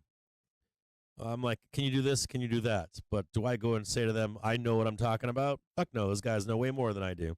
So you give those people the respect that they deserve for the work that they're doing. But let's go on to something else here. You might be like, hey, I'm not a nefarious person. I'm not going to get charged with something. I'll tell you what, you get charged with DWI, that's like what, $15,000, $20,000, $30,000. Not that you should be drinking and driving, but people do it all the time, right? People go out to every restaurant I go to, people are in there drinking wine, crack a bottle of wine, get in a car and drive home. So like right away, 60, 70% of you are likely driving drunk at some point. Even though you say don't do it, people do it. There's another thing here, which is most of you don't realize that you're probably committing 2 or 3 felonies a day. So that you don't get caught for. Everyday stuff that you do. You're committing crimes and don't even realize it. You think you're not, but you are. You ever get caught in something like that, you're going to need an attorney. I'm going to give you the last part here. You might be the most straight-laced person in the world and something bad happens. One time I had a lady that sued me for tripping on a sidewalk outside of a building that I owned. A commercial building, right? This is a true fucking story. She sued me for medical bills outside on the sidewalk. And that fucking, or it wasn't actually a sidewalk. It looked like part of my my parking lot. So she thought that I owned that land. And so she sued me, and it was fraud. She was committing fraud. She knew that I would settle. And if I had not had an attorney that wound up surveying that property and finding out that none of that land was mine, that was actually owned by the city, I would have been fucked. I would have been totally fucked. I had a tenant. I've had great tenants. Then I had one tenant that knew all about fraud. And that tenant took me for a ride. Like a ride. Like full-on ride. Tens of thousands of dollars. Tens of thousands to someone's normal salary for a year. Took me for a ride. Now, are all landlords great? No. They're not. I know landlords are not good. I know slumlords. So they're not good people. But not every landlord is a bad person. And not everyone wants to own a house. Otherwise, Detroit would be full of people, right? People do want to rent. There are some good small landlords out there. Now, if you're a good person out there, you catch someone, you have your kids and your friends come over the house. You have homeowners insurance when kids get injured, right? Or someone nefarious comes over your house, pretends they fall down a flight of stairs or something. I'm telling you, you might think you know people. There's like some bad shit that can come your way, even if you're a good person. If you're older watching this program right now, you've probably had one or two incidents in your life where you either you got caught doing the wrong thing, that you do it a million times, or you've had something really bad happen to you that you didn't deserve from someone that was nefarious, or you're just minding your own business. You get hit by a drunk driver. Like someone else out there affects you in your life, and you need to have that representation. So I get about like the whole like cockroach thing. I get that, but it's founded and unfounded in a lot of ways. A lot of it's a product of the shit that's wrong with our judicial system and extends oftentimes to a larger government entity. That's even grosser. Like I don't know if you guys own anything, but like I shouldn't say this because they'll probably come after me or something. Find out where I fucking live. But like your county government is like the worst fucking part of our government. County. Like they like make the Fed look like they're nice. Like they're straight and narrow.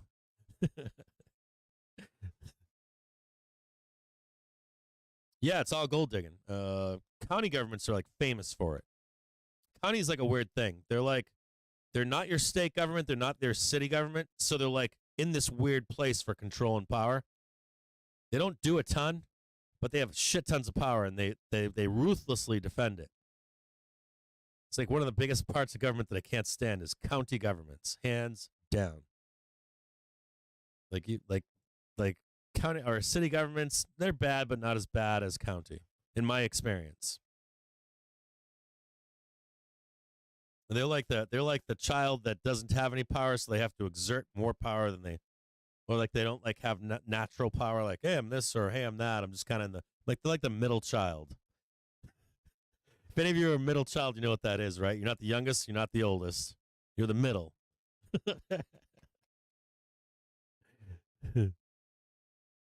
You'll know as you get older. If you're, I know the older people that are watching this program already know what I'm talking about.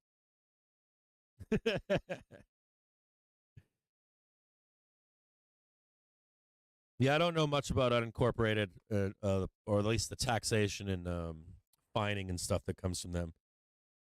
I'd put like the county government in the same lane as an HOA. Like you gave up your rights to who? An HOA? You're out of your mind. And I know there's some good HOAs out there too.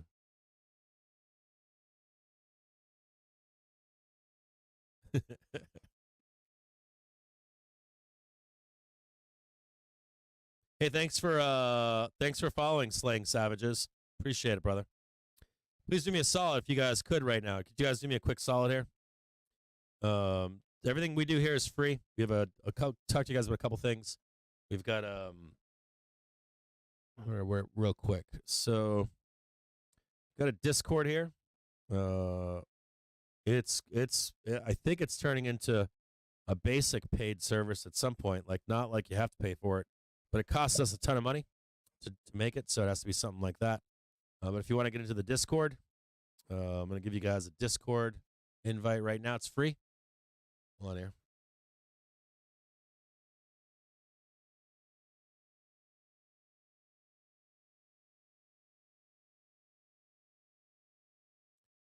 Let's see if I can put a give you guys some cool shit today if you're new to the program.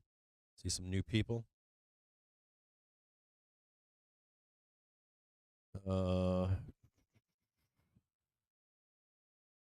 Here's a Discord invite for you if you want to come in. It's free. Costs nothing. It's great Discord, by the way. So you want to get into that, you can. We're building the website right now with a bunch of cool tools on it. Trying to get that released to you.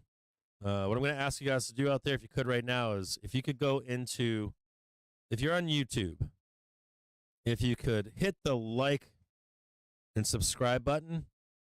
And if you're not on a TV that doesn't have chat or something, forget chat. If you could just go into the comments of the actual video, like not the chat, but the down below comments, and just make a comment. I don't care what you say, good or bad, I don't care. Just make a comment down there. Hit the like button on YouTube so it can help with the algorithms. I'd appreciate it. Trading 442.56 right now. Squeezing higher. Yeah, here, I'll do a, hold on. I haven't done this in a while. Hold on here. If you want to support the stream directly,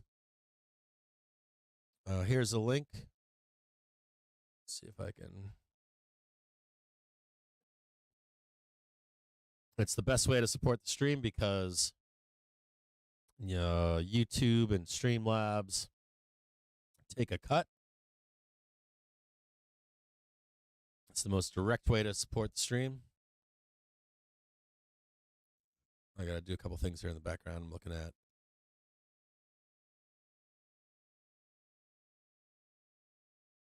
Give me that big old squeeze up here, big doggy. Give me the daily trigger. Give it to me up here. I'm going to want to talk to you guys about this right now so you can see this as we head into the close here. So I'm going to give you guys a heads up here, okay?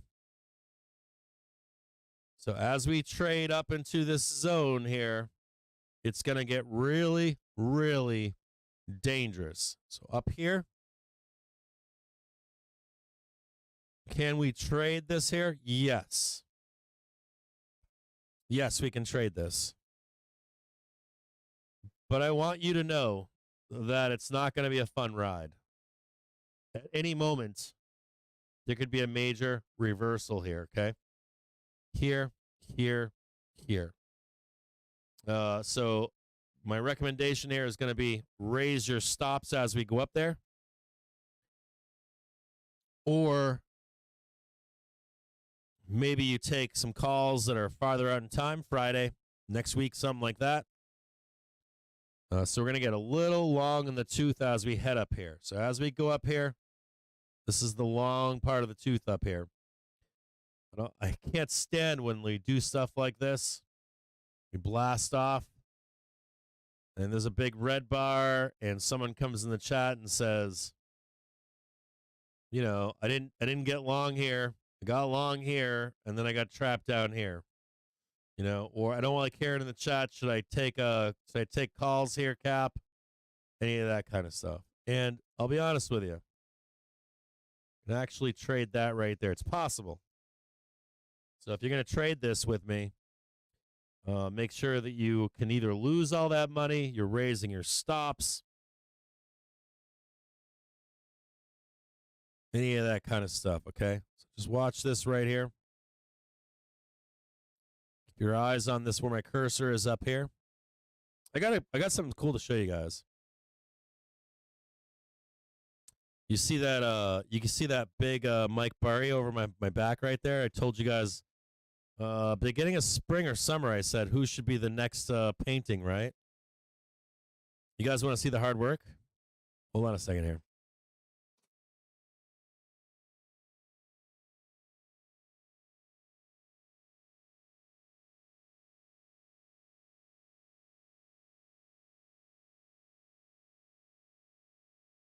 I'm with you on this trade. You guys want to see? Hold on a second. I'll show you guys the hard work. Hold on.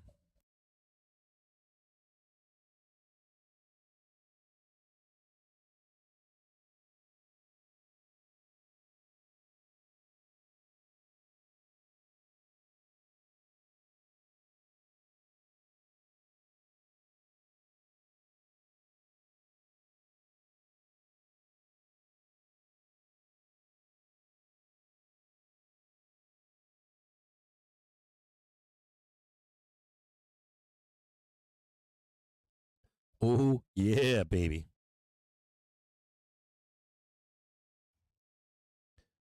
So we had a big conversation going back into springtime.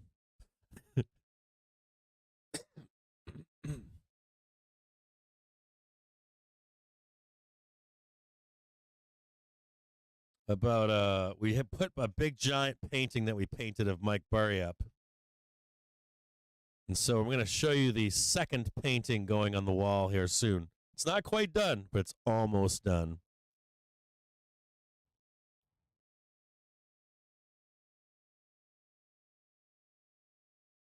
What kind of jams are we gonna do here? What else we got going on back here? We got any other? It's this one right here.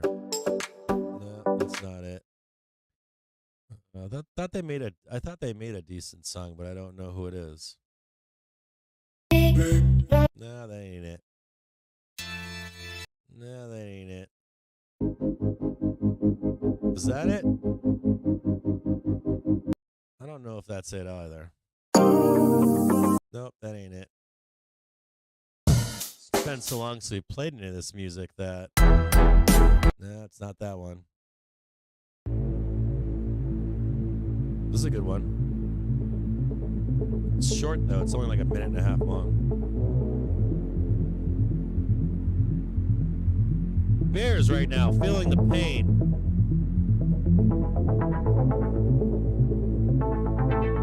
There's a seller right here. There's a seller. You know what he's saying to himself?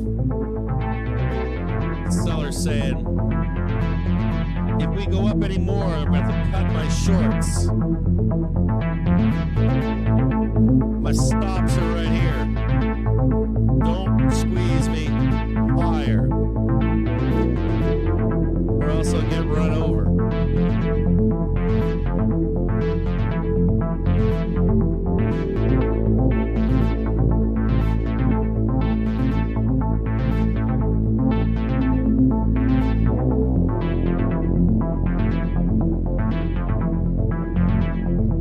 Sellers out there right now telling you that they're getting short right now.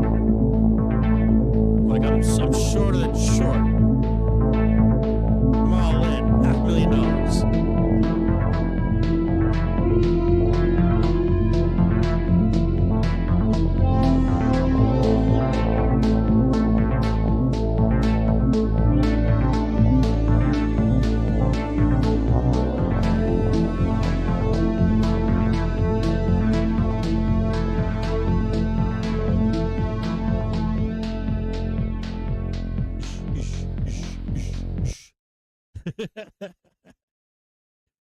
Well, let's see what this is. Nah, I don't like that one. Nah, I don't like that one either.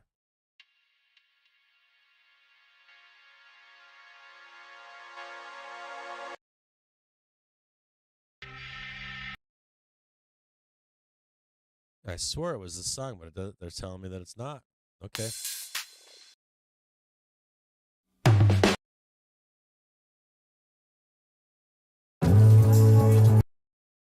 I don't know where that song is. Where am I missing it?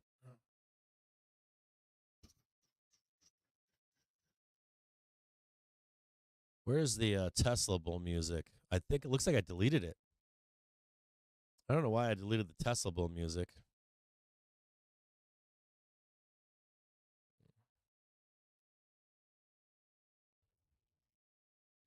Hang tight here. We're gonna do something here really quick. We're almost there with it. It's not quite there, but it's almost there. Let's see if we can get you in the... There, stand behind it. Walk it in. I'll switch over right now to a full screen. Come on, stand right behind me. You're doing just fine. All right, go lower with it. Go lower. Yeah, right there. Look at that bad boy right there. How's that hot sauce for you? Almost soon to be completed. We're going to add that to the wall of fame or shame, depending upon who you're asking. It's not quite there right now, but you see that bad boy? That thing's huge, too. It's like 4 feet wide by like 3 feet tall. It's giant. Goes from like here over here. It's like 4 feet wide. Almost ready. Almost to completion right now. If you're a bull out there, you're like, oh. If you're a bear out there, you're like, tear that down. Put Burry back up. You're going to get both of them side by side. We're talking about this for a long time, haven't we? And what is going on right now? Are we going to the moon with my boy behind me right now?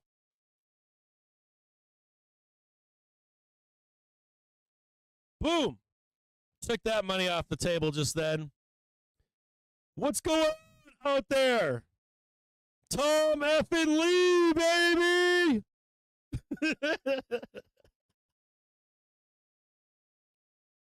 Tom Lee! Somebody get out there and tell Tom Lee that I have got a gift for him. Go on Finto and be like, this guy just painted like a 6 foot wide painting of you. You think I leave my boy behind? Trading 442.86 right now. Squeeze it over. Perfect time for Tom Lee to be brought into the equation. Trading 442.92 right now.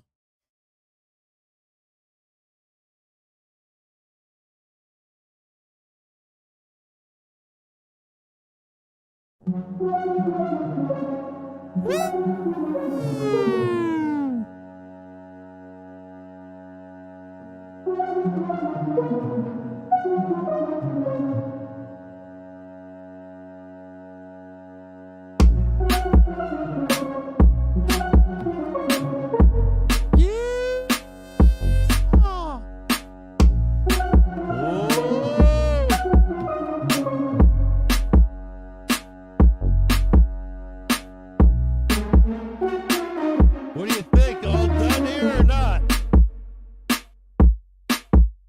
Oh, there's PT3 down there. There's PT2 down there. There's PT1 down there. Whoa. Whoa.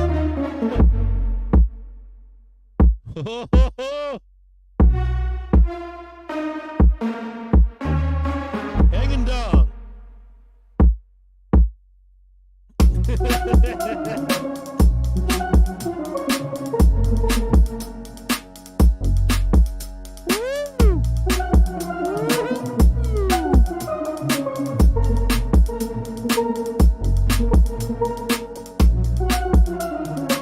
How we doing down there? Pay attention to this up here.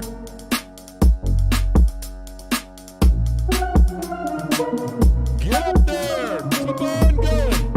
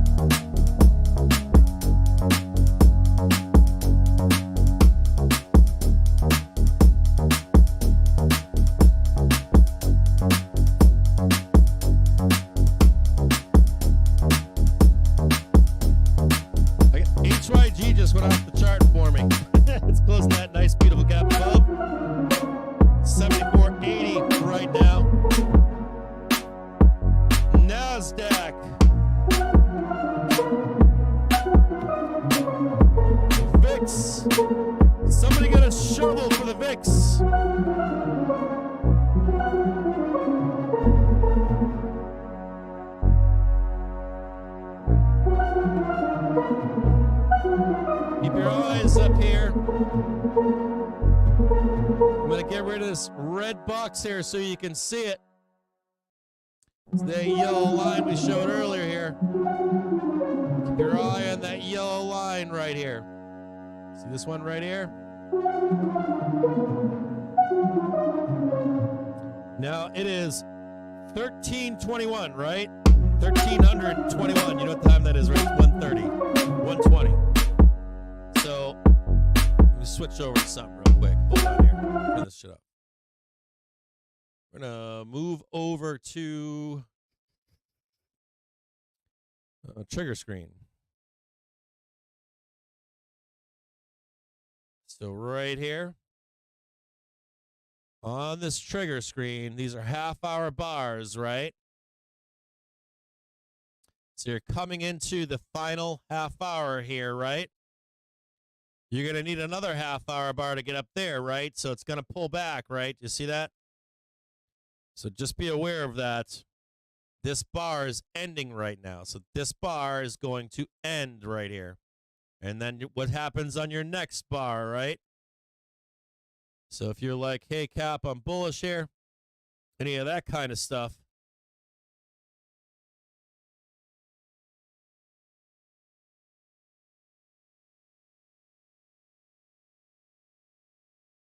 you got 8 minutes left, 7 minutes to close this bar higher.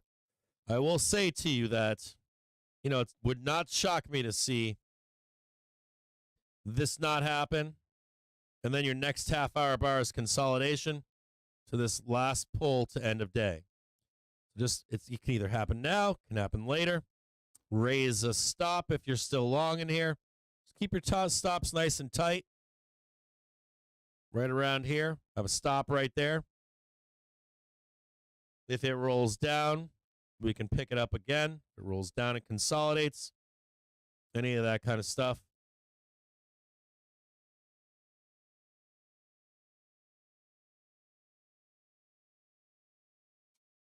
Look at that, baby. Woo!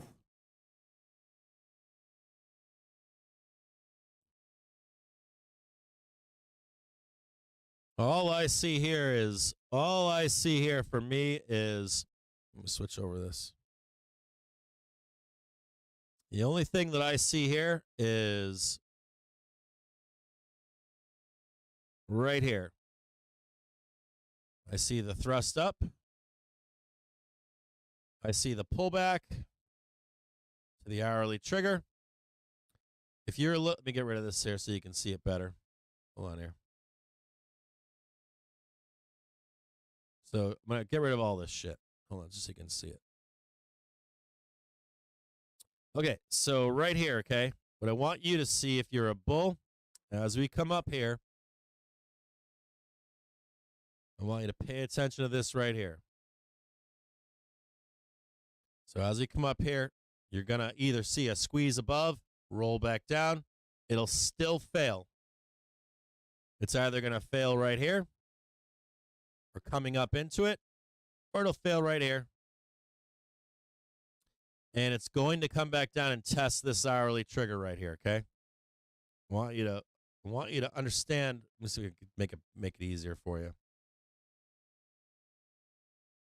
Let's go like the big boys. Let's let me go way up there. You're still going to see a failure, and you're a bull. You need this to come up and support continuation higher. Okay? You need this hour right here. You need this on the daily. So you're going to see a violent reversal at some point. You're either going to see it in here, you're going to see it up here, and it's going to get really salty in here. Now, if you're a bear, you want to see that hourly trigger break. So whatever this is right here, you want to see this break here with price. You want to see like price come up and fail, start to reverse. I'm going the wrong way with this. And start to fail. That's your short right there. If you break this hourly trigger. Okay, but otherwise we're going to squeeze the fuck up there. I want you to know that. So right here, there's your daily trigger. It's at 444.28.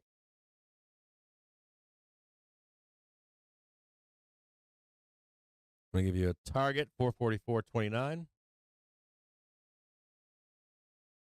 going to get rid of that and put that right.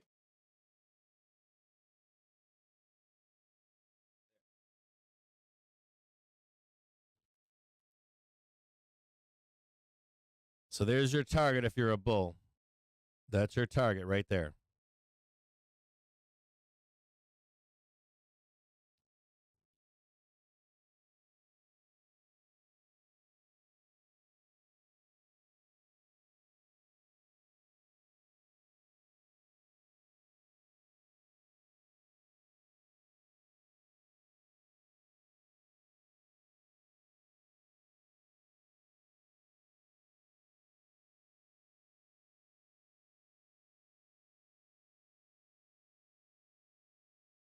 Now I assure you that's where they are. I promise you. These sellers are right up in here, guaranteed. They're right here. That's right where sellers are.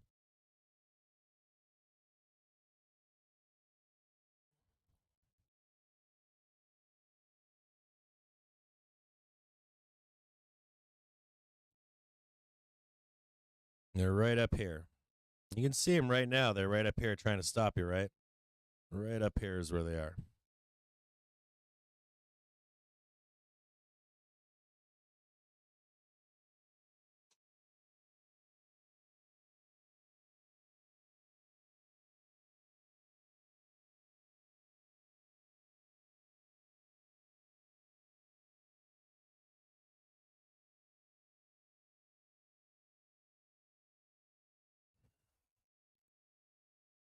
Good day.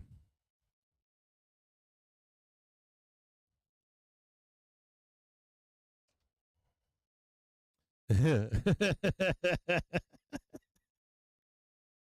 it is right there.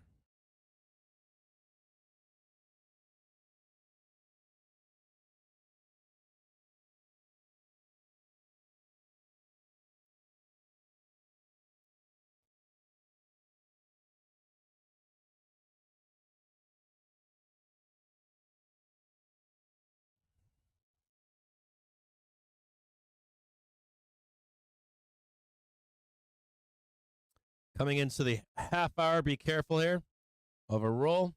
Got a minute and 15 seconds left. Don't get rolled down over here.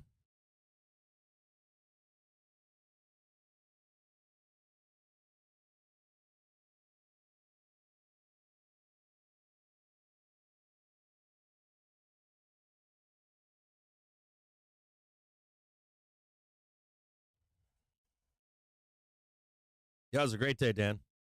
How you doing, brother? Hope all is well. I want you guys to know that the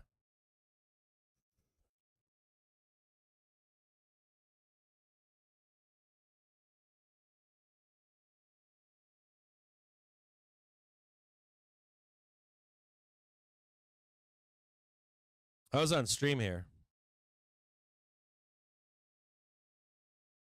Your power went out. This makes no sense. Tom F. and Lee.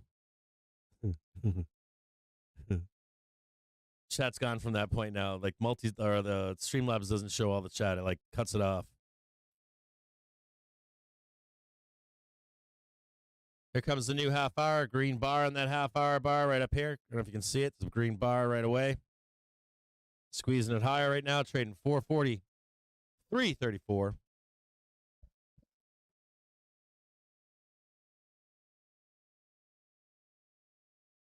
$443.39.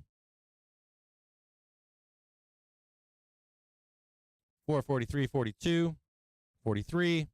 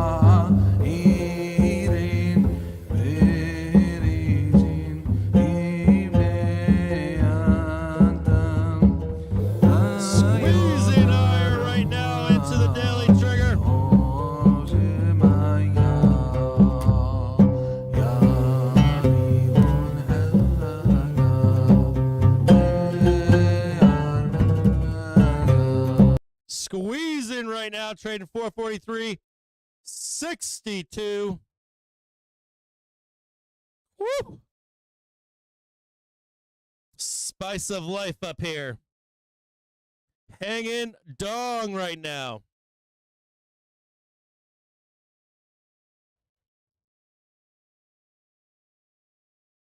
Woo!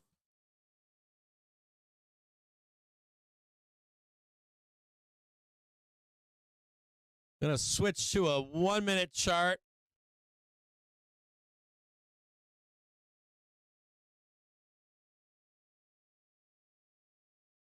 So you can see it right here.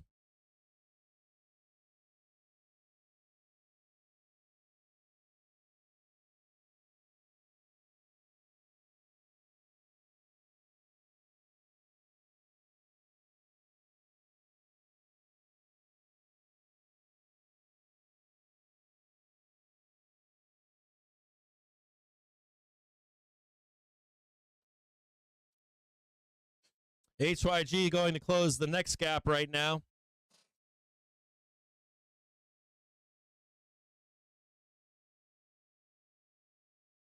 It's 7,482. I've got it tagged at pretty close to closing that gap.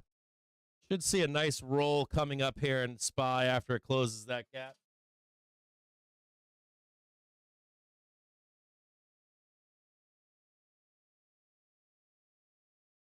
$74.82-ish.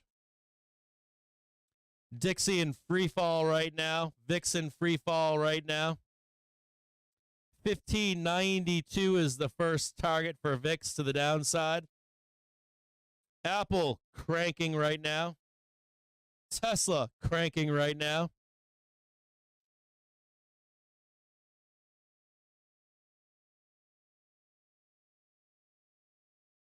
Whew.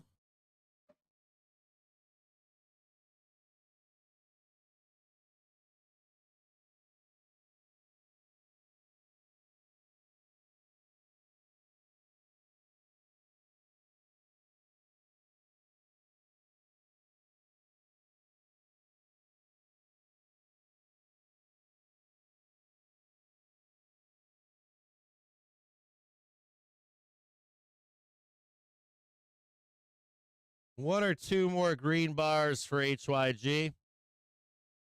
Keep your eyes on this yellow bar right here. As it come into this resistance. VIX almost at a bottom here. A little bit more to go for VIX. Trading 16, has to go to 15.92, another 6 pennies or so.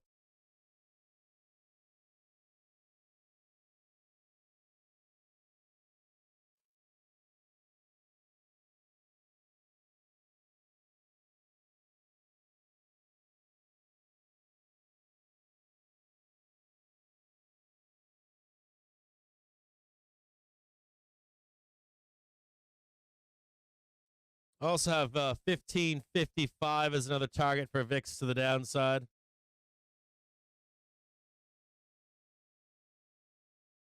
$15.55 for VIX.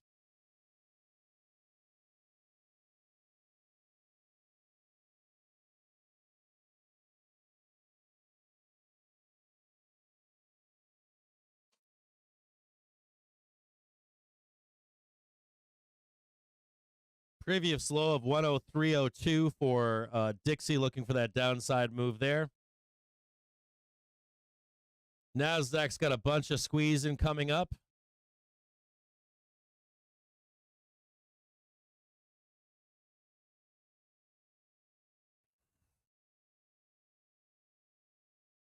You definitely want to see this yellow bar hold. If it doesn't hold, look out below. I think I want to buy this. Hold on.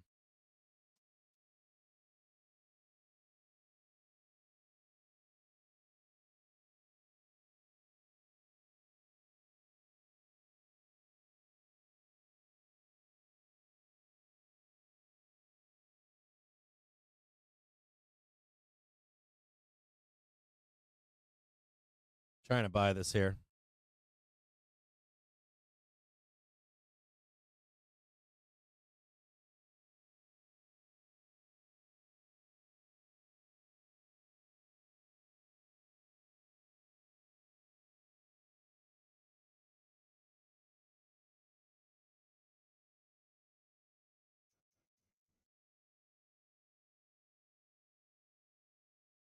still haven't had a pullback in a while, right? Still haven't had this pullback over here in a while.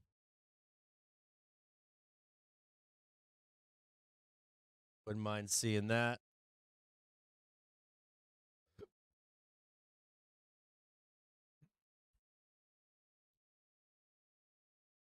It's like not much left to go here, right? Something like that right there. It's a nice little pullback in here.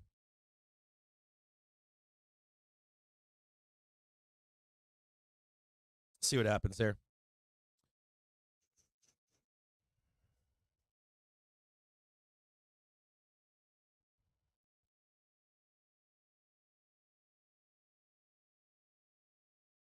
It's kind of like end of the day. We got a lot of time left till end of the day, right?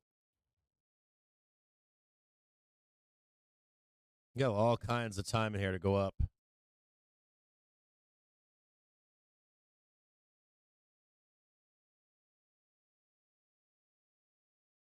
Just do some bouncing. Bounce, bounce, bounce, bounce, bounce. Hook shot up here.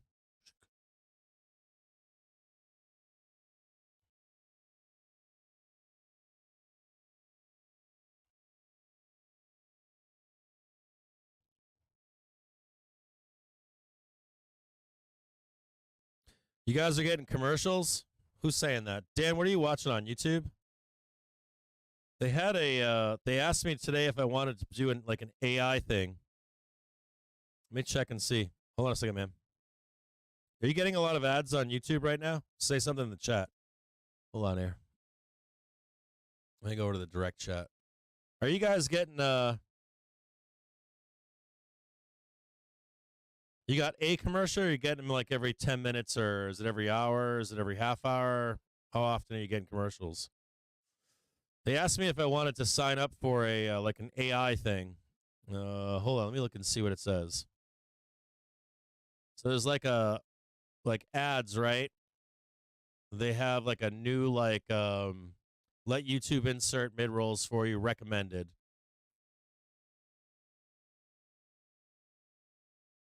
Tons of ads? Okay, hold on here. Thanks for saying something. I just turned it down to low, so if you get too many ads from this point forward, say something to me in the chat. Now, do you guys have ad blockers? Or anyone with an ad blocker, are you seeing the ads or no? Can you say something? The last one you couldn't skip the last one. Yeah, because I've got it checked off that they're all skippable. Like every ad should be skippable. So that means they're fucking with me. Okay, thanks for saying something. I just turned them on to low, so they should be super low at this point. Now, if you don't have an ad blocker out there, I'm going to recommend two things for you. I don't know why I'm saying this, but you should get yourself uBlock Origin. uBlock Origin. Write that down at home. If you're an old fogey, write down uBlock Origin. And then I want you to write down sponsor block. And get both of those. They'll change your life. I just turned them to low, so we'll see. If you start getting hit with ads again, let me know. Because what I can do, so how I did it before was I would insert ads manually, very sparingly, at non-key times. Then they started offering this like AI bullshit, where like they intelligently do it for you. I don't know if it's AI, but they're making it sound like it's something more.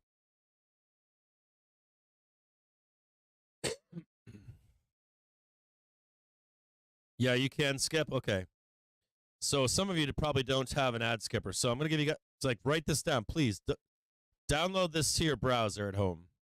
uBlock Origin and sponsor block. It'll make your life all over the internet better. I promise. Now, the one thing I'll say about that is, which one?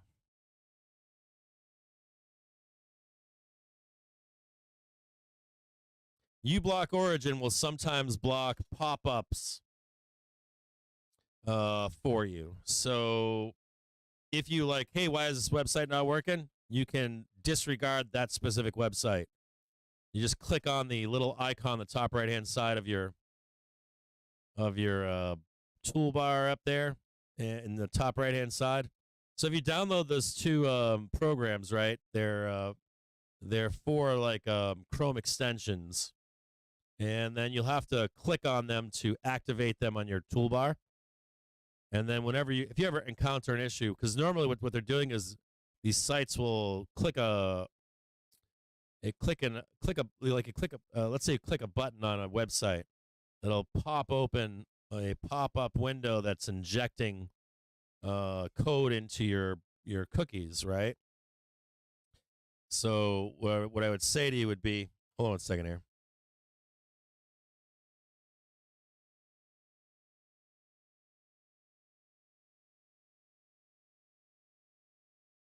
I'm buying some calls here.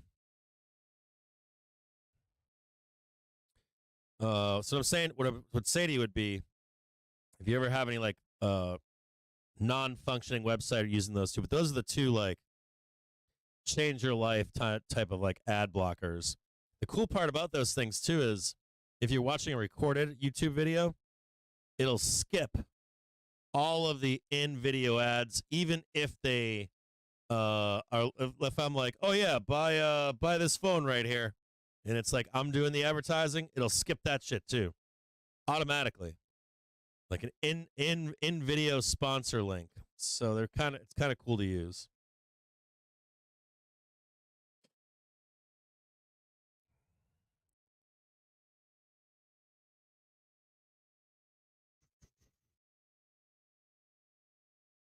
See if we can do it here.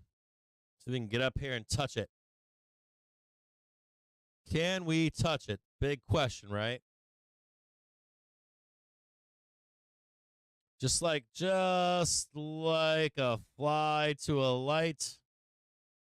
Can we touch it and get over it?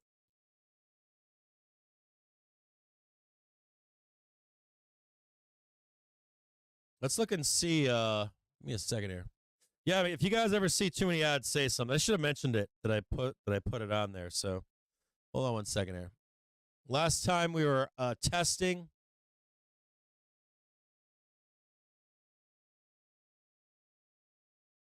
Just so you can see what happens on the daily trigger. Blast up, blast up, blast up, blast, rejected. Blast up, rejected. Blast up. This is actually a good time to show you what I mean by this. So if you're a bear out there, this is your time to shine. So I want you to see when I say to bulls, they need the hourly trigger, right? Blast down here. Shoots right back up. They have the hourly right here, right? Blast back up above the daily. What happens? Like, get all the way up there. Comes right back down. And what happens here? Hourly doesn't hold, does it? So when I say to a bear, as we're coming up here right now, what do I say to bears? I say, yeah, you don't short strength, but you do look for the failure on that hourly trigger. So we're going to take a look at it over here real quick. Now, you don't short it if it bounces. I will say that too. So you get the roll over here and it bounces off hourly. You're not shorting that, right? Because it's going to go up. And hourly will have continuation to the upside. So just as we come in over here, where are we going? Right back up to this hourly right now, right? Where's that hourly trigger? Currently, it's flattening back here, right? So it's giving me some concern here. It's giving me concern that the hourly is not following either, right? Notice how it's not following right now. We have big extension here. So it makes me think that we come up here, hit it, and then come back down. And then we'll check right here. So wherever that check is right there, if that doesn't hold, that's a major short to the downside, right? If it does hold, you watch out because it'll go back up and start doing this stupid shit here, and then it'll start carrying it even higher.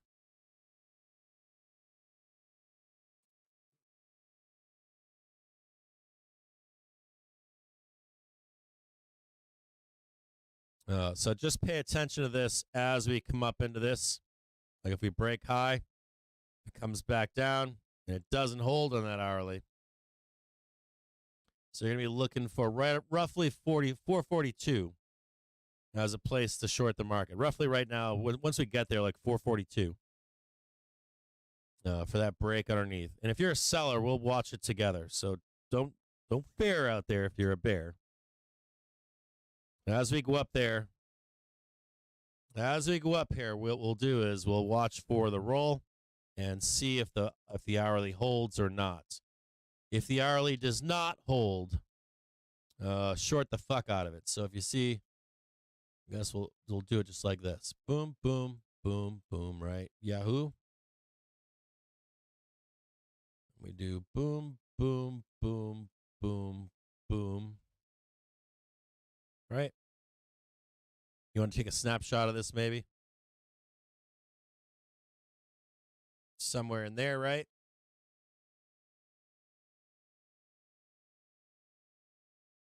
Come right back down here, right? Come right back up here. If you see the bulls failing to hold, like, oh, these bulls don't have it in them. Oh, we got J-Pow coming, right? Short that shit, because that shit's going to go way down here. So you got like couple nice places to short up here. One right there, one right there. Now, if you're asking me what I think's going to happen, I already mapped it out for you. I already told you where I think we're going. So I told you this morning, right? Told you that I think that we squeeze up here. I told you that I think that we're weak into tomorrow's open at 9:30. Then I told you that I think we go back up again. And then I told you that I think that we're weak into 9:30 on Friday, and then we're going to scream higher and tag that 450, I think, on Friday close of business.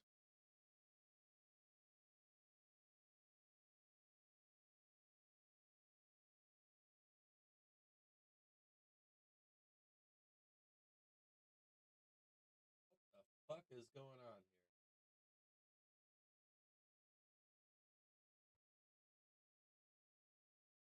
See if I can map it out for you again. Same chart from this morning. So here's Friday, 1600.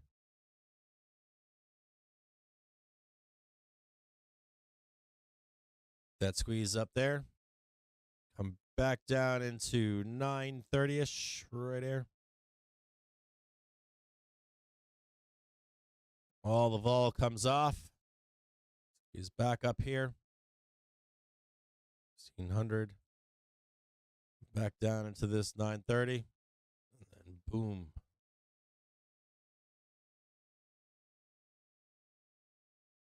Right there. See it?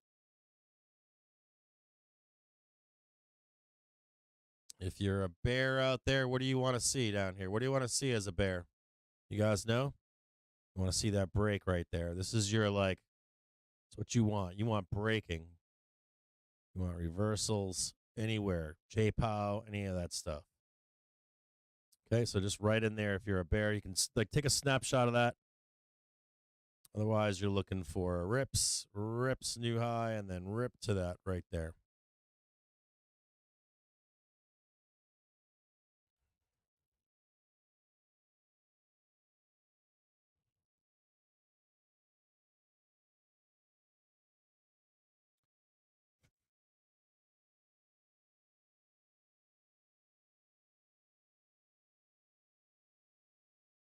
SPY trying to get up there and test that daily trigger.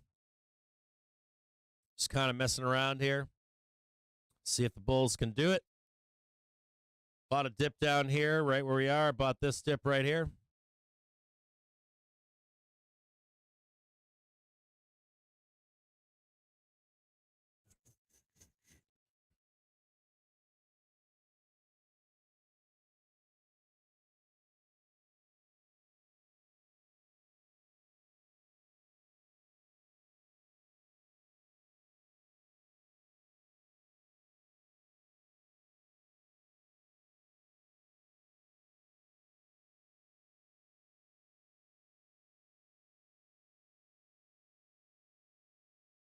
There's a gap above on NASDAQ at 15,550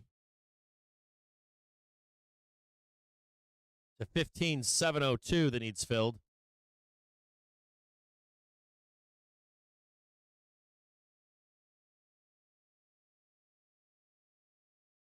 Should I say return to the scene of the crime, please?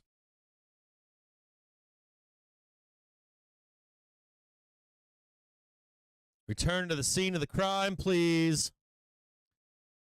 Slap R3. Just slap it.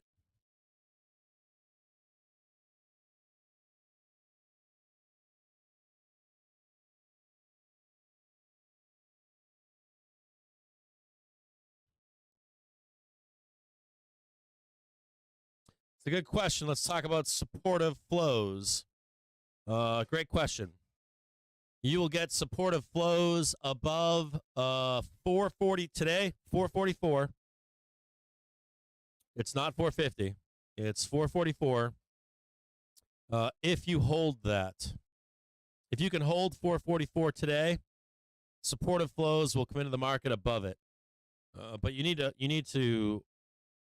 the hourly trigger over the daily. So let me show you what supportive flows look like. Good question. Great question, by the way.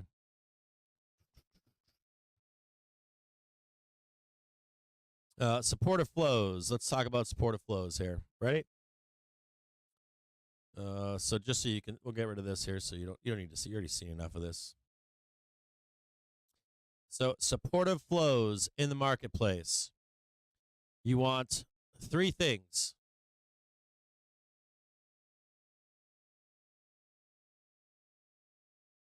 Price above hourly trigger.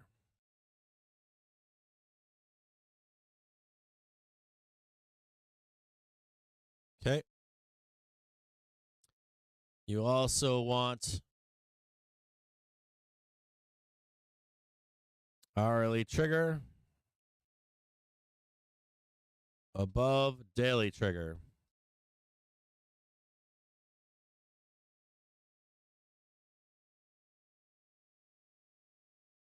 And then you want a confirmation check. What would that look like?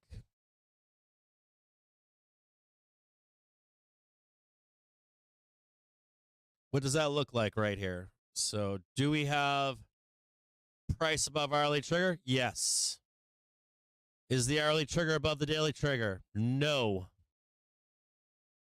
Have we had a confirmation check? No. So we've got this one. We don't have that one. We don't have this one. So what would that look like? It would look like this. We break higher.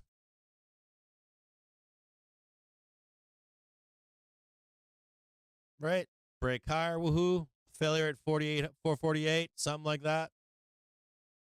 The hourly trigger comes up. Comes back down. Tests it. And starts to head higher. If you get that. Let's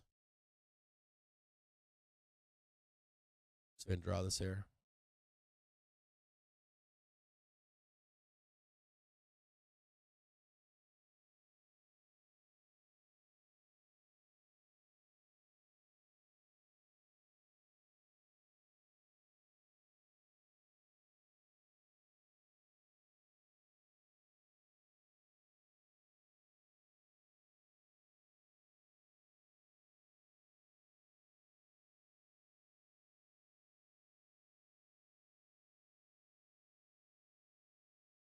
That meets all these things right here, right? Price is above the hourly trigger. Yep. Hourly trigger is above the daily trigger. Yep. Confirmed it. Yep. Supportive flows will come in roughly right now 447, 450-ish. 447, 450 will get supportive flows. If these three conditions are met, you would then start selling futures and you would start just buying cash market and expect volatility to be crushed and killed. So are we there yet? Are we bullish yet? Great question. Are we bullish yet? No. Nope. That's bullish. You want to see what that looks like? I'll show it to you. You want to see it?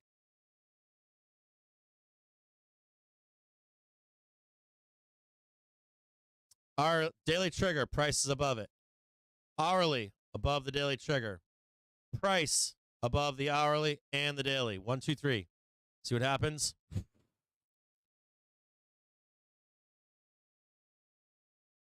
Supportive flows come back in the market.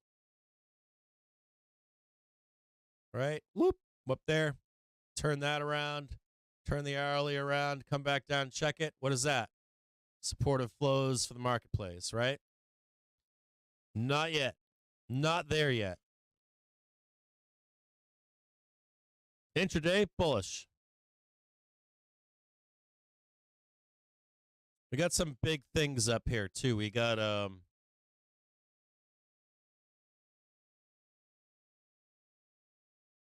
we got a big red, don't get caught long at 447.69. Don't get caught long there. I promise you. Don't get caught. 448. Don't get caught long there. Don't get caught long up here. 456.34. You can trade this. Like, fuck yeah, trading that. It's awesome. You can even trade this. Fuck yeah, that's awesome. You can trade that. Fuck yeah, it's awesome. But if you're just like, I'm long as fuck and never selling, I would say no. Very easy to roll this down. Very easy to roll this down. Very easy to roll this down. Like, sellers are still in charge here. Now, if you do any kind of confirmation here and you get the bounce in here, seller's no longer in charge. You get above this number right here, well, watch the fuck out in the end of Q3. A lot of work bulls have to do. They've got so much work, it's not even funny. If there is a rejection, where are we going? We're going down here. That's where we're going. Bulls don't have any time left. Bulls are like, they ain't got nothing. So you come up here, you fail, you're going down there. Bulls come up here, bounce around a little, good their goofiness. They just briefly get up there, going right back down. Right down there. Believe it or not, right down there. Any kind of nonsense, assure you.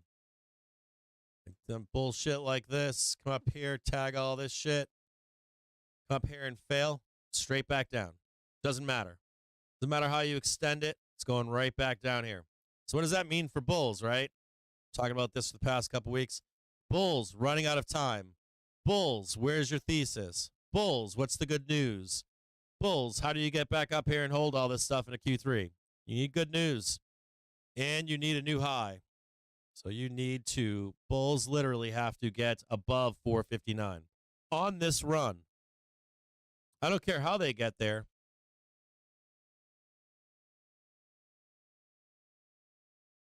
What is that date right there?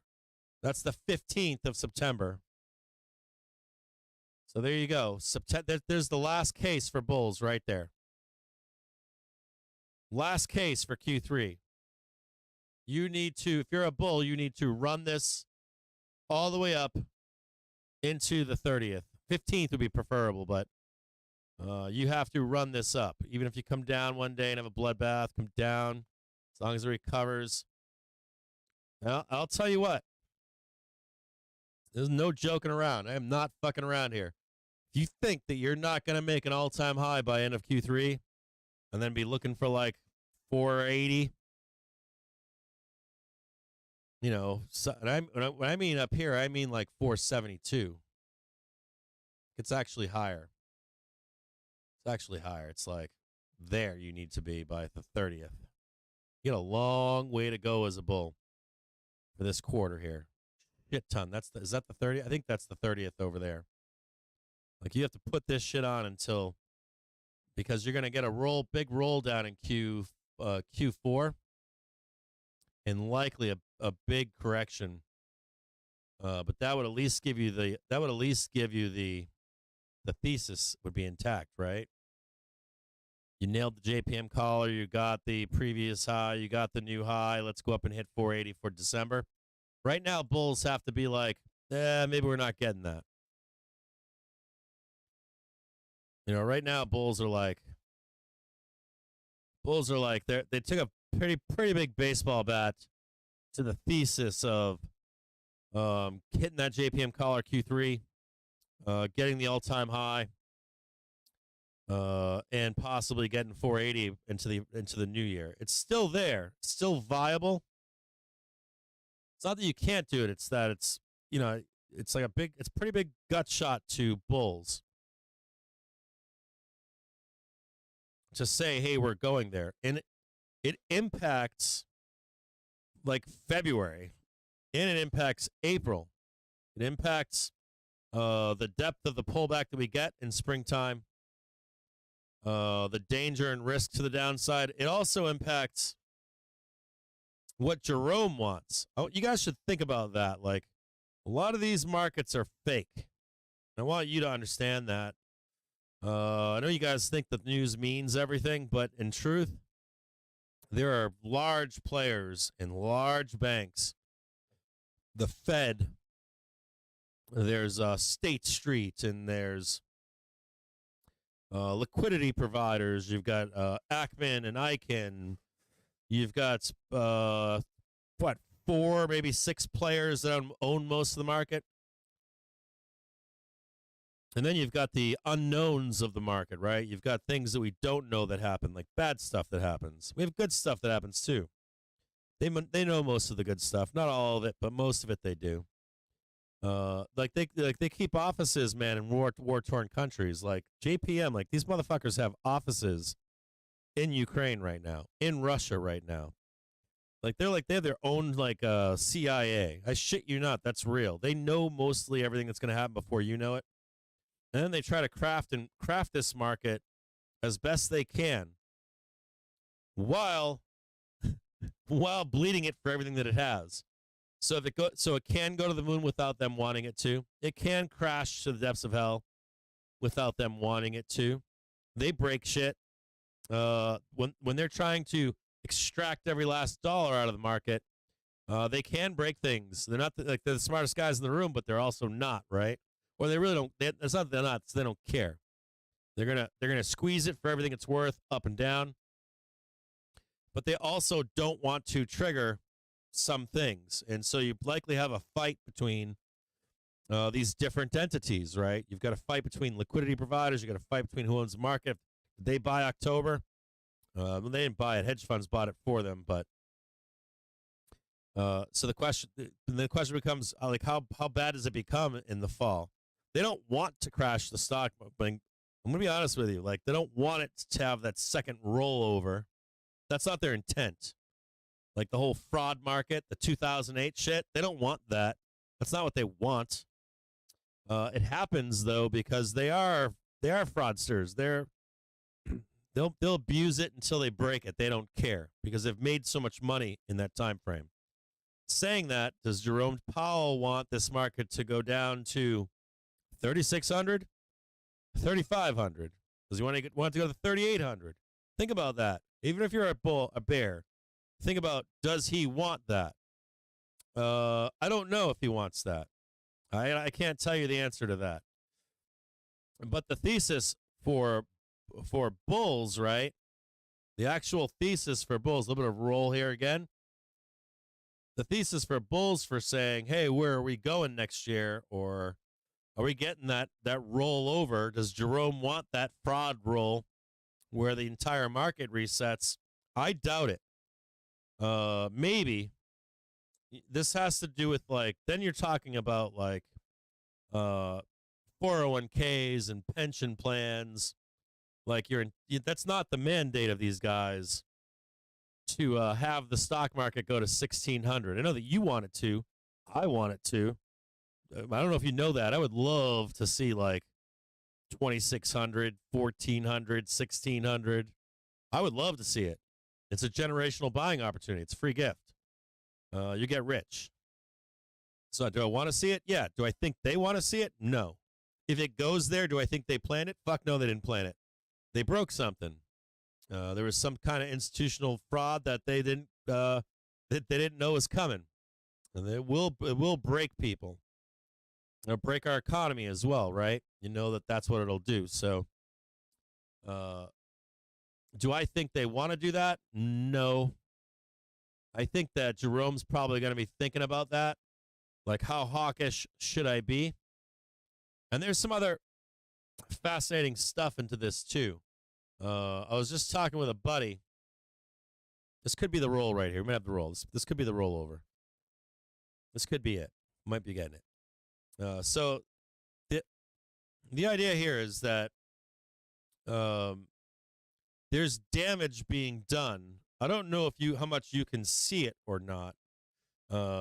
Or maybe you see it because some of you guys have been complaining for like the past fucking 2 years, 3 years, or 5 years.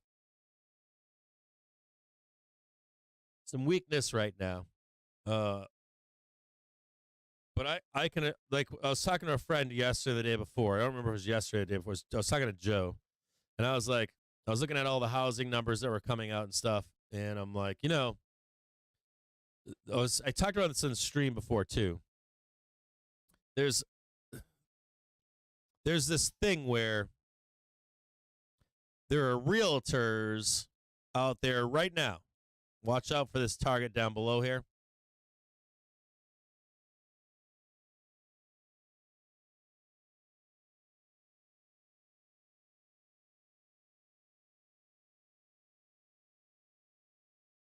$440.80.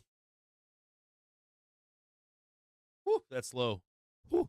These fucking bears want this so bad.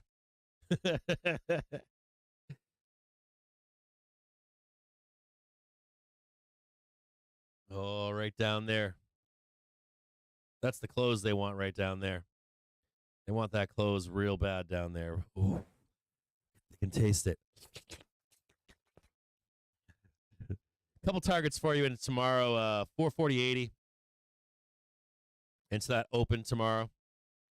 Now, there's realtors out there, and this is what they're doing. These realtors out there are they're like, oh, it's 7.5%. It's 8% right now. The Fed's gonna pause and cut rates soon. How soon? Here's the buyer. How soon? Oh, dude, next 6 months, 3 months, year tops, max. They'll start cutting rates. Just get in now while you can. It's not going to be a big deal. Now, if you're looking at the housing numbers right now, you'll also notice that there aren't a lot of homes available.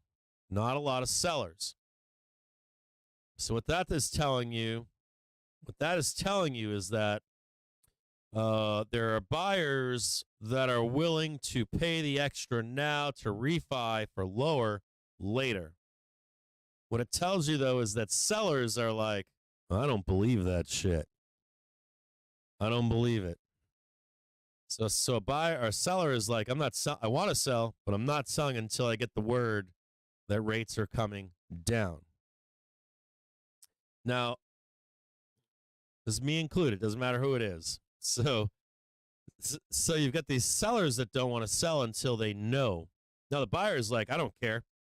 I'm in the house I want to be in. Now the seller, once they know that rates are coming down, you're going to see a mad rush to sell. There'll be this spot, a moment when that information becomes public and they believe it. It's like right out of Jerome's mouth. Cutting rates. You hear that shit, and you're going to see people like wildfire jump and step all over themselves to sell their homes. There's a negative thing that happens there. The housing market is very fickle, and when it does actually begin to come down, the pricing comes down, it's like a waterfall cascade. You're going to get a mad rush of people wanting to move up into a bigger house. They'll sell. They're already up a ton. They don't care if they lose 20 grand, 100 grand, 50 grand. They're not going to care. What it's going to do is crater the housing market. And you're going to get more sellers than buyers. And even when you get buyers there, it's not going to be fast enough to fill the need and gap. And you're going to get people with homes trying to capitalize. So let's say we're topping right now, right? Say that rates are announced right here, rate cuts. You're going to see a panic sell. And they bought in way down here. Hold on here. They bought in way down here. It's like 2016, 17, something like that. Moment you see those rates get cut, they're going to say, I don't care if it comes down here. We just put the house up for 500 grand. They're offering 450. That's 450. Fuck it, I'll take it. Does that make sense? Then the next guy is out there like, wait a minute, my neighbor just took 450.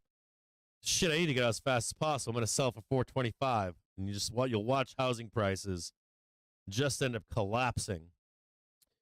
Now,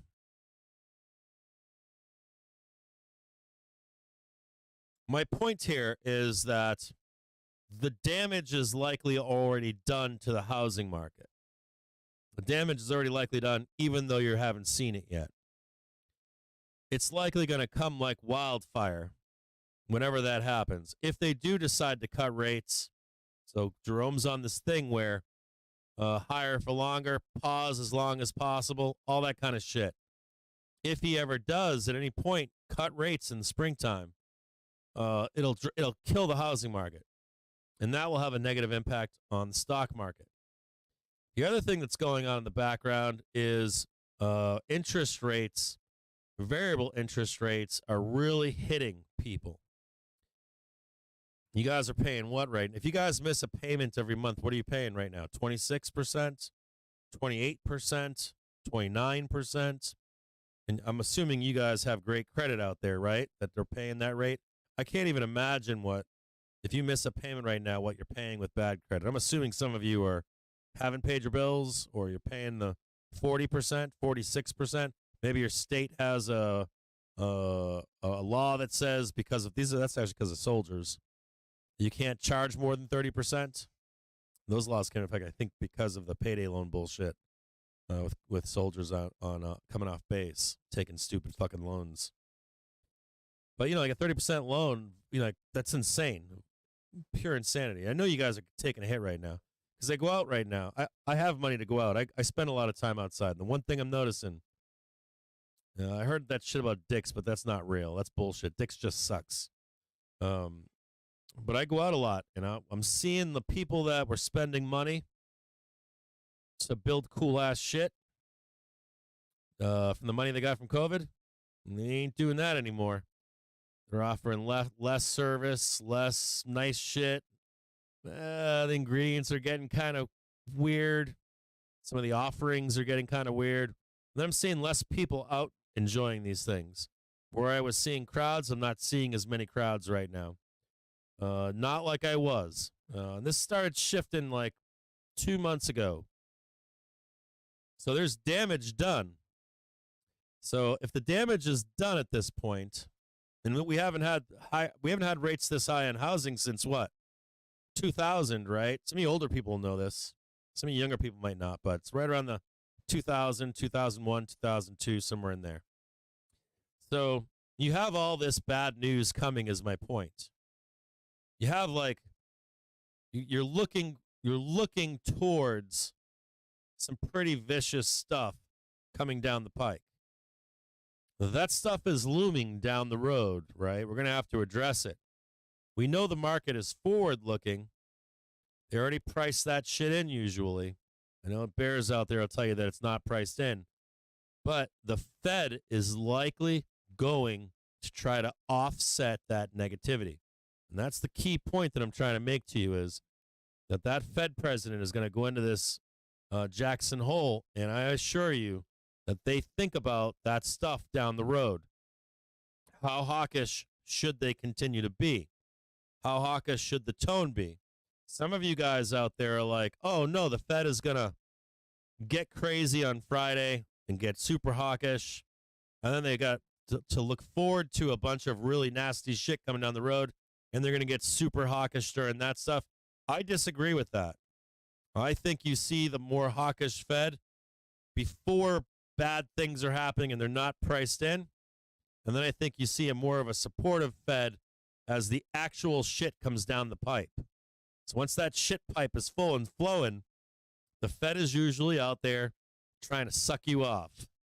So that whole argument about the Fed being like more, they might be hawkish-ish in this event on Friday.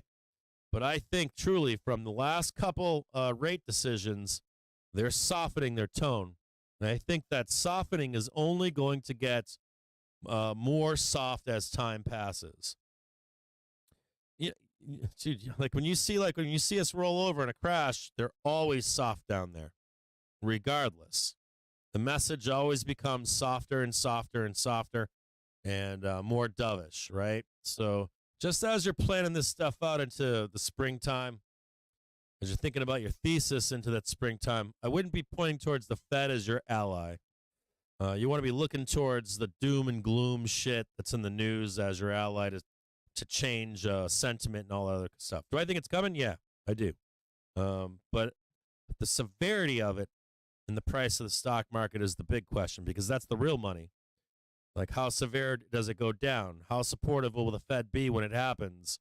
Does the Fed want to see, is the Fed going to like try to, and that's not part of their mandate, right? Part of their mandate is not to crash the stock market, right? So some of what you guys say I agree with, but some of you I'm like, nah, they're out of their fucking minds. And then I think the bulls are out of their fucking minds. I'm like, bulls are out of their fucking minds too. They're like, the moment that they cut rates, the market's going to go up. I'm like, fuck, no, it's not. They're going to try to front run that shit on you down. Whenever they actually expect rates to be cut, they'll be front running this shit down before that happens, because they know he's going to come out and be dovish. That's what he's going to do. Likely be at a bottom when that starts to happen.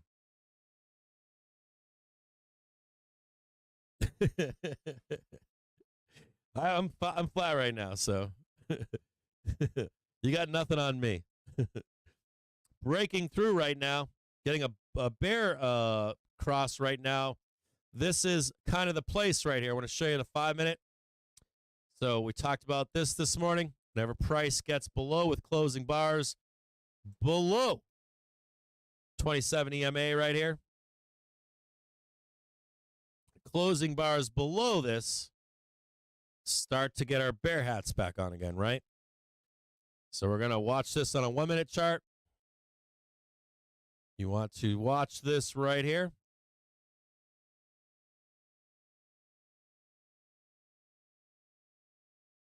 You're going to hear people say as we come into the close, traders brace for Craptopia coming from Wyoming tomorrow.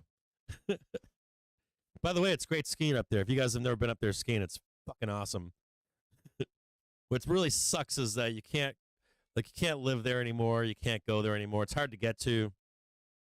It's very wealthy now. It's kind of like Telluride right now. It's very much like, it's worse than Aspen. Aspen's like pedestrian now.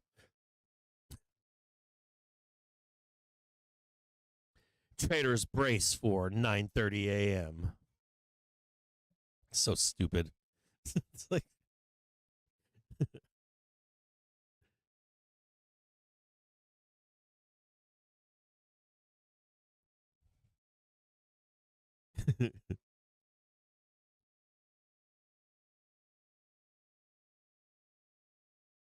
yeah, the Dick's Sporting Goods thing is bullshit. Dick's Sporting Goods, not a sporting goods store. You know what else is like that? No, I think I fucking posted about this. During COVID, I went into one of those sporting goods stores. I think it was Dick's. And they had like fucking, they were like, I was relating it to the supply shortages. Like the store was full of shit, but it was nothing that you needed. It was nothing to actually play sports with. It was like everything but what you actually need. Like you go in there, you look for a ski. I think I was in there looking for ski helmets or something, or goggles. They had like every fucking sized helmet that you couldn't wear. Like the one, like a bell curve, the ones that nobody, like most people don't wear. They had all those. They had goggles that nobody would wear. They had fucking gloves that were worthless or too expensive for the junk that they were. Like, Dick's does not sell what they need to sell to get sales. There's a lot of companies like that right now out there, but physical stores that are like that right now. You can't actually get what you need. That's what my issue with Dick's is. That what they have on offer physically is not what you're looking for. Now the theft and all that kind of stuff. I don't know. I've got mixed feelings in that stuff. There is a lot of theft in stores. Shockingly, a lot of theft. And not shockingly, but it was like one of the only things that my dad ever told me was don't steal anything, like no matter what. If you're going to steal something, steal it because you need it. Like steal some groceries or something. No, you're not stealing Tide to go sell on Facebook. You're not buying food with that shit. You're buying crack. Sorry. If you went into a store, if I was in a jury and you went into a store and stole some food, I wouldn't fucking convict you, I'll be honest with you. I'd let your ass go. You like going to a fucking store and you walk out of there with like diapers or some shit? I probably wouldn't convict you. But like food, if you're like in there trying to steal a loaf of bread or something, I wouldn't fucking, I'd hang that jury. You're like inside Dick's or something trying to steal fucking sports jerseys? Bye-bye, baby. I get why people steal, but I understand why people steal, so I get it. We know what we do if price breaks above. Right here, we know that we're long again.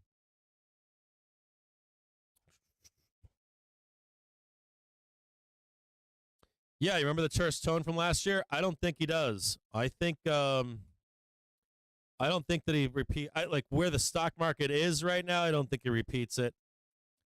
You might get a terse tone from the boys tomorrow, or men and women tomorrow in the morning, but I don't think you get that terse tone. I don't think for where we are in the stock market that's what he does. I think he knows what's coming. That's the whole 4,800 prediction is due to that. It's like the 4,800 is because they need to get price up there so that when that fucking roll comes, it's not as brutal, you know? I got to be honest with you. So if I was Jerome, I'd be like, let's try to massage this thing into springtime at like 480. Winter, January 1, 480. Between January 1 and February, 480. And then you drop the fucking hammer, right? So like at some point between spring and summer, you start to cut rates. The housing market starts to crash. You're up there at 4,800 and you come down. 4,800 to 3,500 is a nice cushion for the market to go down. That's my thought process on this. Now, some of you out there are like, nah, Jerome wants to crash it. I don't believe that. Do I think it can crash lower? I do, but I don't think it's intended for it to. You understand what I'm saying here? Like, I don't think if you see 2,400, I don't think that's like the Fed trying to get it down there. You see 1,600, I don't think it's anything that anyone thought would happen. You know, these people are maniacal. They think they're the smartest fucking people in the room. Not even the room. These guys think they're the smartest fucking people in the world. They think they can do it. So if something goes wrong, usually they thought wrong. That's usually how it happens. It usually happens when they think that they've figured it out. And the key point here is that they were trying to figure it out. So if you take that trying to figure it out, that part of it gets brushed to the side by bears. They brush it to the side. They don't even consider it. You have to consider it.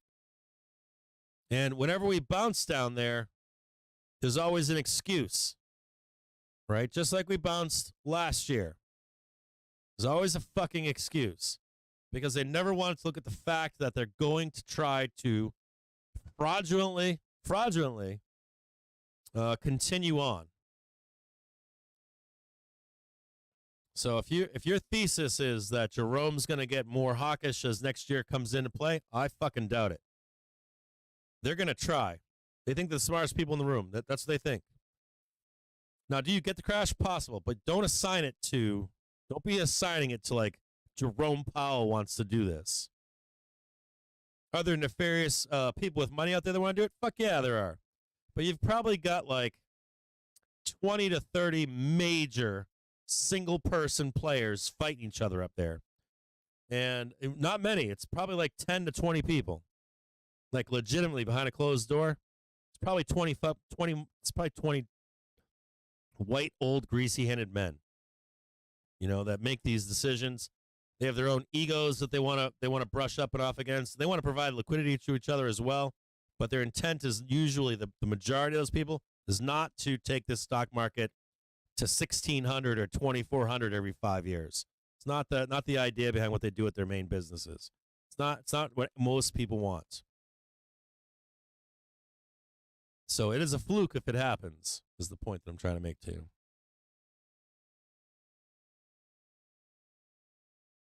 Yeah, look, I'm not saying too that it can't happen. I'm just saying that it's not the intent for that to happen.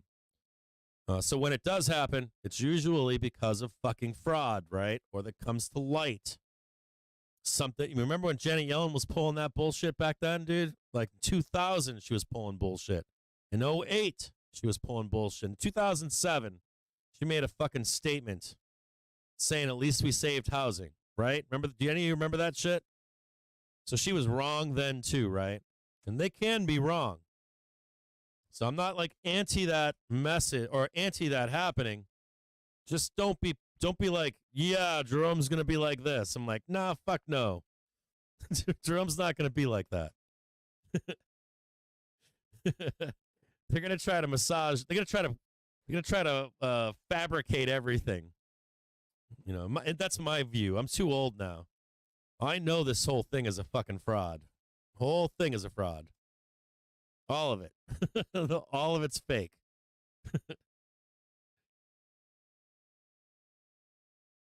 Bull's losing some steam right now. Going back down to retest. 27 5-minute EMA.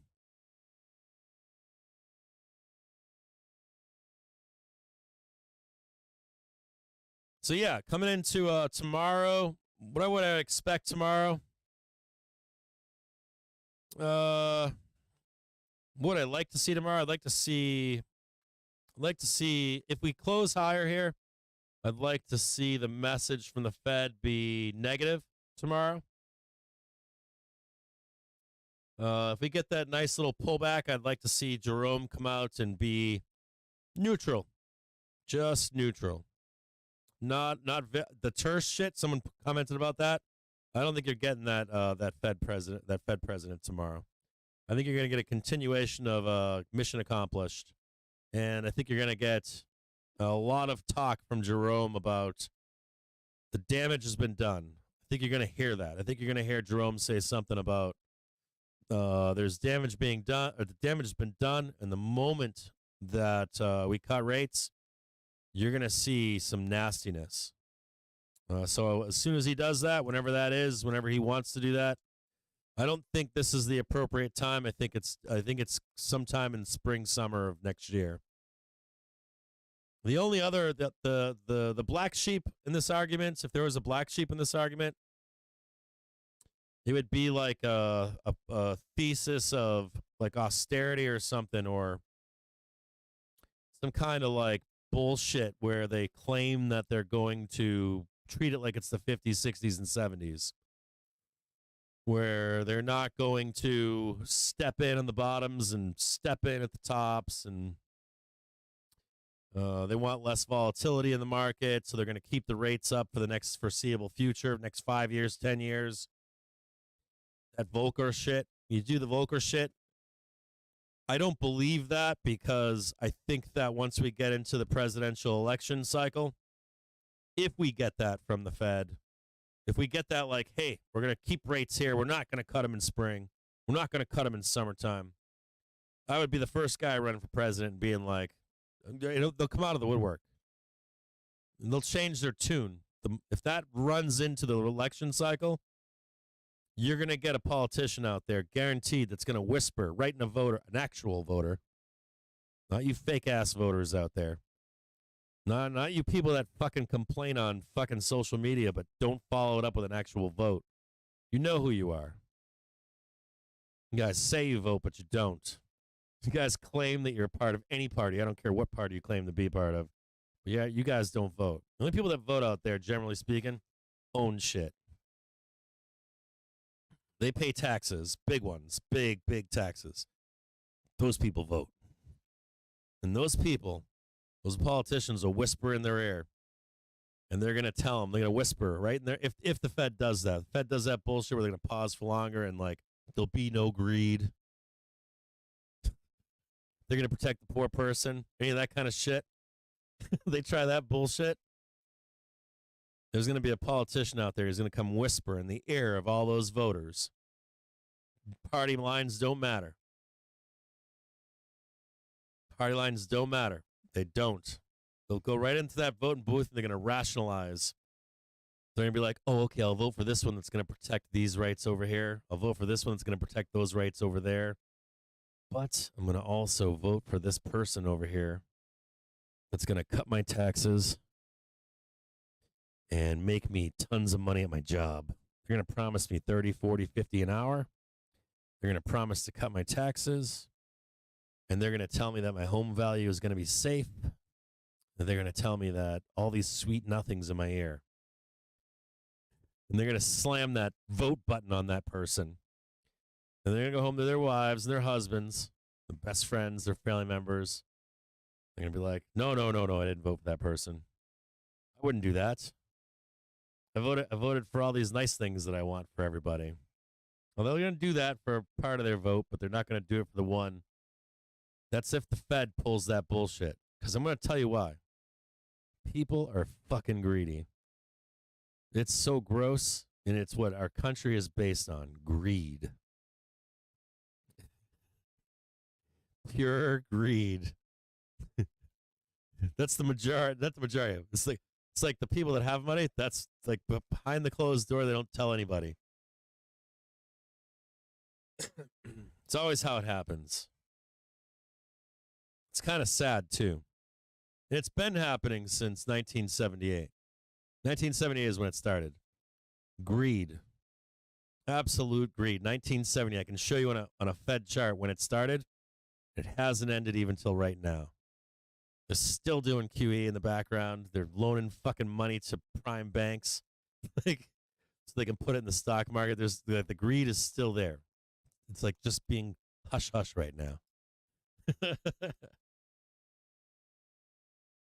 Yeah, it's all lies, dude. I promise you, it's all lies. And the worst part is you're complicit in it. Or if you're a voter, you're complicit in it. You're complicit in that greed. It's so gross. A little bit of blood right here. Nice, bloody. Looking for a target down below right here.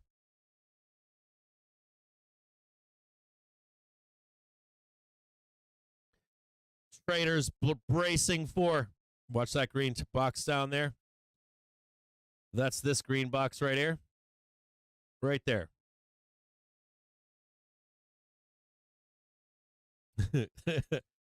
I'm still waiting. Like, I'm waiting for the rock to start to run. Like, they're going to bring up somebody. I don't know who it's going to be. I think they've got an election thing coming up right now, some kind of bullshit debate. But I'm like, all I want to see is like someone like The Rock, someone like, I don't know, like somebody like that. It's got no history of voting anyway, no history of pissing anybody off, no history of like taking a political stance. Just out of nowhere, just enters the fucking election. It's like says stupid shit to make you believe. Makes Democrats believe, makes Republicans believe.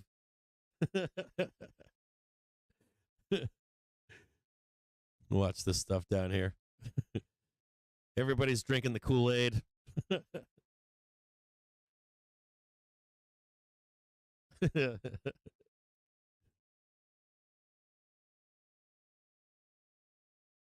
Is it tonight?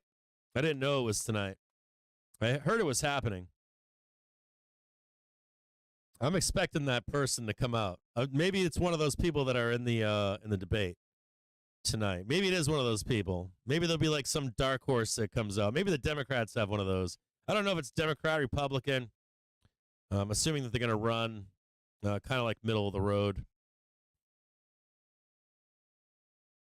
You know, and it's probably going to be based on. I would assume that it's going to be based on protecting home value, entry for young people to buy into homes, as well, higher wages, and less taxes. I'm assuming that like they hit all those 4 major topics. They stay away from all the craziness, all the shit that you guys are left to fight over. All you plebs, as they consider you people all be plebs. They don't care if you're Republican or Democrat. They want you fighting over French fries in a parking lot, and let you guys murder each other out there. Let the poors kill each other. As long as they're concentrating on killing each other, we can rape, pillage, and steal. Yeah, like it's like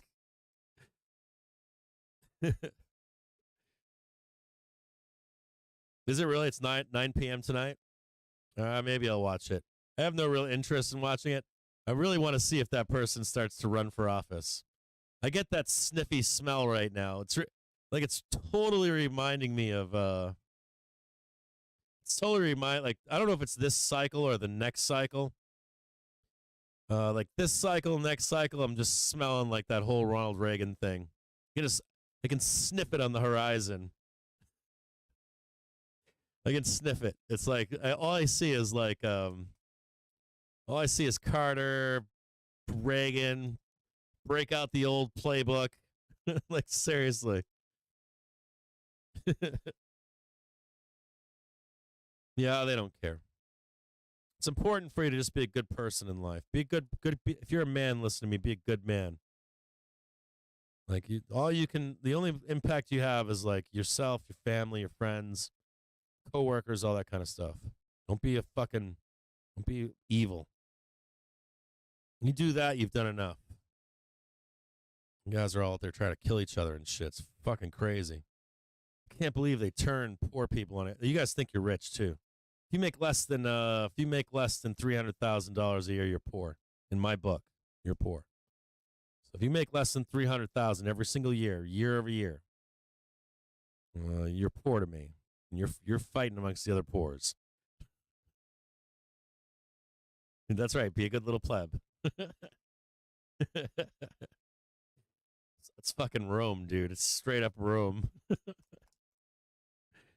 It's a new day in America. It's a good one. I like that one. It's a new day in America. Yeah, they'll spin it. They're going to spin it any way they can. Put us in more debt. And they both spend that money, too. I just saw DeSantis. He hired the guy to run the new Disney district. He's paying that guy $600,000 plus. Full package, $1 million. I'm like, this guy's supposed to be not wanting to spend money. I'm like, this guy's talking about fiscal responsibility, and he's paying one of his cronies $1 million a year. Get the fuck out of here. I don't care what they are. I don't care if they're Democrats or Republicans. They're fucking liars. That's what they are. All of them. They're all lying.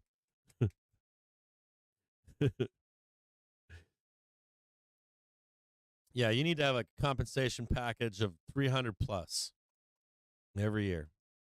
So if you're not making that, you think you're not. It's kind of funny. Like if you look at social economic classes, they do these studies where first you think you're in a higher socioeconomic class than you actually are, and then the second thing that people do is they think everyone is poorer below them, and they don't realize that. They don't realize that the wealth gap is just insane. Like where they actually stand in these economic classes. It's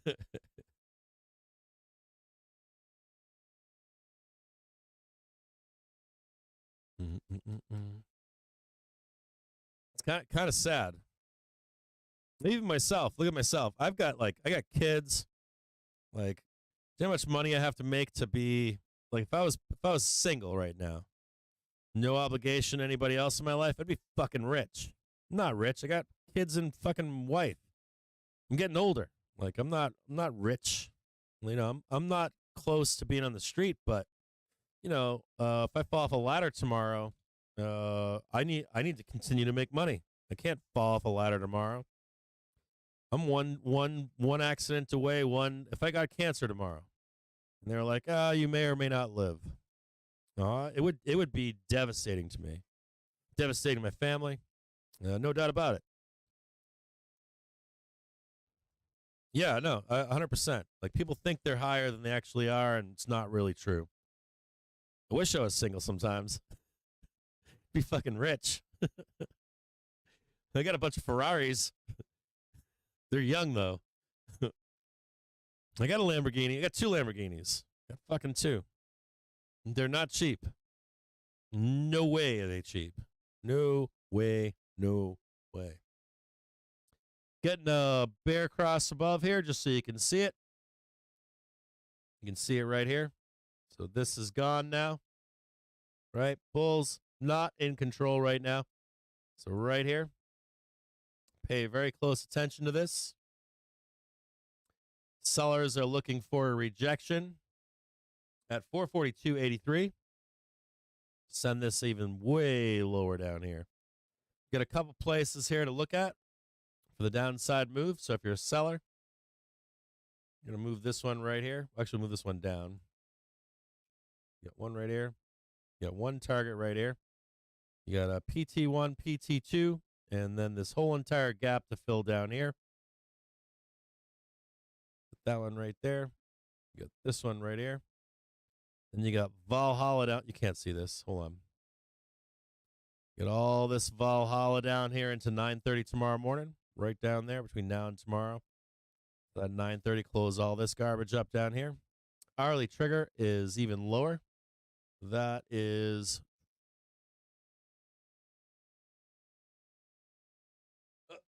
440.09.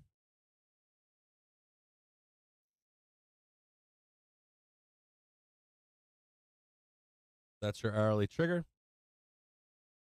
This is what bulls want to defend.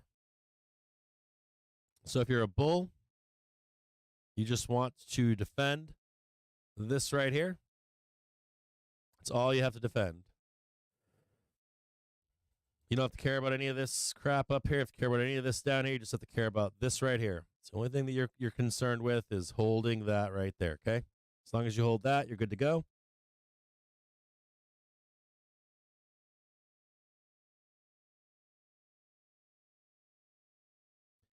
You'll see right here.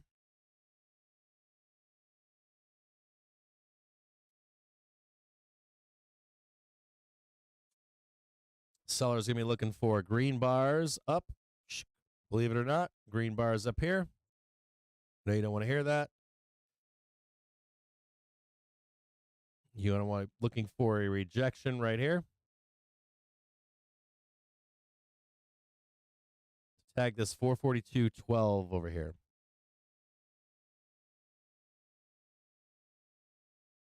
This is where you actually take the short right here.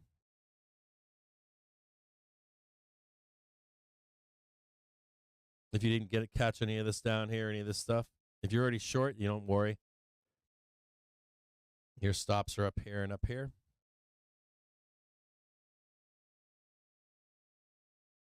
If you're a bull and you're like, we're going to go up into this close, I'll show you what you want to see. Take a long. You want to see price go higher here. You want to see price fail right here. And before you even enter calls, you want to see this move right here.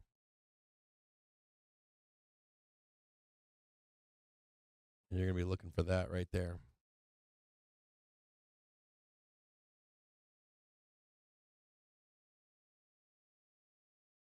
Yep. Hold on there.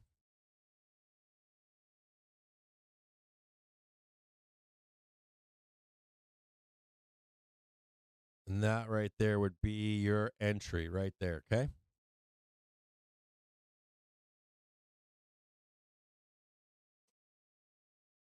I'm going to move this over for you so you can see it as it plays out. If you're a seller here and you haven't taken any shorts, this is the one to take right here on that bar. Stay short here. If you get squeezed out here, you'd add to your position right here. Be an adder of short here. It would come back down, and that would give you your out to reposition yourself in case we go higher. So you short here, you add to your position here, comes back down and bounces, you'll exit your position and not be upside down in the trade.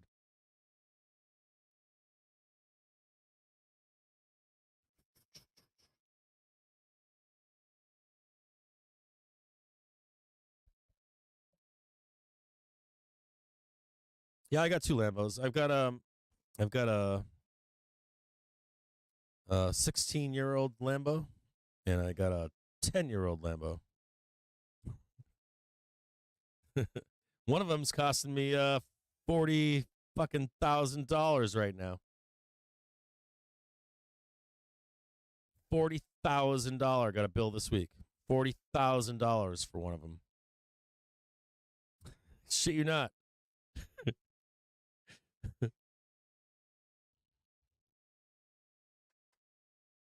$40,000. Yeah, not joking. It's called Cranbrook. It's the Cranbrook model. Yeah, I'm sending exactly. They're in private school right now. They're in like the cheap private school. But the older one needs to finish.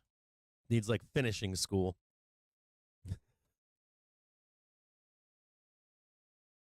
Oh no, I applied for financing.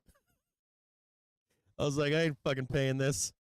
I was like, I'm poor. It's like here's my cup, man.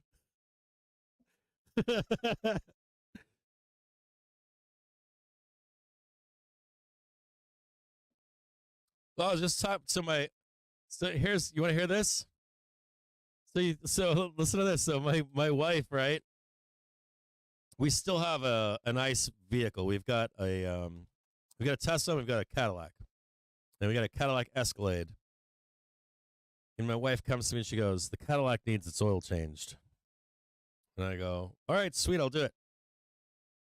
She goes, "You're too busy right now for that. I'm just gonna go and bring it down there." I'm like, if you bring it down there, they might forget. Might put the wrong shit in. I'm like, I hear all these nightmare stories. I'm like, but also an oil change in that thing is not gonna be cheap.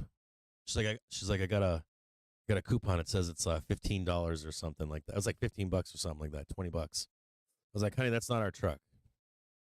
I was like, I don't even think the oil costs $15, let alone the filter and the time to do it. I'm like, it's probably $200 or $300. She's like, no, it's not that. I'm like, yeah, it is.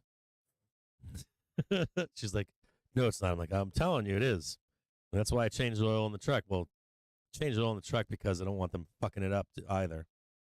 Like the big stuff, I'll get them to do. Like I'll bring it down to the shop for anything big, but like all the regular maintenance stuff, I'm like, that's some like rich people stuff where you don't touch your vehicle ever.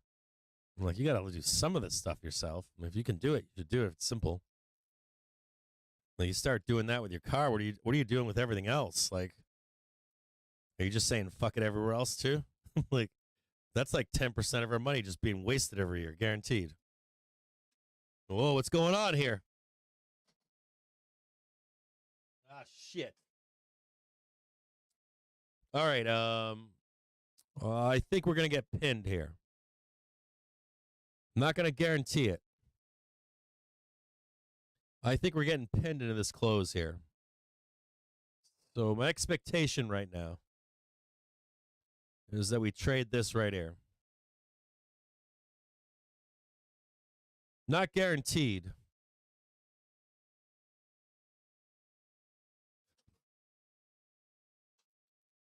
It's 244,000 443 calls out there right now. 0 dates. 250,000. Now, they might not mind paying these because there's still a shit ton of money in puts that can pay them. There's so much money in puts right now. There's like filthy, filthy options chain of puts that they could easily pay these 443s and not worry about it. I'd need to see some evidence that we're going to go higher. So this is what I'm going to do. Right on 443, I'm going to make this big fat yellow line here. I want to see like the hold above this. Like this right here is going to be important. Do they leave these in the money into the bell? Sometimes they do. And they have reason to as well today. Just because of the sheer amount of put buyers out there. They have the money to spend on those calls and to make them close the money. But I would need to see proof. It looks like a pin. Get the power hour coming up here for the next hour. Or maybe they squeeze it up. Tag the 443. You put the 443s in the money, and then it comes right back down again into this close. I'd be open to this trade here for the next hour as well. You put them in the money up here at that Valhalla. That's that 443.99. So I'd give that as a potential like plan B. Put those calls in the money, sell it right back down to the close and below 443.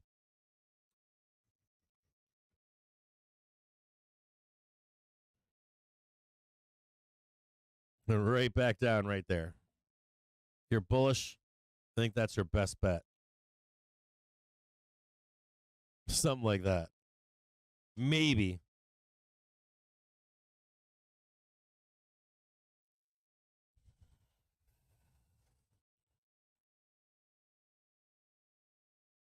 Yeah, that's what I was doing with the oil. I'm like, I'll change the oil. I'm like, you're not sending it down to the shop. I'm like, you're not doing that. It's like, it has to do with other stuff. It has more to do with, it doesn't really have to do with changing the oil. It has to do with like, it's like, I don't know about you. In my family, like, I'll find shit. I'm like, what? I'm like, what? I'm like, wait a minute. I'm like, did they tell you no? She's like, they told us no. I'm like, so how much did you pay for that? She's like, oh, it just cost an extra $500 for all this. I'm like, no, you didn't. We have to say the right things to him. Like, if you negotiated with him, no. It's like, there's always like that little gray area in your finances. And you got to be frugal with that stuff. If you're not frugal with that stuff, it just creeps into every part of your life.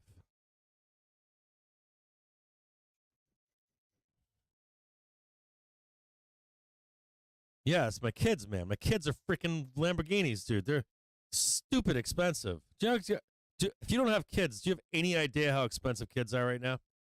It's like ridiculous. It is out of fucking control. I gotta be at $1 million per kid right now. Easy. The kids are stupid expensive.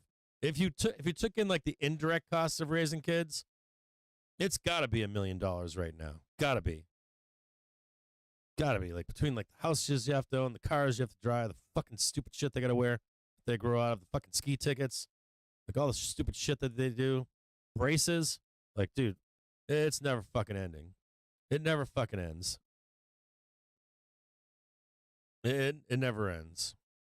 It's insane. And dude, my oldest just asked that I keep a house for her. She doesn't believe she'll be able to buy a house. That was a true conversation we had. It's been going on for some time now, but the seriousness of it has gotten more serious. My oldest daughter is like, you have to keep a house for me. I don't know if I'll be able to buy a house. And I'm like, huh? Like, just imagine, like, when I was a kid, right? There was never a discussion amongst my parents to like put money away to help them be able to buy a house. Never. That was never like on my fucking on my radar was like, please don't kick me out at 18. If you can at least help me get through college or find a way to pay for it. And when I get out of college, when I get out of the Army in college, I might need a place to stay for a few weeks. Like, that was it. That was like, the highest expectation. I got my kid right now asking me, like, I don't know what's going to be out there for me. I'm like, that's legitimate. I trust what she has to say. I believe my kids. I remember when I was a kid and my parents didn't believe me, what my fears were and all that kind of stuff. Oh yeah, dude, the eating's out of control too. Like, dude, like my kids, my youngest is the biggest offender right now at the food. Like, she's just like a machine. She's like in full growth mode right now. But like, the eating is out of control. Like, dude, like garbage trucks, dude. Like, my like, and my wife, of course, will be like, they already had dinner. And I'm like, it's like 10 o'clock at night, and I'm finally eating dinner. Like 9 o'clock, 10 o'clock, I'm eating dinner. I'm like, Daddy's gonna make some cacio e pepe. Does anybody want any? Fucking hands go up around the house. I'll eat that. All of it. They eat frequently. It's like they'll eat free. They're like hobbits. They go like supper, dinner, dinner Z, supper Z, late night supper Z. And then the youngest is like, what do we got for dessert? I'm like, we got strawberry shortcake, brownies, cookies. I got some special expensive chocolate from Germany. I'll take that, Daddy. You want the special expensive chocolate from Germany? Yes, Daddy. As a matter of fact, I baked cookies the other night. I was up working late, and I'm like, I'm going to bake myself some cookies. So I think I made 3 or 4 cookies or something, baked 4 cookies. I put them on a plate. I think I got through one and a half of them. That was it. Like 1.5. They're kind of big. They're like this big. And I ate them, and then I left them on the table. I came back in the morning, and I was like, oh, shit, I forgot the cookies on the table. They were gone. It's like 7 in the morning, gone. I'm like, who woke up and ate those cookies in the middle of the night? You know who it was. It was the youngest. Probably woke up at like 4 or 5 in the morning, walked right out into the kitchen to get some water or something, saw those cookies on the counter. Was like, I'm eating those.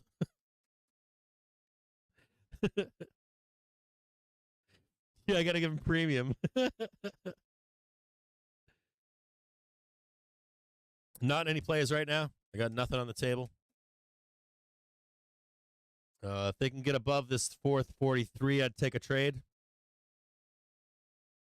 There's 250,000 calls that were just put on the market. So the dealers are not going to want to pay them.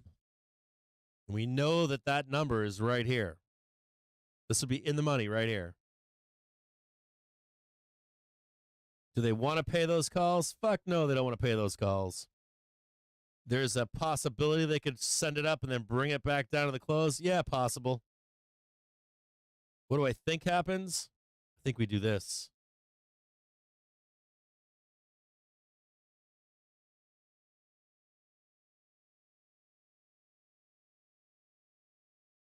And I think we see, where's that bad boy down there? I think we see this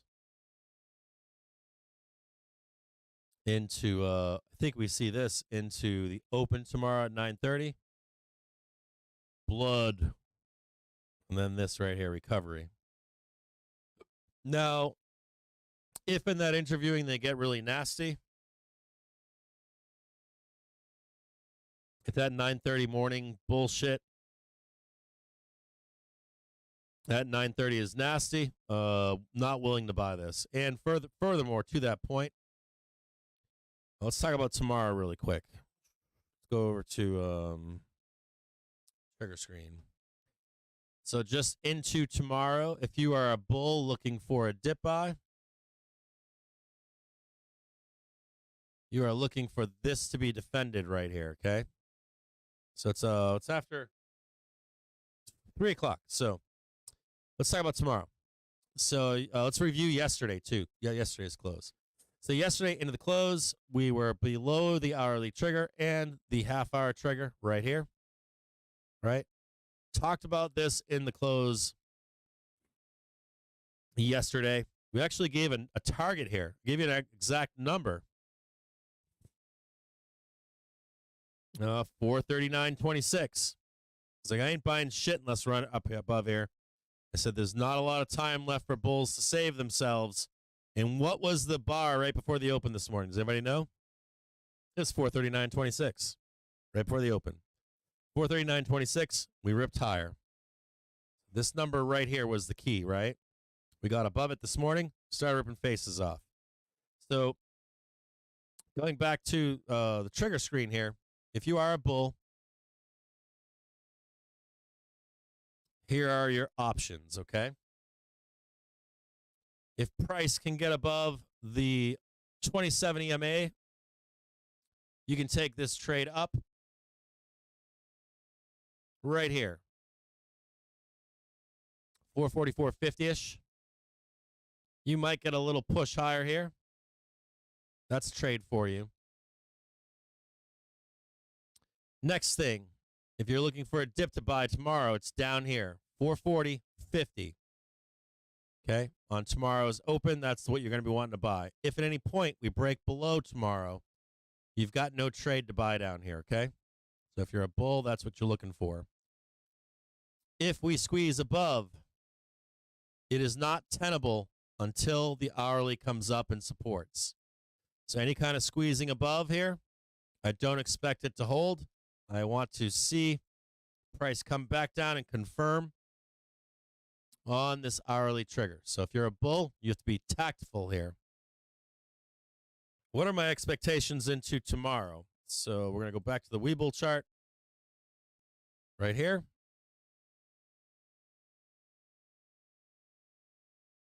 Got a little bit of squeezing going on right now.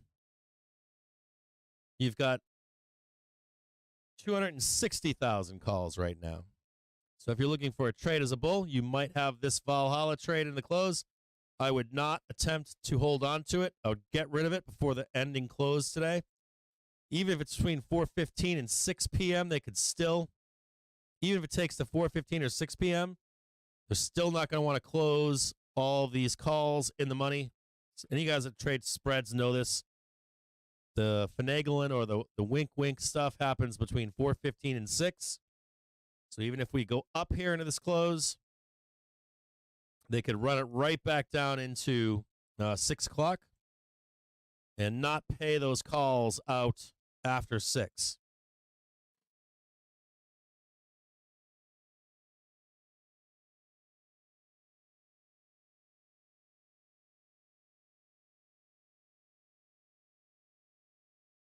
So I'm trying to get on this trade right now.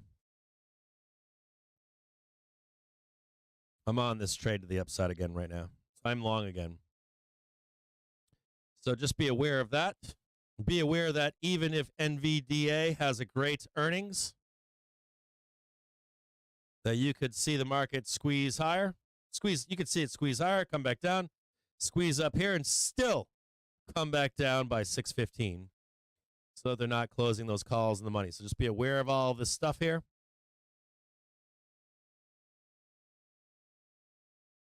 Expectation on tomorrow's open,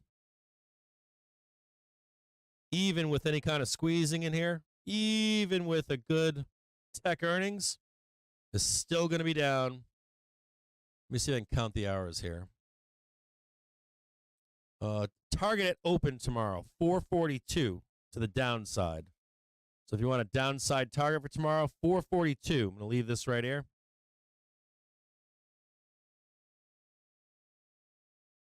Slide that over so you can see it. Downside target, 442. Into Friday, upside target, 448. I said 450 earlier, but 448 for an upside target into Friday. If you get the 450 or a breach above, you get like 450 or 452 or something like that. That's all free money for you. But the conservative, what to expect in a Friday, 448 is the upside target. So this morning on the opening bell, I closed puts and went long the market. Right on the opening bell, I closed this morning. If you're here in the stream, you knew that first thing this morning.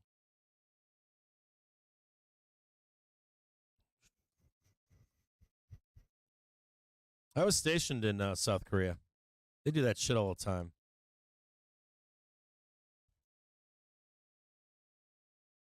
So I'm going to give you guys an update here so that you guys are crystal clear here, okay? Crystal clear so you're not spreading stuff that you don't know what you're talking about here. Or maybe you're trying to cloud tomorrow. I'm going to show it to you right now. The last time. So one more time for you for the cheap seats here, okay? Fed officials interviews from Jackson Hole Summit right there, okay? 10 a.m. Don't miss it tomorrow.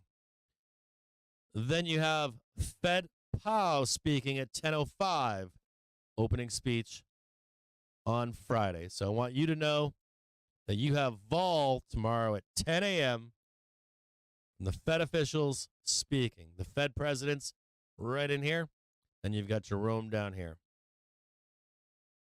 You also have claims tomorrow, durable goods minus transportation. Then you've got University of Michigan consumer sentiment tomorrow.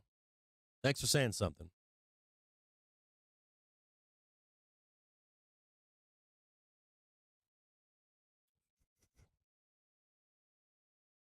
Yeah, I closed them right on the opening bell this morning. Right on the opening fucking bell and bought calls. I even put on Twitter this morning, 4-trigger bull cluster. As soon as that came out, bye-bye.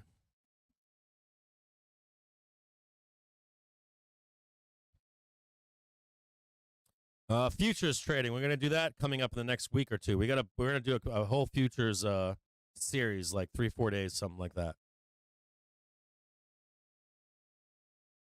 Eastern Standard Time. So I'm going to expect at 9:30. These guys are, I said it earlier, these guys are going to, you're going to have two groups of people. You're going to have like the bad guy and the good guy, right? Or you're going to get the bad guy and the bad guy, or you're going to get the good guy and the good guy. So when we come into that, they're going to set a tone tomorrow morning until into Friday. So be aware of that tomorrow, 10 a.m., 10:05 to be exact, 10:05.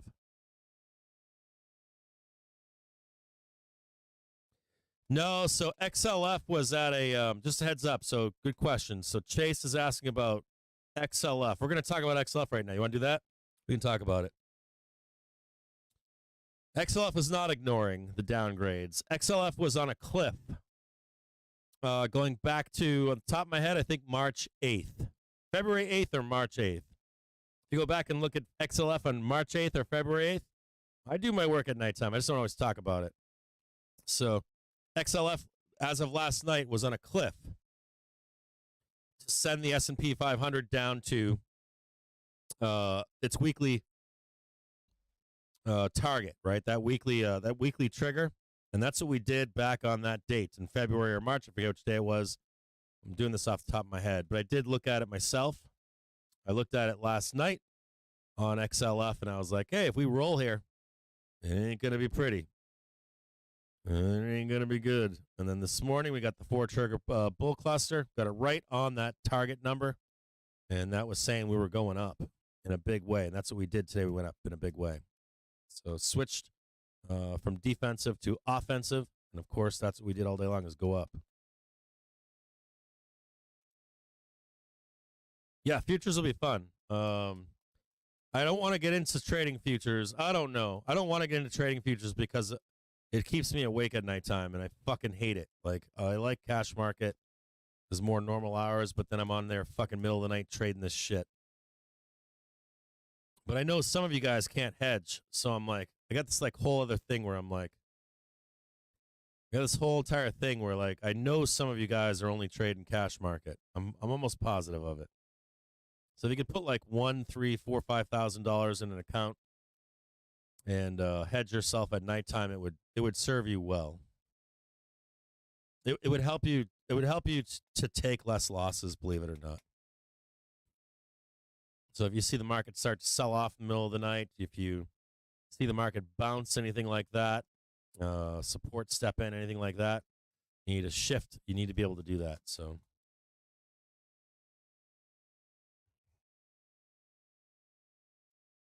I think the bull case is, I truly believe that the bull case is to buffer whatever's coming down the road. That's what I think most of this is. Even back in May, June, and October of last year. It's just buffering for the eventual major roll that we're going to get. So I think we get that roll in spring or I think it's springtime or late winter. Could be now. Could be now. It might happen. I'm not a fucking crystal ball. But if they had a plan, I think it's something like that. Yeah, if you got like $3,000, like I think if you had like 1,500, you could probably do the micros or something. Trade the micros. I wrote a whole bunch of stuff up for it too, so I got like I have an outline of what to talk about with you guys, things you have to know about trading futures, benefits and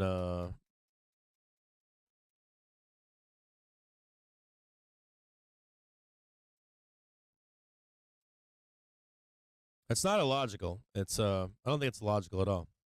You can actually look at every time we crash where it happens from, right?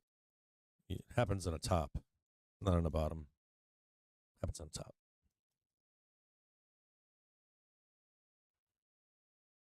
Every single fucking time. Every single time. There's one time where we failed to make a new high. I think one. I think maybe two. One or two. I think when I looked it up, it was 2 in the complete history of the stock market. Not once every 2 years. If you look up the number of times we kept going higher, thousands. Thousands and thousands and thousands and thousands of times. Thousands and thousands and thousands and thousands and thousands and thousands and thousands and thousands of times. I can tick them off every time. We'll go look. We can look at them one Sunday if you want. We can do a show, do a weekend show. Count them all off for you. Count them all up. You got 2 times where you didn't get the all-time high. Twice. Even if you rolled, you still got that all-time high. Talking about when you failed to get the all-time high. Very rare. And the number of times that we actually went up there and got that all-time high and then rolled down is a small number. We still got that all-time high. And then the number of times that we actually got that all-time high and continued higher, you don't even want to count those. Those are thousands. So the probability is not on your side. That's my point. It's not on your side. You're making like a 0.0001% bet. How do you like them apples?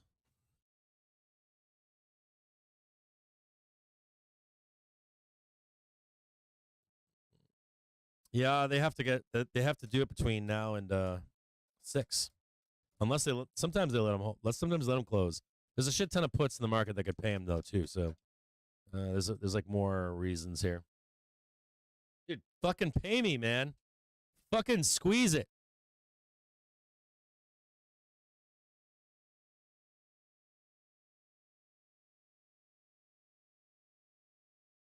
Squeeze it.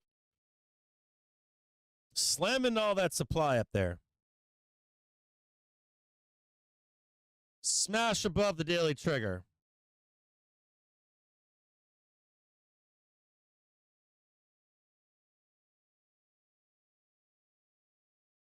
Is my phone dead? Uh-oh. Haven't gone to the bathroom all day long. I'm like holding in a piss here. Let's take a look at, let me look in the background here. Let me look at NVDA. We did a whole segment on NVDA today. Let's take a look at it. Still riding high, still riding above. Still hasn't tagged its upper limit up here at 478.78. Looking to see if you can squeeze up there and then sell down into the close. We'll see if that happens. Phone was dead. Like, nobody's been calling me all day long. It's been quiet over here. Oh, here.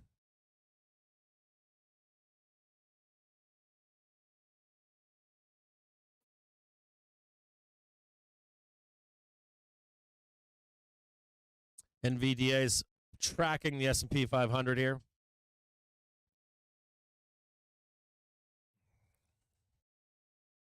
If you're long NVDA, man, if we trade 478, I'd take the money and run. I'd close that shit right before the bell and be like, I'm out of here. Take my money and run. I'll tell you what, though. You want to hear if I have one thing to say, we'll bring it up we'll look at this at 4. As a matter of fact, it's 3:19. Give me 5 minutes. I'm gonna go to the bathroom. I'm gonna go potty here. I gotta put a limit on my calls here. Hold on a second.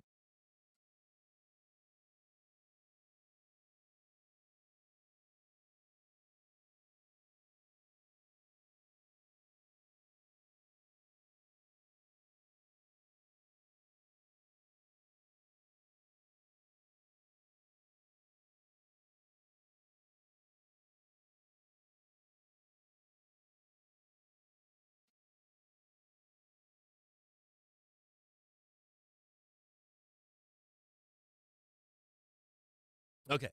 I got a limit. I got a limit. Hold on a second. My ears are weird. Give me 5 minutes. I forgot we got to do this after hour shit. I got to go potty really bad. Really bad. Give me 5 minutes. I'm going to go potty. I'm going to tell you something before we get into this close. They announced a split, dude. Moon time. Moon time. It's the only thing they can do. I don't think they can do anything else to get that moon time. I think if they blast off on good earnings, they're going to take the money and run at the top. That's what I think happens. But if they announce like split, it ain't stopping. I'll be back in 5 minutes. I gotta go potty. Matter of fact, today I'm gonna grab a whiskey. So if you want, grab some tea, grab some soda. We'll have a little toast here. I'm gonna move this so it's not in your way.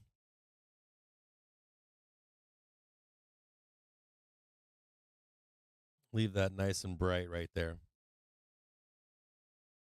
So, as we go into this close, I'm gonna grab a bourbon actually, and we'll have a toast together. Grab some water, grab a spliffy. You guys want to see a spliffy? I had a gift given to me, and I don't smoke marijuana. I don't smoke weed at all. But you want to see what I was given? When I come back, I'm going to show you what I was given. I would send it to you if you were in a legal state. You want to see what a legal marijuana state will give you? I think it's hilarious. Hold on a second here. I'll be right back. Okay, be 5 minutes.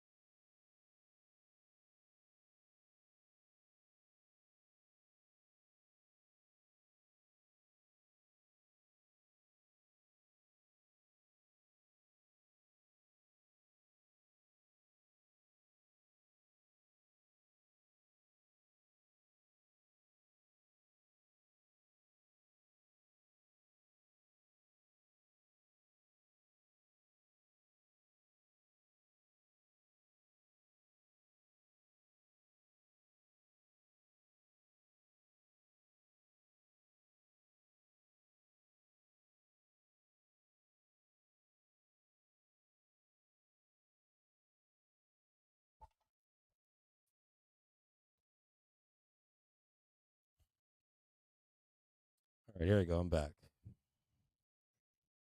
So we'll set up, hang tight here. What do I got to do here? Color block. Put that back up there. Can I show? Does anybody know if I can show marijuana on Twitch? Does anybody know if I can show marijuana on Twitch or not? Can I even show it or no? I don't know if I can. It's like break the terms. I don't want to break the terms of service or anything. What am I doing here? What's going on? Does anybody know out there if I can show marijuana? Am I allowed to? Yeah, I don't know. Oh, they roll up to not show it just to be safe. Oh, I don't. A couple things. I don't smoke marijuana. But I have grown it once. So I moved to Michigan and they were like, it's legal here. You can do whatever you want. And I'm like, I love gardening. So I did grow a marijuana patch. 4 years ago or something, I grew one patch 1 year. And it was kind of fascinating. It was fun. I had a really good time. I had a little like, what is it called? Like a greenhouse with it. And I grew something called Gorilla Glue number 4, I think it was called. Gorilla Glue number 4. I think number 3, number 4, I don't know. So I grew a bunch of marijuana, and I'm like, I grew a ton of it. I didn't know that I'd grow that much. Like followed all the books, watched YouTube videos, did all the cool stuff. It was really therapeutic. Loved it. And I grew like these nuggets that were like the size of a baseball. They were huge. And I didn't know what to do with it. I'm like, what am I going to do with all this marijuana? True story. I'm like, I don't know what I'm going to do with this shit. I don't know what to do. And my wife is friends with people all in our neighborhood and stuff, right? Our whole community. She's like social butterfly. Blah, blah, blah, blah, blah, blah, blah, blah. So I'm like, why don't you give it away to anybody that wants it? So she gave it away to a bunch of friends. A bunch of women, dude. Seriously. And they took it all. She was like giving like brown trash bags full of like pounds of marijuana away to people. I don't know if it was pounds, but you know, it looked like a lot of marijuana. And so we did that, right? So I just got a gift basket. And hold on here. I got to bring NVDA up here. So I got a gift basket, and let me mute this over here. Hold on. Mute that right there. And I don't smoke marijuana, so I don't know what to do. What am I doing here? What's going on with this? So I don't know what to do. It wasn't much, but I thought it was kind of funny. So I'm going to show you what was given to me. I thought it was kind of hilarious because I'm assuming if you're from a state where it's not legal. Oh, look at that squeeze, baby. I'm still on calls here, by the way. But how do I get this thing open? Look at this thing. This thing is insane. I don't know what I'm doing with this stuff, but here, I'll put it up. Can I get it? Look at that thing. What is that? Like that thing. Oh, it smells good. Can I get it to zoom in or no? Well, woo. It's like a spliffy. It's like a cone. It's all like folded in. It's got like a filter on it and stuff. It's like the size of my hand. It's pretty big. Look at that thing. What am I supposed to do with that thing? They gave me a bunch of them. They gave me like they're all in tubes and stuff. I keep it in a locked drawer too, so don't think I leave this stuff out. I got a locked office drawer. What? Put it back in that bag. So I'm like, I remember when I was a kid, like you'd see people with like a doobie or something with like a paper rolled. These days it's like all complicated.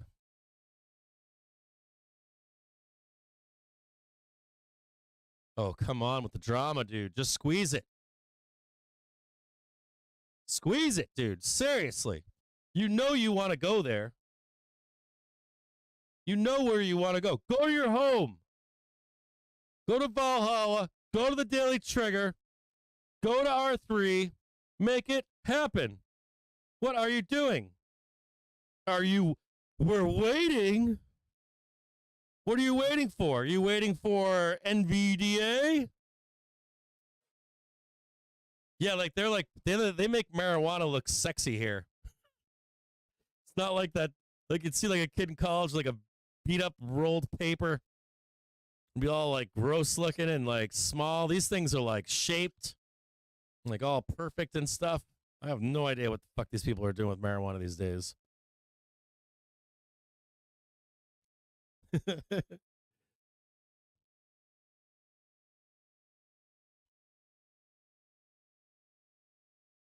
Yeah, no, it was. I think that's great. So to me, that's crazy. I'm not a pot smoker, so I don't know how much marijuana is in that thing. It looks small, I guess, on camera. Maybe I should do a bigger picture of it. It's like the. I got big hands. Like I wear an extra large to double extra large glove. My hands are giant. Like I have giant hands, like big ass hands. I wear like a 12.5 shoe. 6'1.5" or something. Not tall though. Long arms though, super long arms. And this thing is like the size of my pointer finger.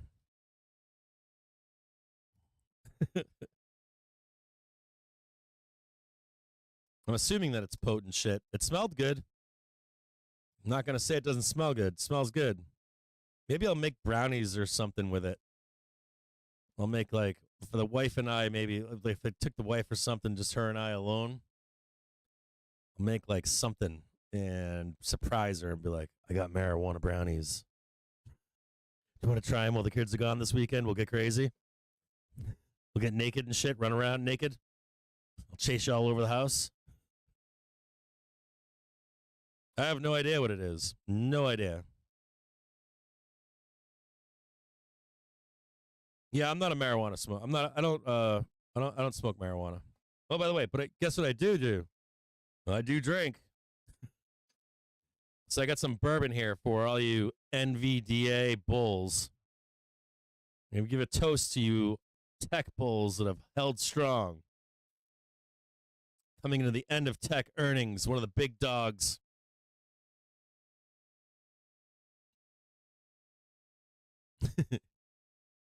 They smoked 2 more. I couldn't do drugs when I was in the army. So there was like, you can't do all this stupid shit when you're in the army. So I never got into it. I got friends though, family, successful people I know smoke tons of weed. So I'm not anti-smoking weed. I know that it works for some people. I'm not anti-smoking weed or drinking or any of that kind of stuff either. I don't take any like stance against it. For all the misery you have in your life, if you need to smoke a doobie, have at it. If that keeps you sane, keep doing it. If that makes you happy, keep doing it. I just watched a that's another conversation for another time. I watched a biographical film, and it was fascinating to see. It was fascinating to see it really pulled on. It really pulled on like 2 arguments. I'll tell you guys. Hold on a second here. Let me see if I can find it. Hold on a second here. So we're gonna bring up. We're coming to the close. We've got what, half an hour left here.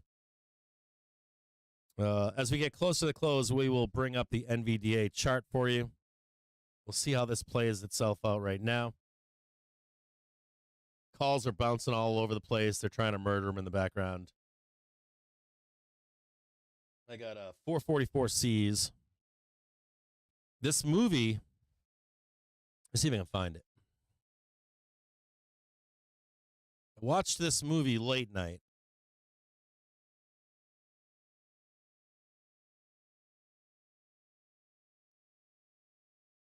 See if I can find it here. Right here. I got a good one for you. Got some. If any of you guys are sailors, or if you're older, kind of a fascinating watch because it does make you not want to drink or do drugs in any way, shape, or form on the one hand. And then on the other hand, oh, they're trying to fucking shake me out here. I know I probably shouldn't have calls here. I should probably wait. Until like 4 o'clock. They're going to grind me right into that 4 o'clock hour. They're like, we'll print them. We're just not going to pay you for it. So I watched this movie and I had mixed emotions and feelings about it. But this guy was old, man. I mean, he was old as fuck. And not only was he old, he was always honest about who he was. And I think what happened was people that have lost family members to not being not what you want them to be for you, even if they were honest. Hey, I'm this person. They get kind of angry about it. So I can see the parallel to disappointment from people that have encountered this man in his life. And so it's a fascinating watch, and it's fascinating how this movie triggers emotions and thoughts and all this kind of stuff. And what's really most fascinating about it was, dude, what are you doing? I mean, like, are you fucking kidding me? So I'm like kind of locked in now. I'm not selling. Kind of pissy about this. They're just trying to kill these things. So I'm just locked in until 4:15. So I'm just ride or die.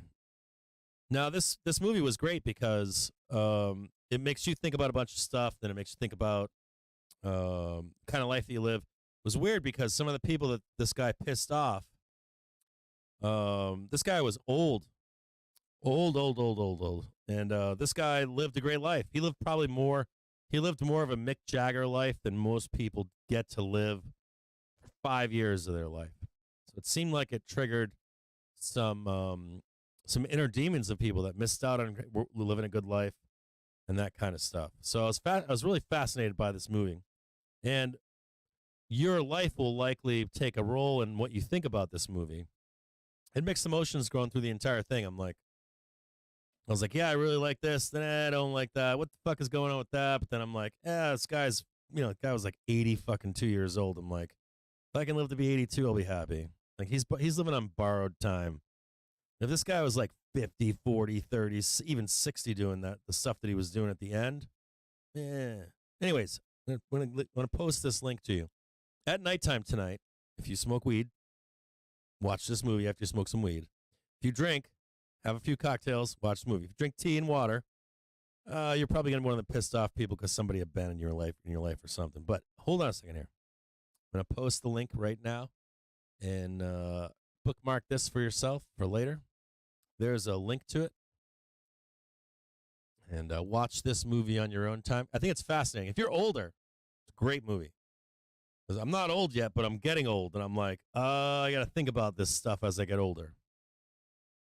So it led to a lot of introspection for myself.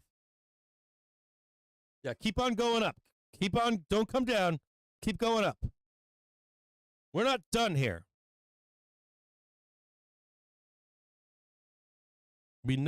Should be 0 losses today. I haven't lost a single fucking trade today, gotta be honest with you. Not a single one. I've taken a bunch of fucking trades today. I just posted it. Inside the stream, inside the chats, both streams.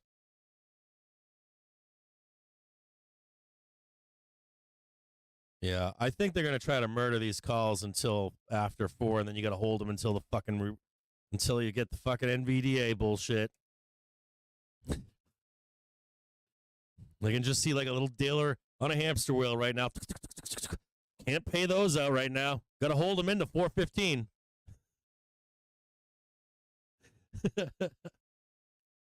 I just posted it. It's right there. I just posted it on YouTube. It's right. You guys don't see the chat?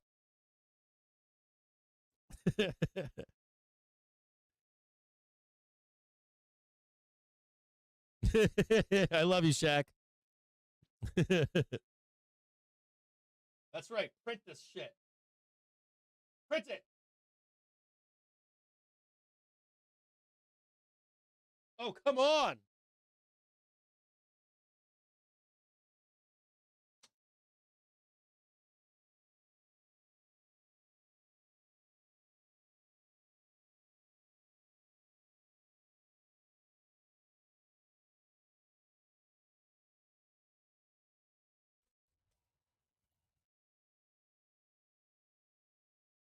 Yeah, there you go. There you go. Take all those bears for a ride right now.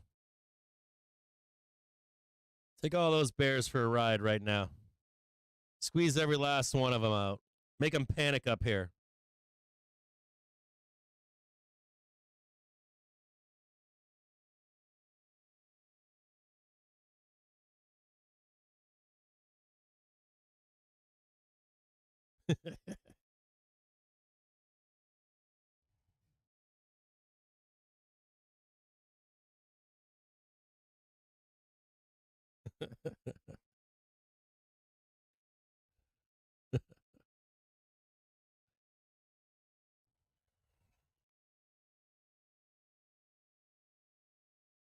You want some jams in the background?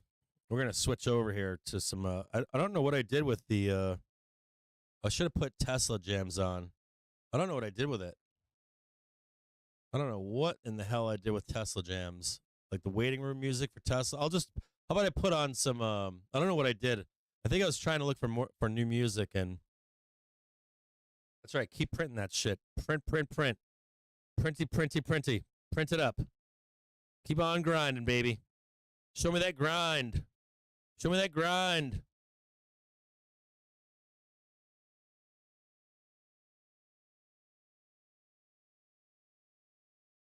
Show me that grind up there.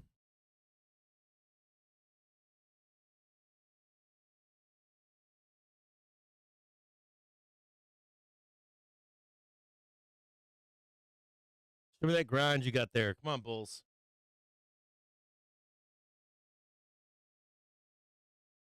Show me that grind. Show me that money up there. Make it rain. Keep going. Trading 39 cents right now. Come on, baby.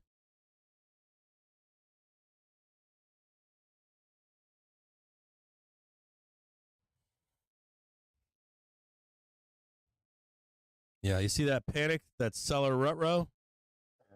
That's where you're gonna set them back. That's where the pain comes on. It's a pain trade right here.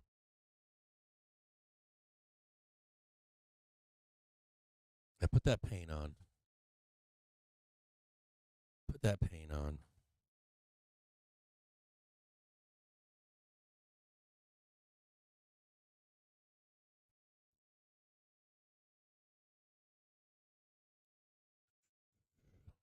That's bizarre. A month ago, you'd think we'd blast right through. We're at the bottom. This is where you buy. You actually buy. This is the stuff that you buy.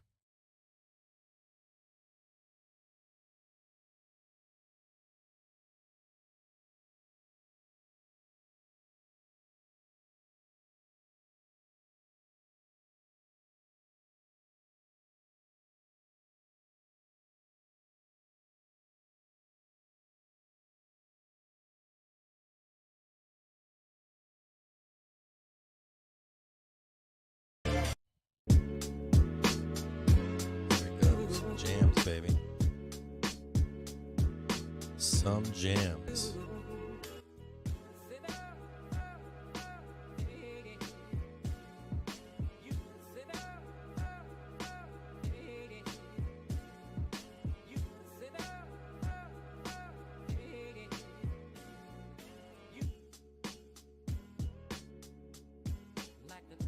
Bull jams. All right, hold on here.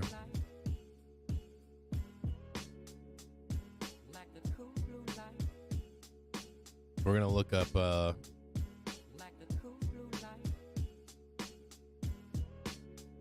hold on a second. On another chart here. Hold on a second here.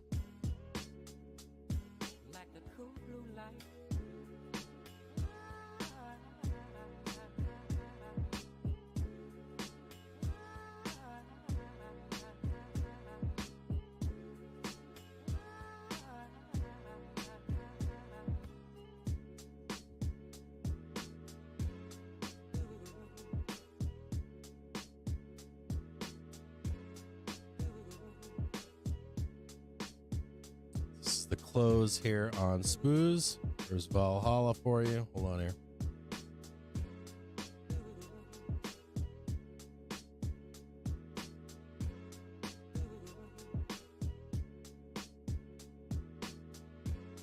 A little bit of weakness here in the close and NVDA.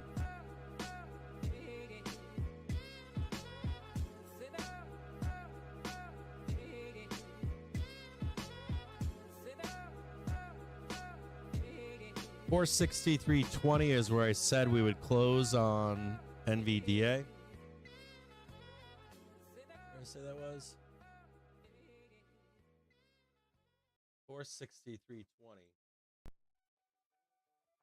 So I said we'd panic sell into the close. Right there. So my expectation is into the closing bell here. So we panic sell this down. After hours, and then you're going to get your actual move here. An actual move there. So far not happening, right? Kind of wrong here, right? Not accurate. Hasn't happened yet. And then we're going to talk about the targets. We've got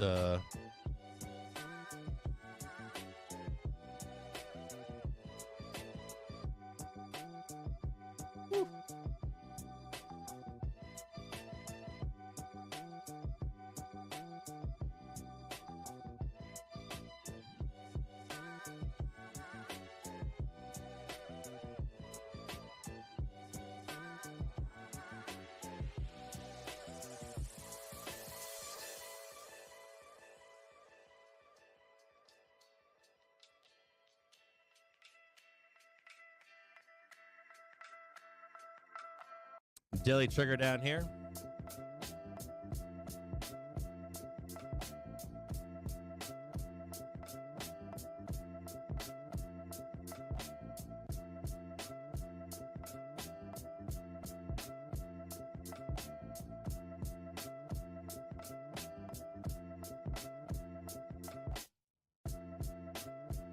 Implied downside move. 426 up, 45.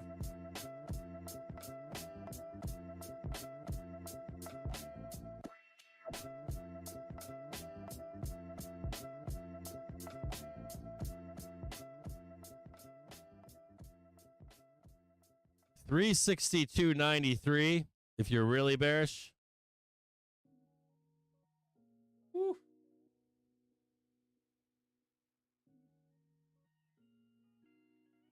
If you're really, really, really bearish into this close on NVDA, low target, couple weeks.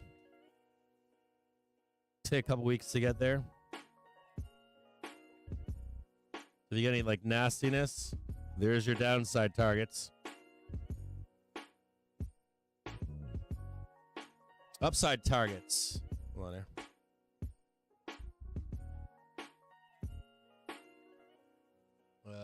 $478.78.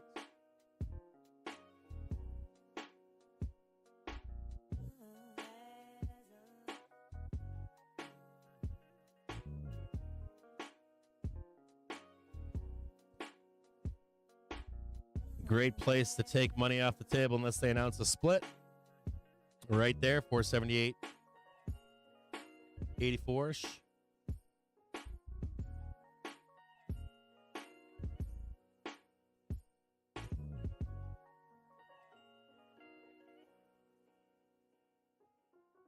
Also remember that they love to take out or not take out their targets up or down. So just note that if you're long the underlying, you usually fail to hit these implied numbers. You also have until the 25th for this to happen. So it would never be shocking to see just kind of like a moot point. Tag that, come back down here, tag this, right?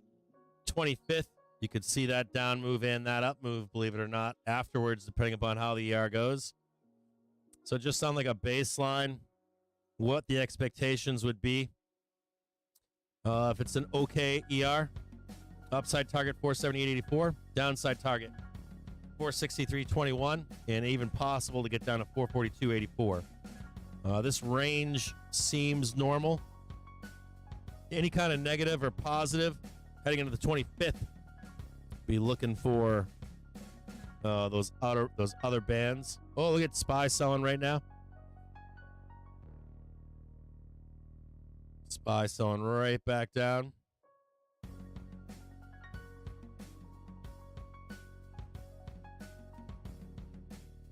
Do we actually get it at 4:30? I gotta look that up.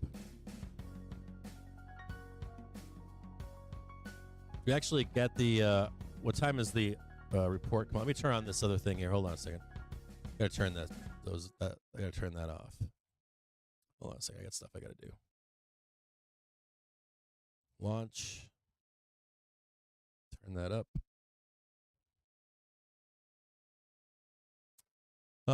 There was some news earlier that said traders further target dovish Fed policy pivot and SOFR options. More upside flow has been seen in options hedging the Fed's decision to cut rates as early as this year and into next year. The most recent dovish flow was seen in December of 2023. HU88 options, which paid a premium of around $3.5 million. You can't trust that shit. What time does the ER release? What time is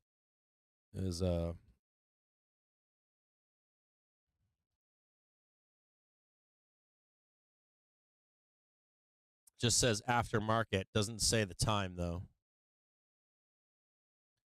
Just says aftermarket close, so I don't have anything confirming the actual time of that release.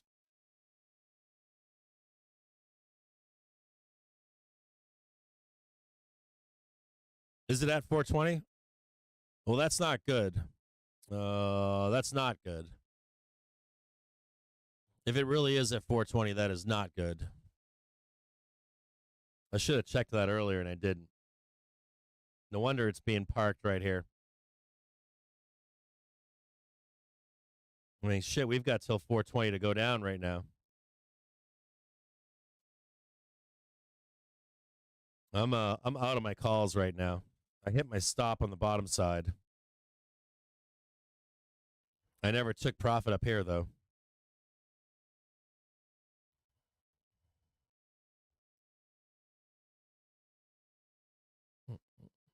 Here comes the bleed on NVDA into the close. Am I going to get my early tap down here by close here or not? I don't know. This 44.3 right here. Remember that big A we were talking about? We still have all these calls pinning the market here. So we've got 443 Cs. Now 302,000 of those calls. For close today. They're not going to mean anything though, are they? If we don't get the report until after 420, then those calls don't mean shit. They're not going to print at all. Yeah, timed horrible for options. Probably the intent. Wasn't he one of the guys? Weren't they one of the companies that almost like what's the other company that does that shit? There's another tech company that does that. That they would like release earnings early intentionally to fuck over the stock market participants. I forget which company it is right now. Is it Intel? I don't know if it was Intel or somebody else. Who was it that does that?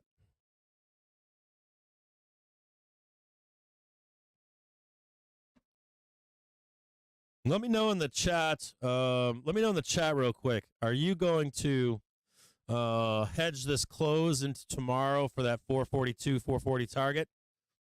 Are you going to be flat? Just say, I don't know, puts for the open tomorrow, flat, waiting for a dip to buy. What else could you say? Long, bull. We're going up after the bell. We're going to rocket ship off NVDA tomorrow. Wake up tomorrow morning, we're trading 443. Trading above the daily trigger. If we go low enough in here, I'm interested in it.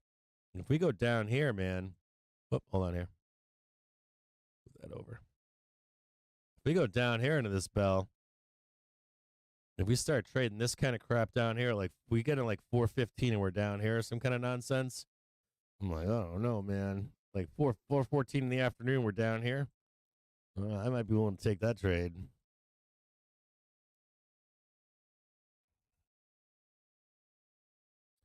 What are you saying right now? No, it's not Apple. I'm thinking about what fucking it's who thought they were getting TikTok? That company. Whoever the fuck, not Microsoft, but the other one. That company used to drop their earnings.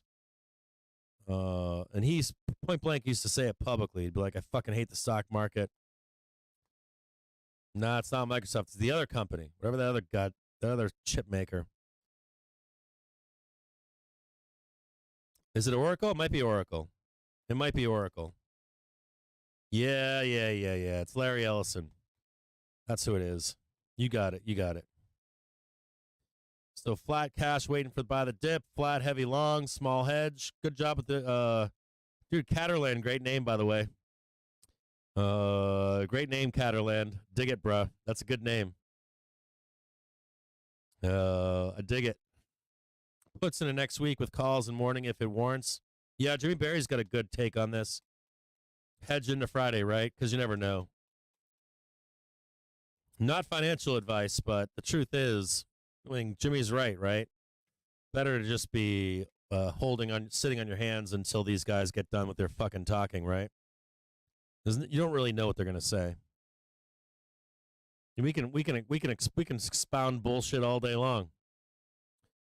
I was watching some YouTube videos this week. I'm like, these guys are all bullshitting too. I'm like, nobody has any idea where the fuck we're going.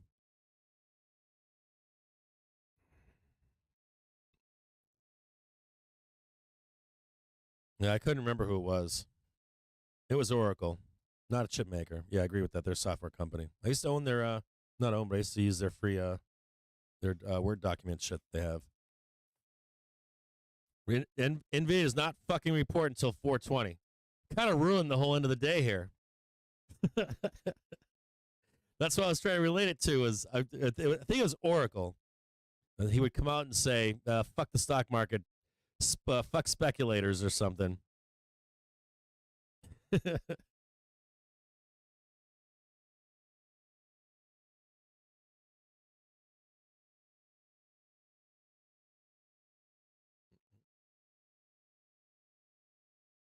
So you've got my take on what to expect here. You've got that big green arrow. We talked about that, right? Talked about the relief rally bounce down here. We drew this morning, right? Get that like panic in the overnight. They come out and they do their talk. Oh, 10 a.m. They get dovish. We're off and running. They're going to tell you the news will come out here that expect Jerome Powell to be a dove on Friday. And if you don't get a dovish speakers tomorrow, you're gonna hear, oh, if those little Fed presidents are bearish and hawkish, expect Chair Powell to be bearish on Friday. In fact, he'll be dovish if they're hawkish.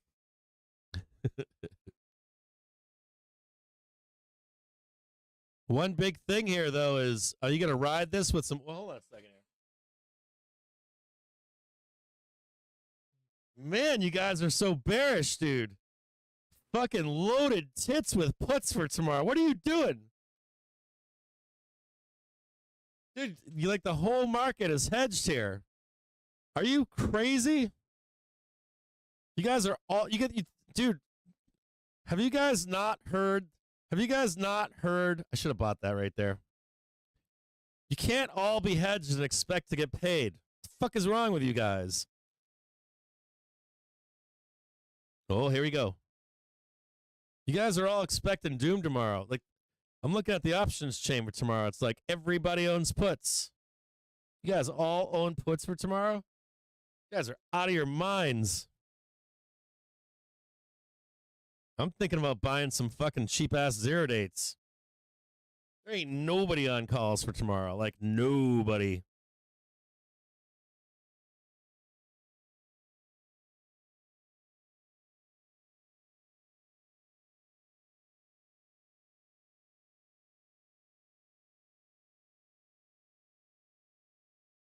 All right. Very small position. Tiny position. long calls for tomorrow because I don't believe you guys. I just threw them on. I didn't even care. It's like, here, buy some calls tomorrow because they're all fucking short. This whole fucking market is short. Are you guys out of your minds? Well, I bought 446s. I just bought 446s. You guys are out of your minds. You see the number of puts on the market for tomorrow? You guys are savages.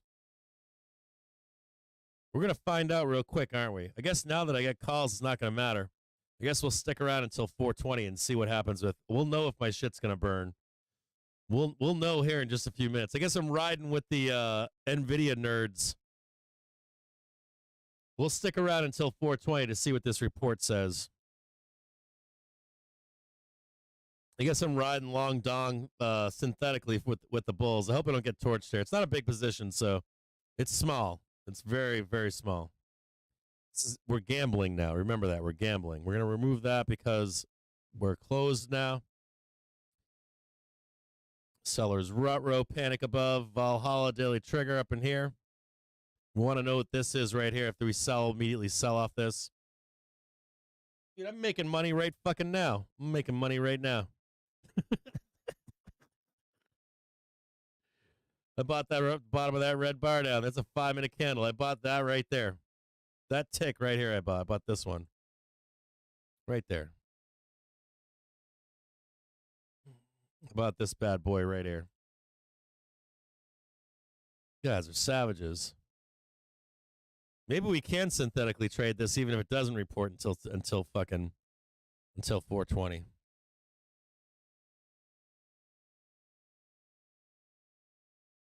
Oh! Whoa! What'd they do to me here? What's that bar right there? What's that shit right there? What's this ghost print? What's that? You trying to get out of your short? What is that bullshit? What is that? Did somebody break the news to you? What the fuck is that right there? Nothing to see here, boss. Nothing to see here, boss. Damn, look at that. Nothing to see here, boss man. There ain't nothing. Who gets to do that? Who is that does that? That ain't you and I. We don't get to do that, do we? Look at that.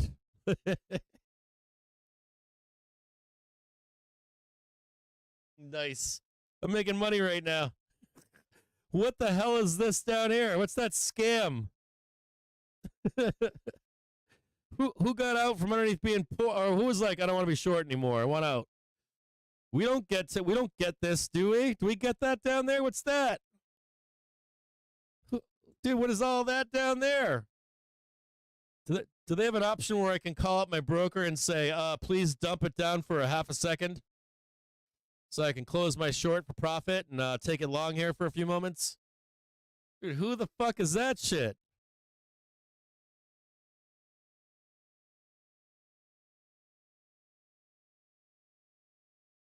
Doo-doo-doo.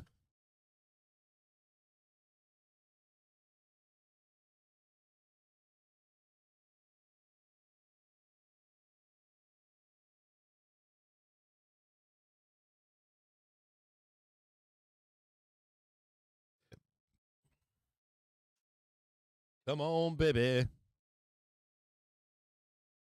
Yeah, who is that? Who's allowed to do that? Weeble charts are really good. They're like, they're not the best, but they're really good.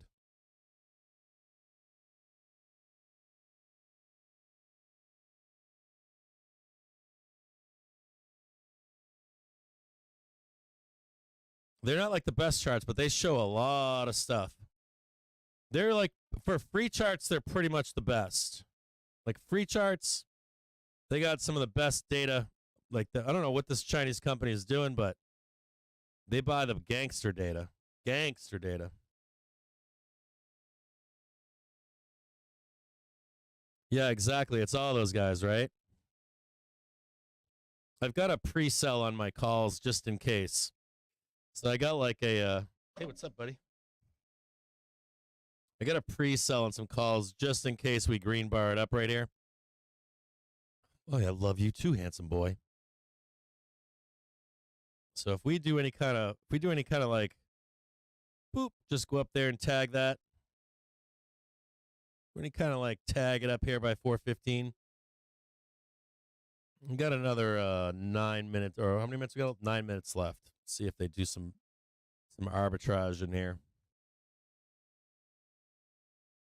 See if the numbers have leaked.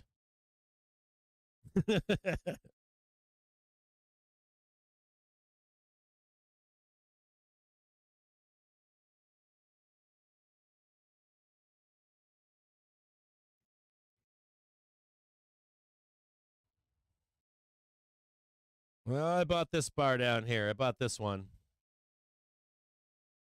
I bought this bar right here.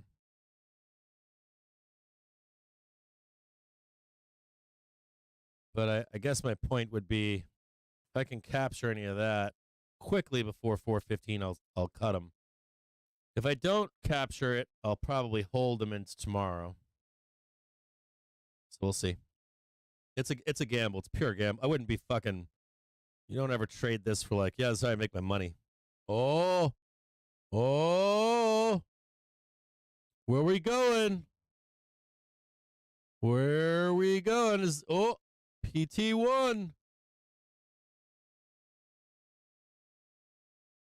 Where are we going right now? Place your bets. It's now 4:07. Time to place your bets. Whoa. Whoa. Trading 476. 477.80. Trading right now. PT1 478.84 in just a few moments. Here comes Spoos, baby.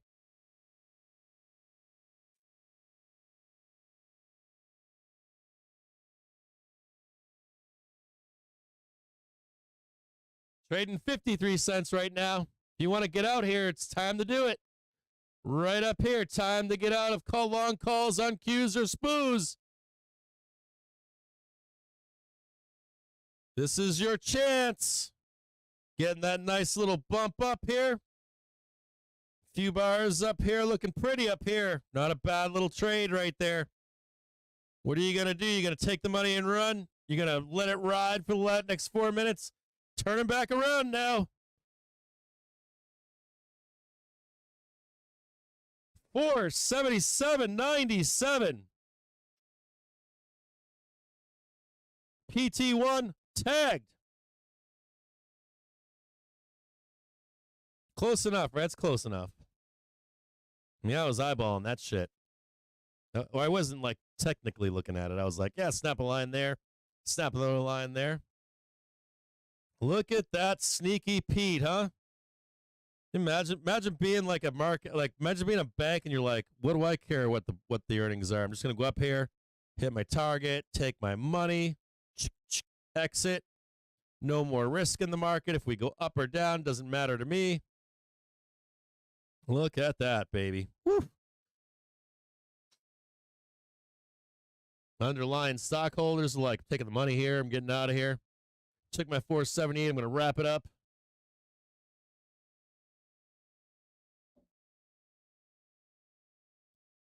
Market is not a scam, right?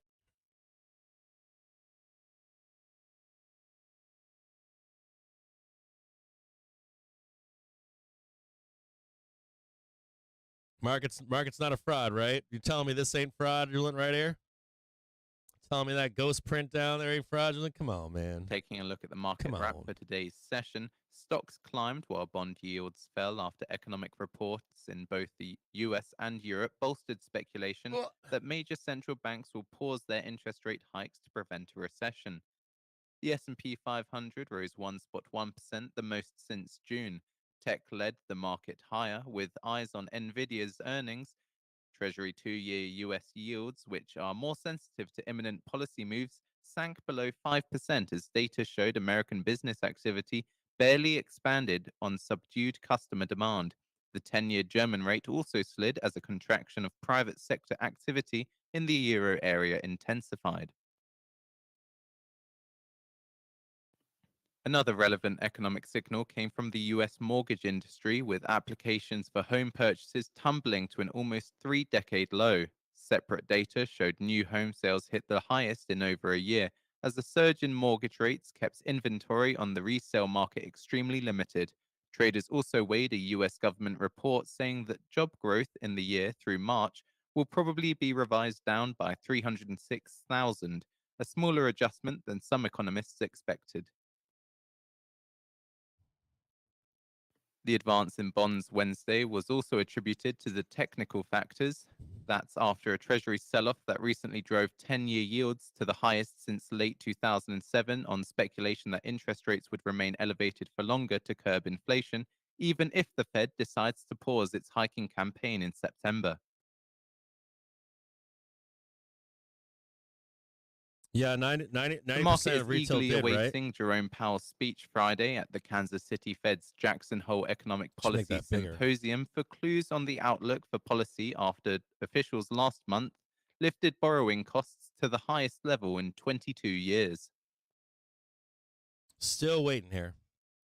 And just to keep our users aware, we're just under 10 minutes away now to 4:20 p.m. Eastern Time. We do get NVIDIA's Q2 2023 earnings. So estimated EPS for NVIDIA seen at $2.07. Looking at the 1 year in NVIDIA, I think they do sell the news. I think the question is,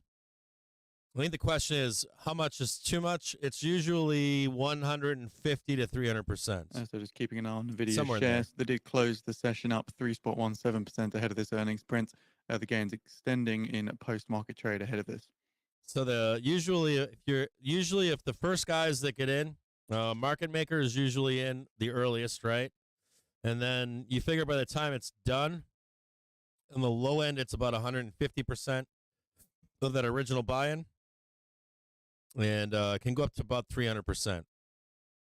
Somewhere in there. I'm right around that ballpark.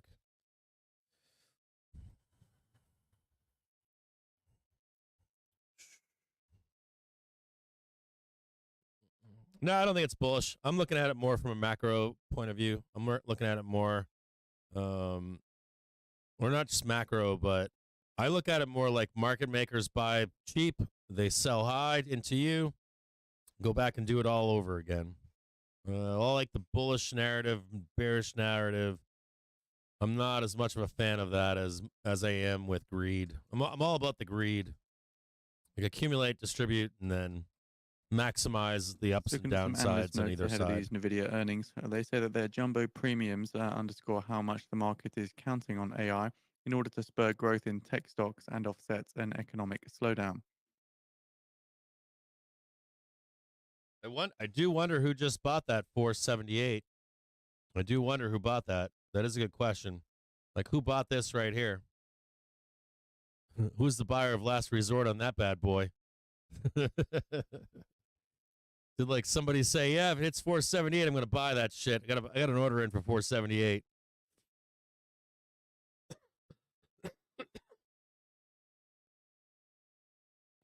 So further analyst commentary.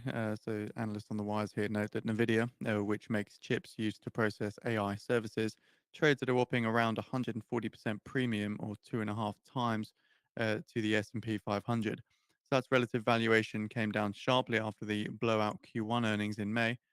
While NVIDIA shot up over 20% when it said its AI could propel its Q2 revenue far beyond what Wall Street expected, so did EPS estimates, pulling the PE down.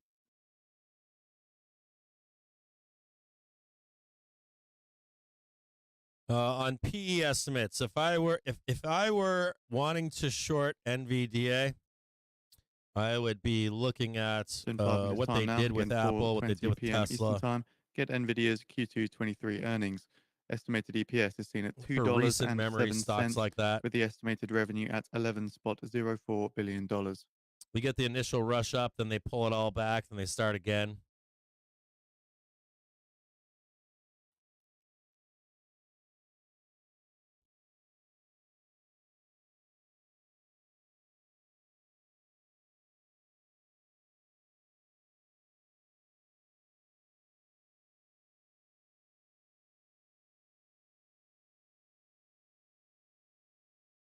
4.5 minutes left until we find out what's going on here. I will say this to you. I'll give you something if you are a bear. If you see like meet expectations, if you see slightly beat expectations, oh, there goes Spoos. If you see anything like that, it's not good enough. We know that, right? You better be like farting fucking rainbows and golden eggs, and you better be splitting or something. Like, you gotta hear something.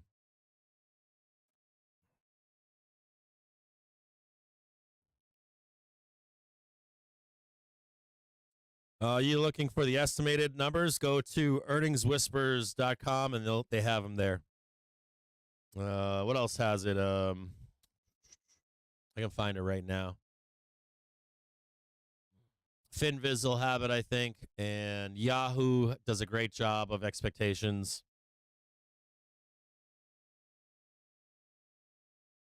But you got to beat hard and heavy. That's the one. I will give that to. Sellers. Like, can't just come in like oh, we just skated by. This is a big Tesla thing too. I try to tell this Tesla bulls, they don't want to hear it. I'm like, you start running hot and heavy, you're like trying to price stuff in, and you've run up into your earnings. You better fart a fucking rainbow. Like you say something like this, you come into your next deal. When you're that company, when you're a growth company, you say this, you better come into your earnings and say, we did that, and now we got this up here. So that up there, whatever that is, I don't know what it is. I don't know what it is for NVDA. It's got to be a split or something. I don't know if, like, they show their orders maybe and say we're backlogged for the next 10 years, 15 years. We'll never catch up. We're going to build, like, 16 factories this year, something like that. But even that, if you said they're going to build 16 factories in the U.S. or something, you'd be like, oh, shit, it's going to cost them a ton of money to do that.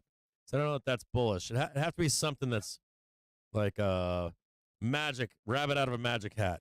Especially when you're a growth company, it has to be that. It has to be like beat heavy, beat hard, crushed expectations. Oh, and by the way, there's a cherry on top.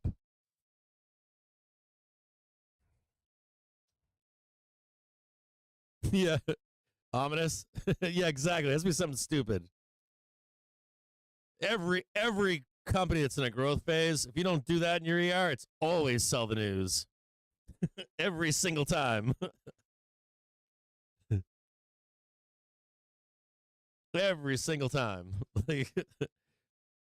It's not like the growth is done. It's that they want something cheap to buy.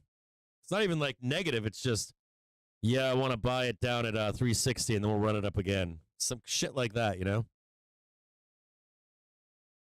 I mean, let's look at that for a minute. Just right here, right? If you didn't have an expectations meet here, well, I would almost assure you that you would see. We're expecting NVIDIA's Q2 results.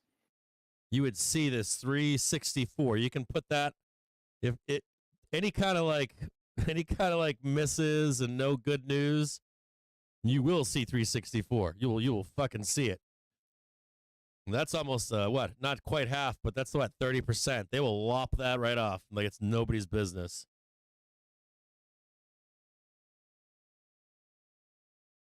Come on, baby. 1 minute left until it supposedly drops. If anybody's got those numbers, if they got them from Twitter, my Twitter's all fucked up for me right now. I got like trying to delete all my tweets, and then my tweet deck is all jacked up. Like whatever Elon is doing weird stuff right now.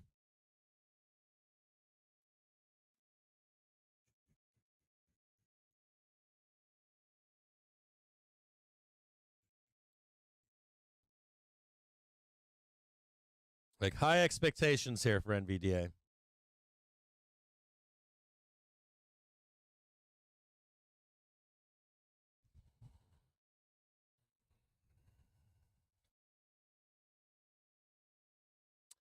It has to do with, wait a minute.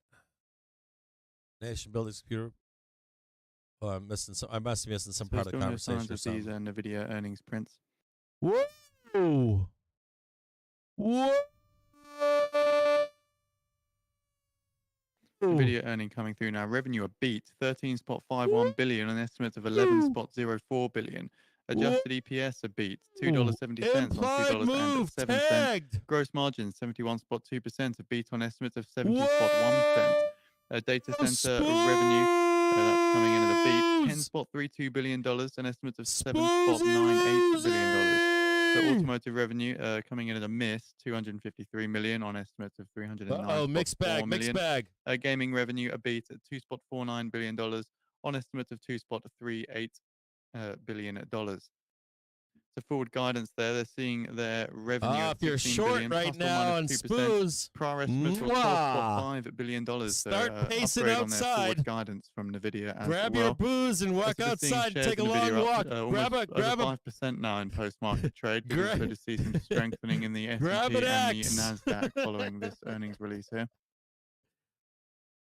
Grab an axe. Go outside, so chop a tree down, revenue a rather large and panic until morning. $1 billion. Oh, shit. $11.04 billion. EPS also beating by around 63 cents. If you're short right now, S&P 500 accused. $2.07. Smoke a cigarette or something. Also, grab a cigar. I don't know what you're going to do here. $25 billion in share repurchases as well.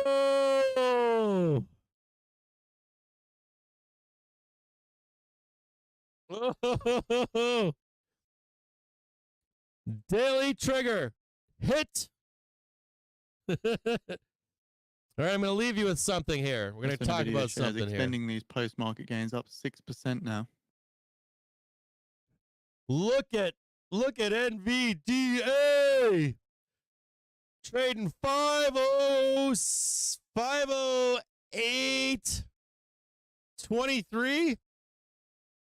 I got 23 up here. I got some ghosting at 508.23. Says 508 on Webull. So we're gonna roll over to something really quick. If you're a bull or a bear, if you're a panicked seller here, if you're at home listening to me right now and you're angry, mad, upset, pissed, please do not hang up. Give me just a second here to deal with you guys. Okay. Here is ES. ES having nothing to do with this right now, okay?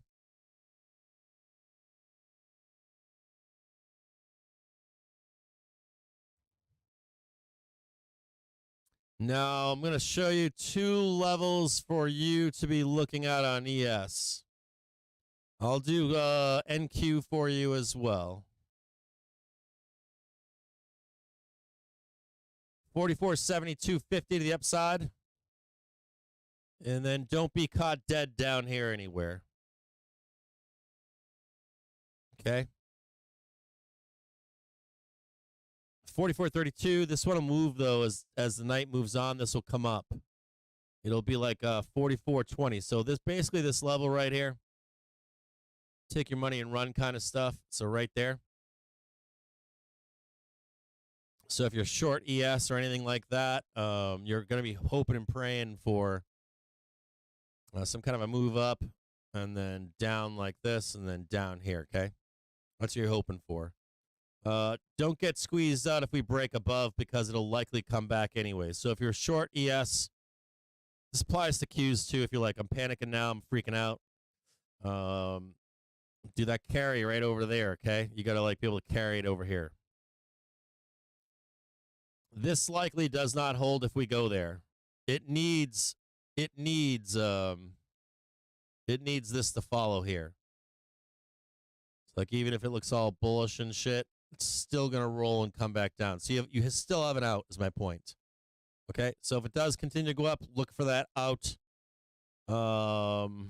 at 442ish. Somewhere down in here you'll likely be given an out. NQ. Ah, shit. NQ, man. Woo-wee. I want you to see this here in NQ, okay? On NQ, I'm not one that believes that NQ can go higher. without the hourly trigger. I'm not that guy. So we'll look at the 30-minute here, see if I'm wrong. You know, you're probably going to get a squeeze up here on NQ. You're probably going to get a squeeze. There's that target up there, but you know, you're going to be looking for these targets to sell by open tomorrow. I'm going to warn you of something here. Sorry, this is for me for NQ, but normally, if we squeeze up, you'll get a chance to get out. I want to warn you, though, you have the hourly trigger coming up right here. So if that holds and we start going up here, it's going to get nasty. You're going to get a phone call. So just be really careful in here if you're in like a tech short or something like that. Worse than S&P 500. Very dangerous. If you're short NQ, very dangerous. I'm gonna say something to you. If you're short, dude, like we go down here, get out of your fucking short until this here starts to go down to remake your money. Like, don't go short until you're under this. Like closing fucking bars. Shouldn't be trading this shit if you don't know what I'm talking about. But there's real danger here if you're short on NQ. I didn't see that earlier. You know, they close the fucking market for an hour, and before you know it, you're up here. 6 p.m. rolls around, and whoop, see you later. Be really careful in the 6 o'clock here. That's a fucking trap and a half right there.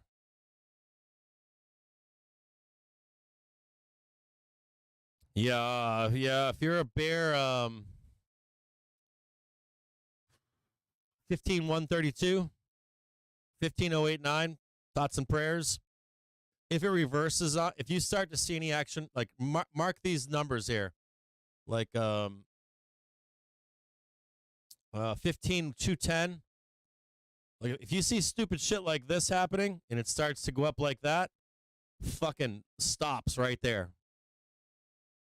It ain't gonna stop because you're gonna see this hourly come up and it's gonna be 6 o'clock in the morning. You'll know by 6 a.m. That's best case scenario for you. I don't know what time this is here. Probably be awake around. I'm going to tell you when you're going to be awake. Somewhere around 9 o'clock. Somewhere around 9 p.m., 11 o'clock tonight. I don't even think you get until 2 a.m. I think 9 p.m. you're going to know. You'll probably have an out at 9. I hope that you do. I don't want you guys to lose money if you're a bear, so. Okay, so I'm going to leave you with this. Switch back over into tomorrow. I'll see all of you guys tomorrow. Would not be surprised to see it all come back down by AM. We are above the daily trigger right now. Not bullish yet. Needs to recheck daily trigger in cash market. All this is fake. So like in cash market, you need to see price come back down and test daily with the hourly underneath it to even begin to talk about being bullish here. So don't get started with like, I don't want to see you on fucking FinTwit being bullish because the squeeze comes right back. It always, every single time it comes back. It has to prove in cash market that it's going higher. Okay, so I will see you guys tomorrow. Do you guys have any questions before I go? See you guys in the morning. Review where NVIDIA is going. So the implied move was hit. I haven't heard their guidance yet to see what they have to say. Seems like they made their target. Even if you get a pullback in NVDA, you'll likely see it tag it again during cash market. They have to announce something extra special, super duper, for it to go any higher from where it is right now. If they announce anything crazy, let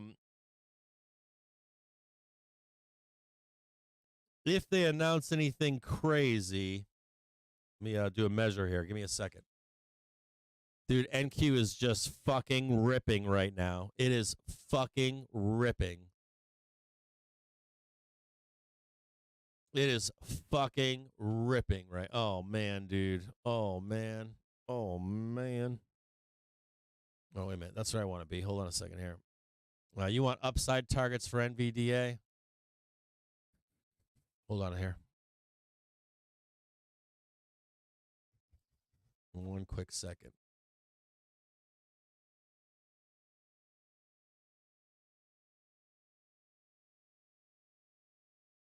I got to measure this shit. Hold on.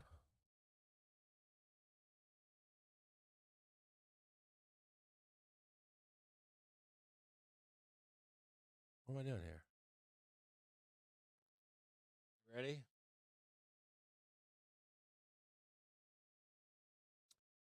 $554.78. I don't think you get that right now, though. I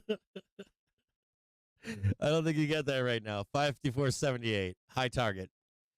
I don't think you get that right now. I'm not going to tell you that's going to happen. I don't think you get that for some time period.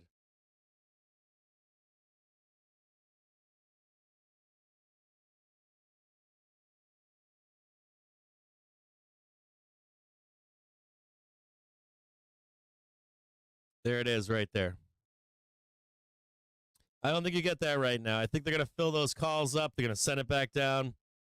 This is on board for you, though, if outside of market conditions, outside of options, outside of no bad news coming out in the next half an hour, you're targeting 554.81. 78. Sorry, I said 81. It's 78. 25 billion in share buyback.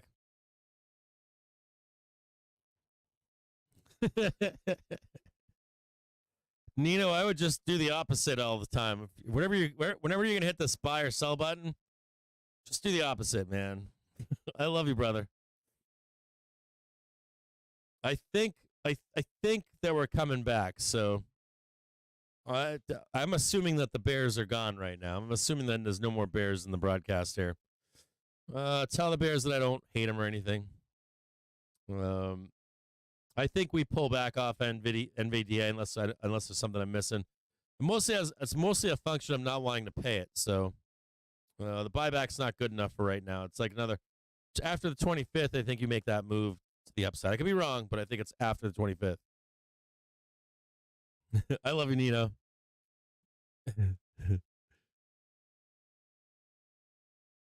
Love you too, Stacy. I'll see all of you guys tomorrow. I'll see you at 9:30 in the morning. We'll play the interviews live for you at 10:05. See what they have to say, and we'll see where this market's going. 445.01 high tick on SPOOs, closer to 450 than we think, right? Closer than we think. I'll see all of you guys tomorrow. Please like and subscribe to these videos. Tell your friends on Twitter. Tell your friends on Wall Street Bets, Stock Twits, wherever you go. Try to get me some viewership. I need some viewership. So I get a high today of viewers of like 560 or something. It's probably got like 2,000 viewers.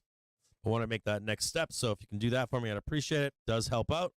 I'll see all of you guys tomorrow at 9.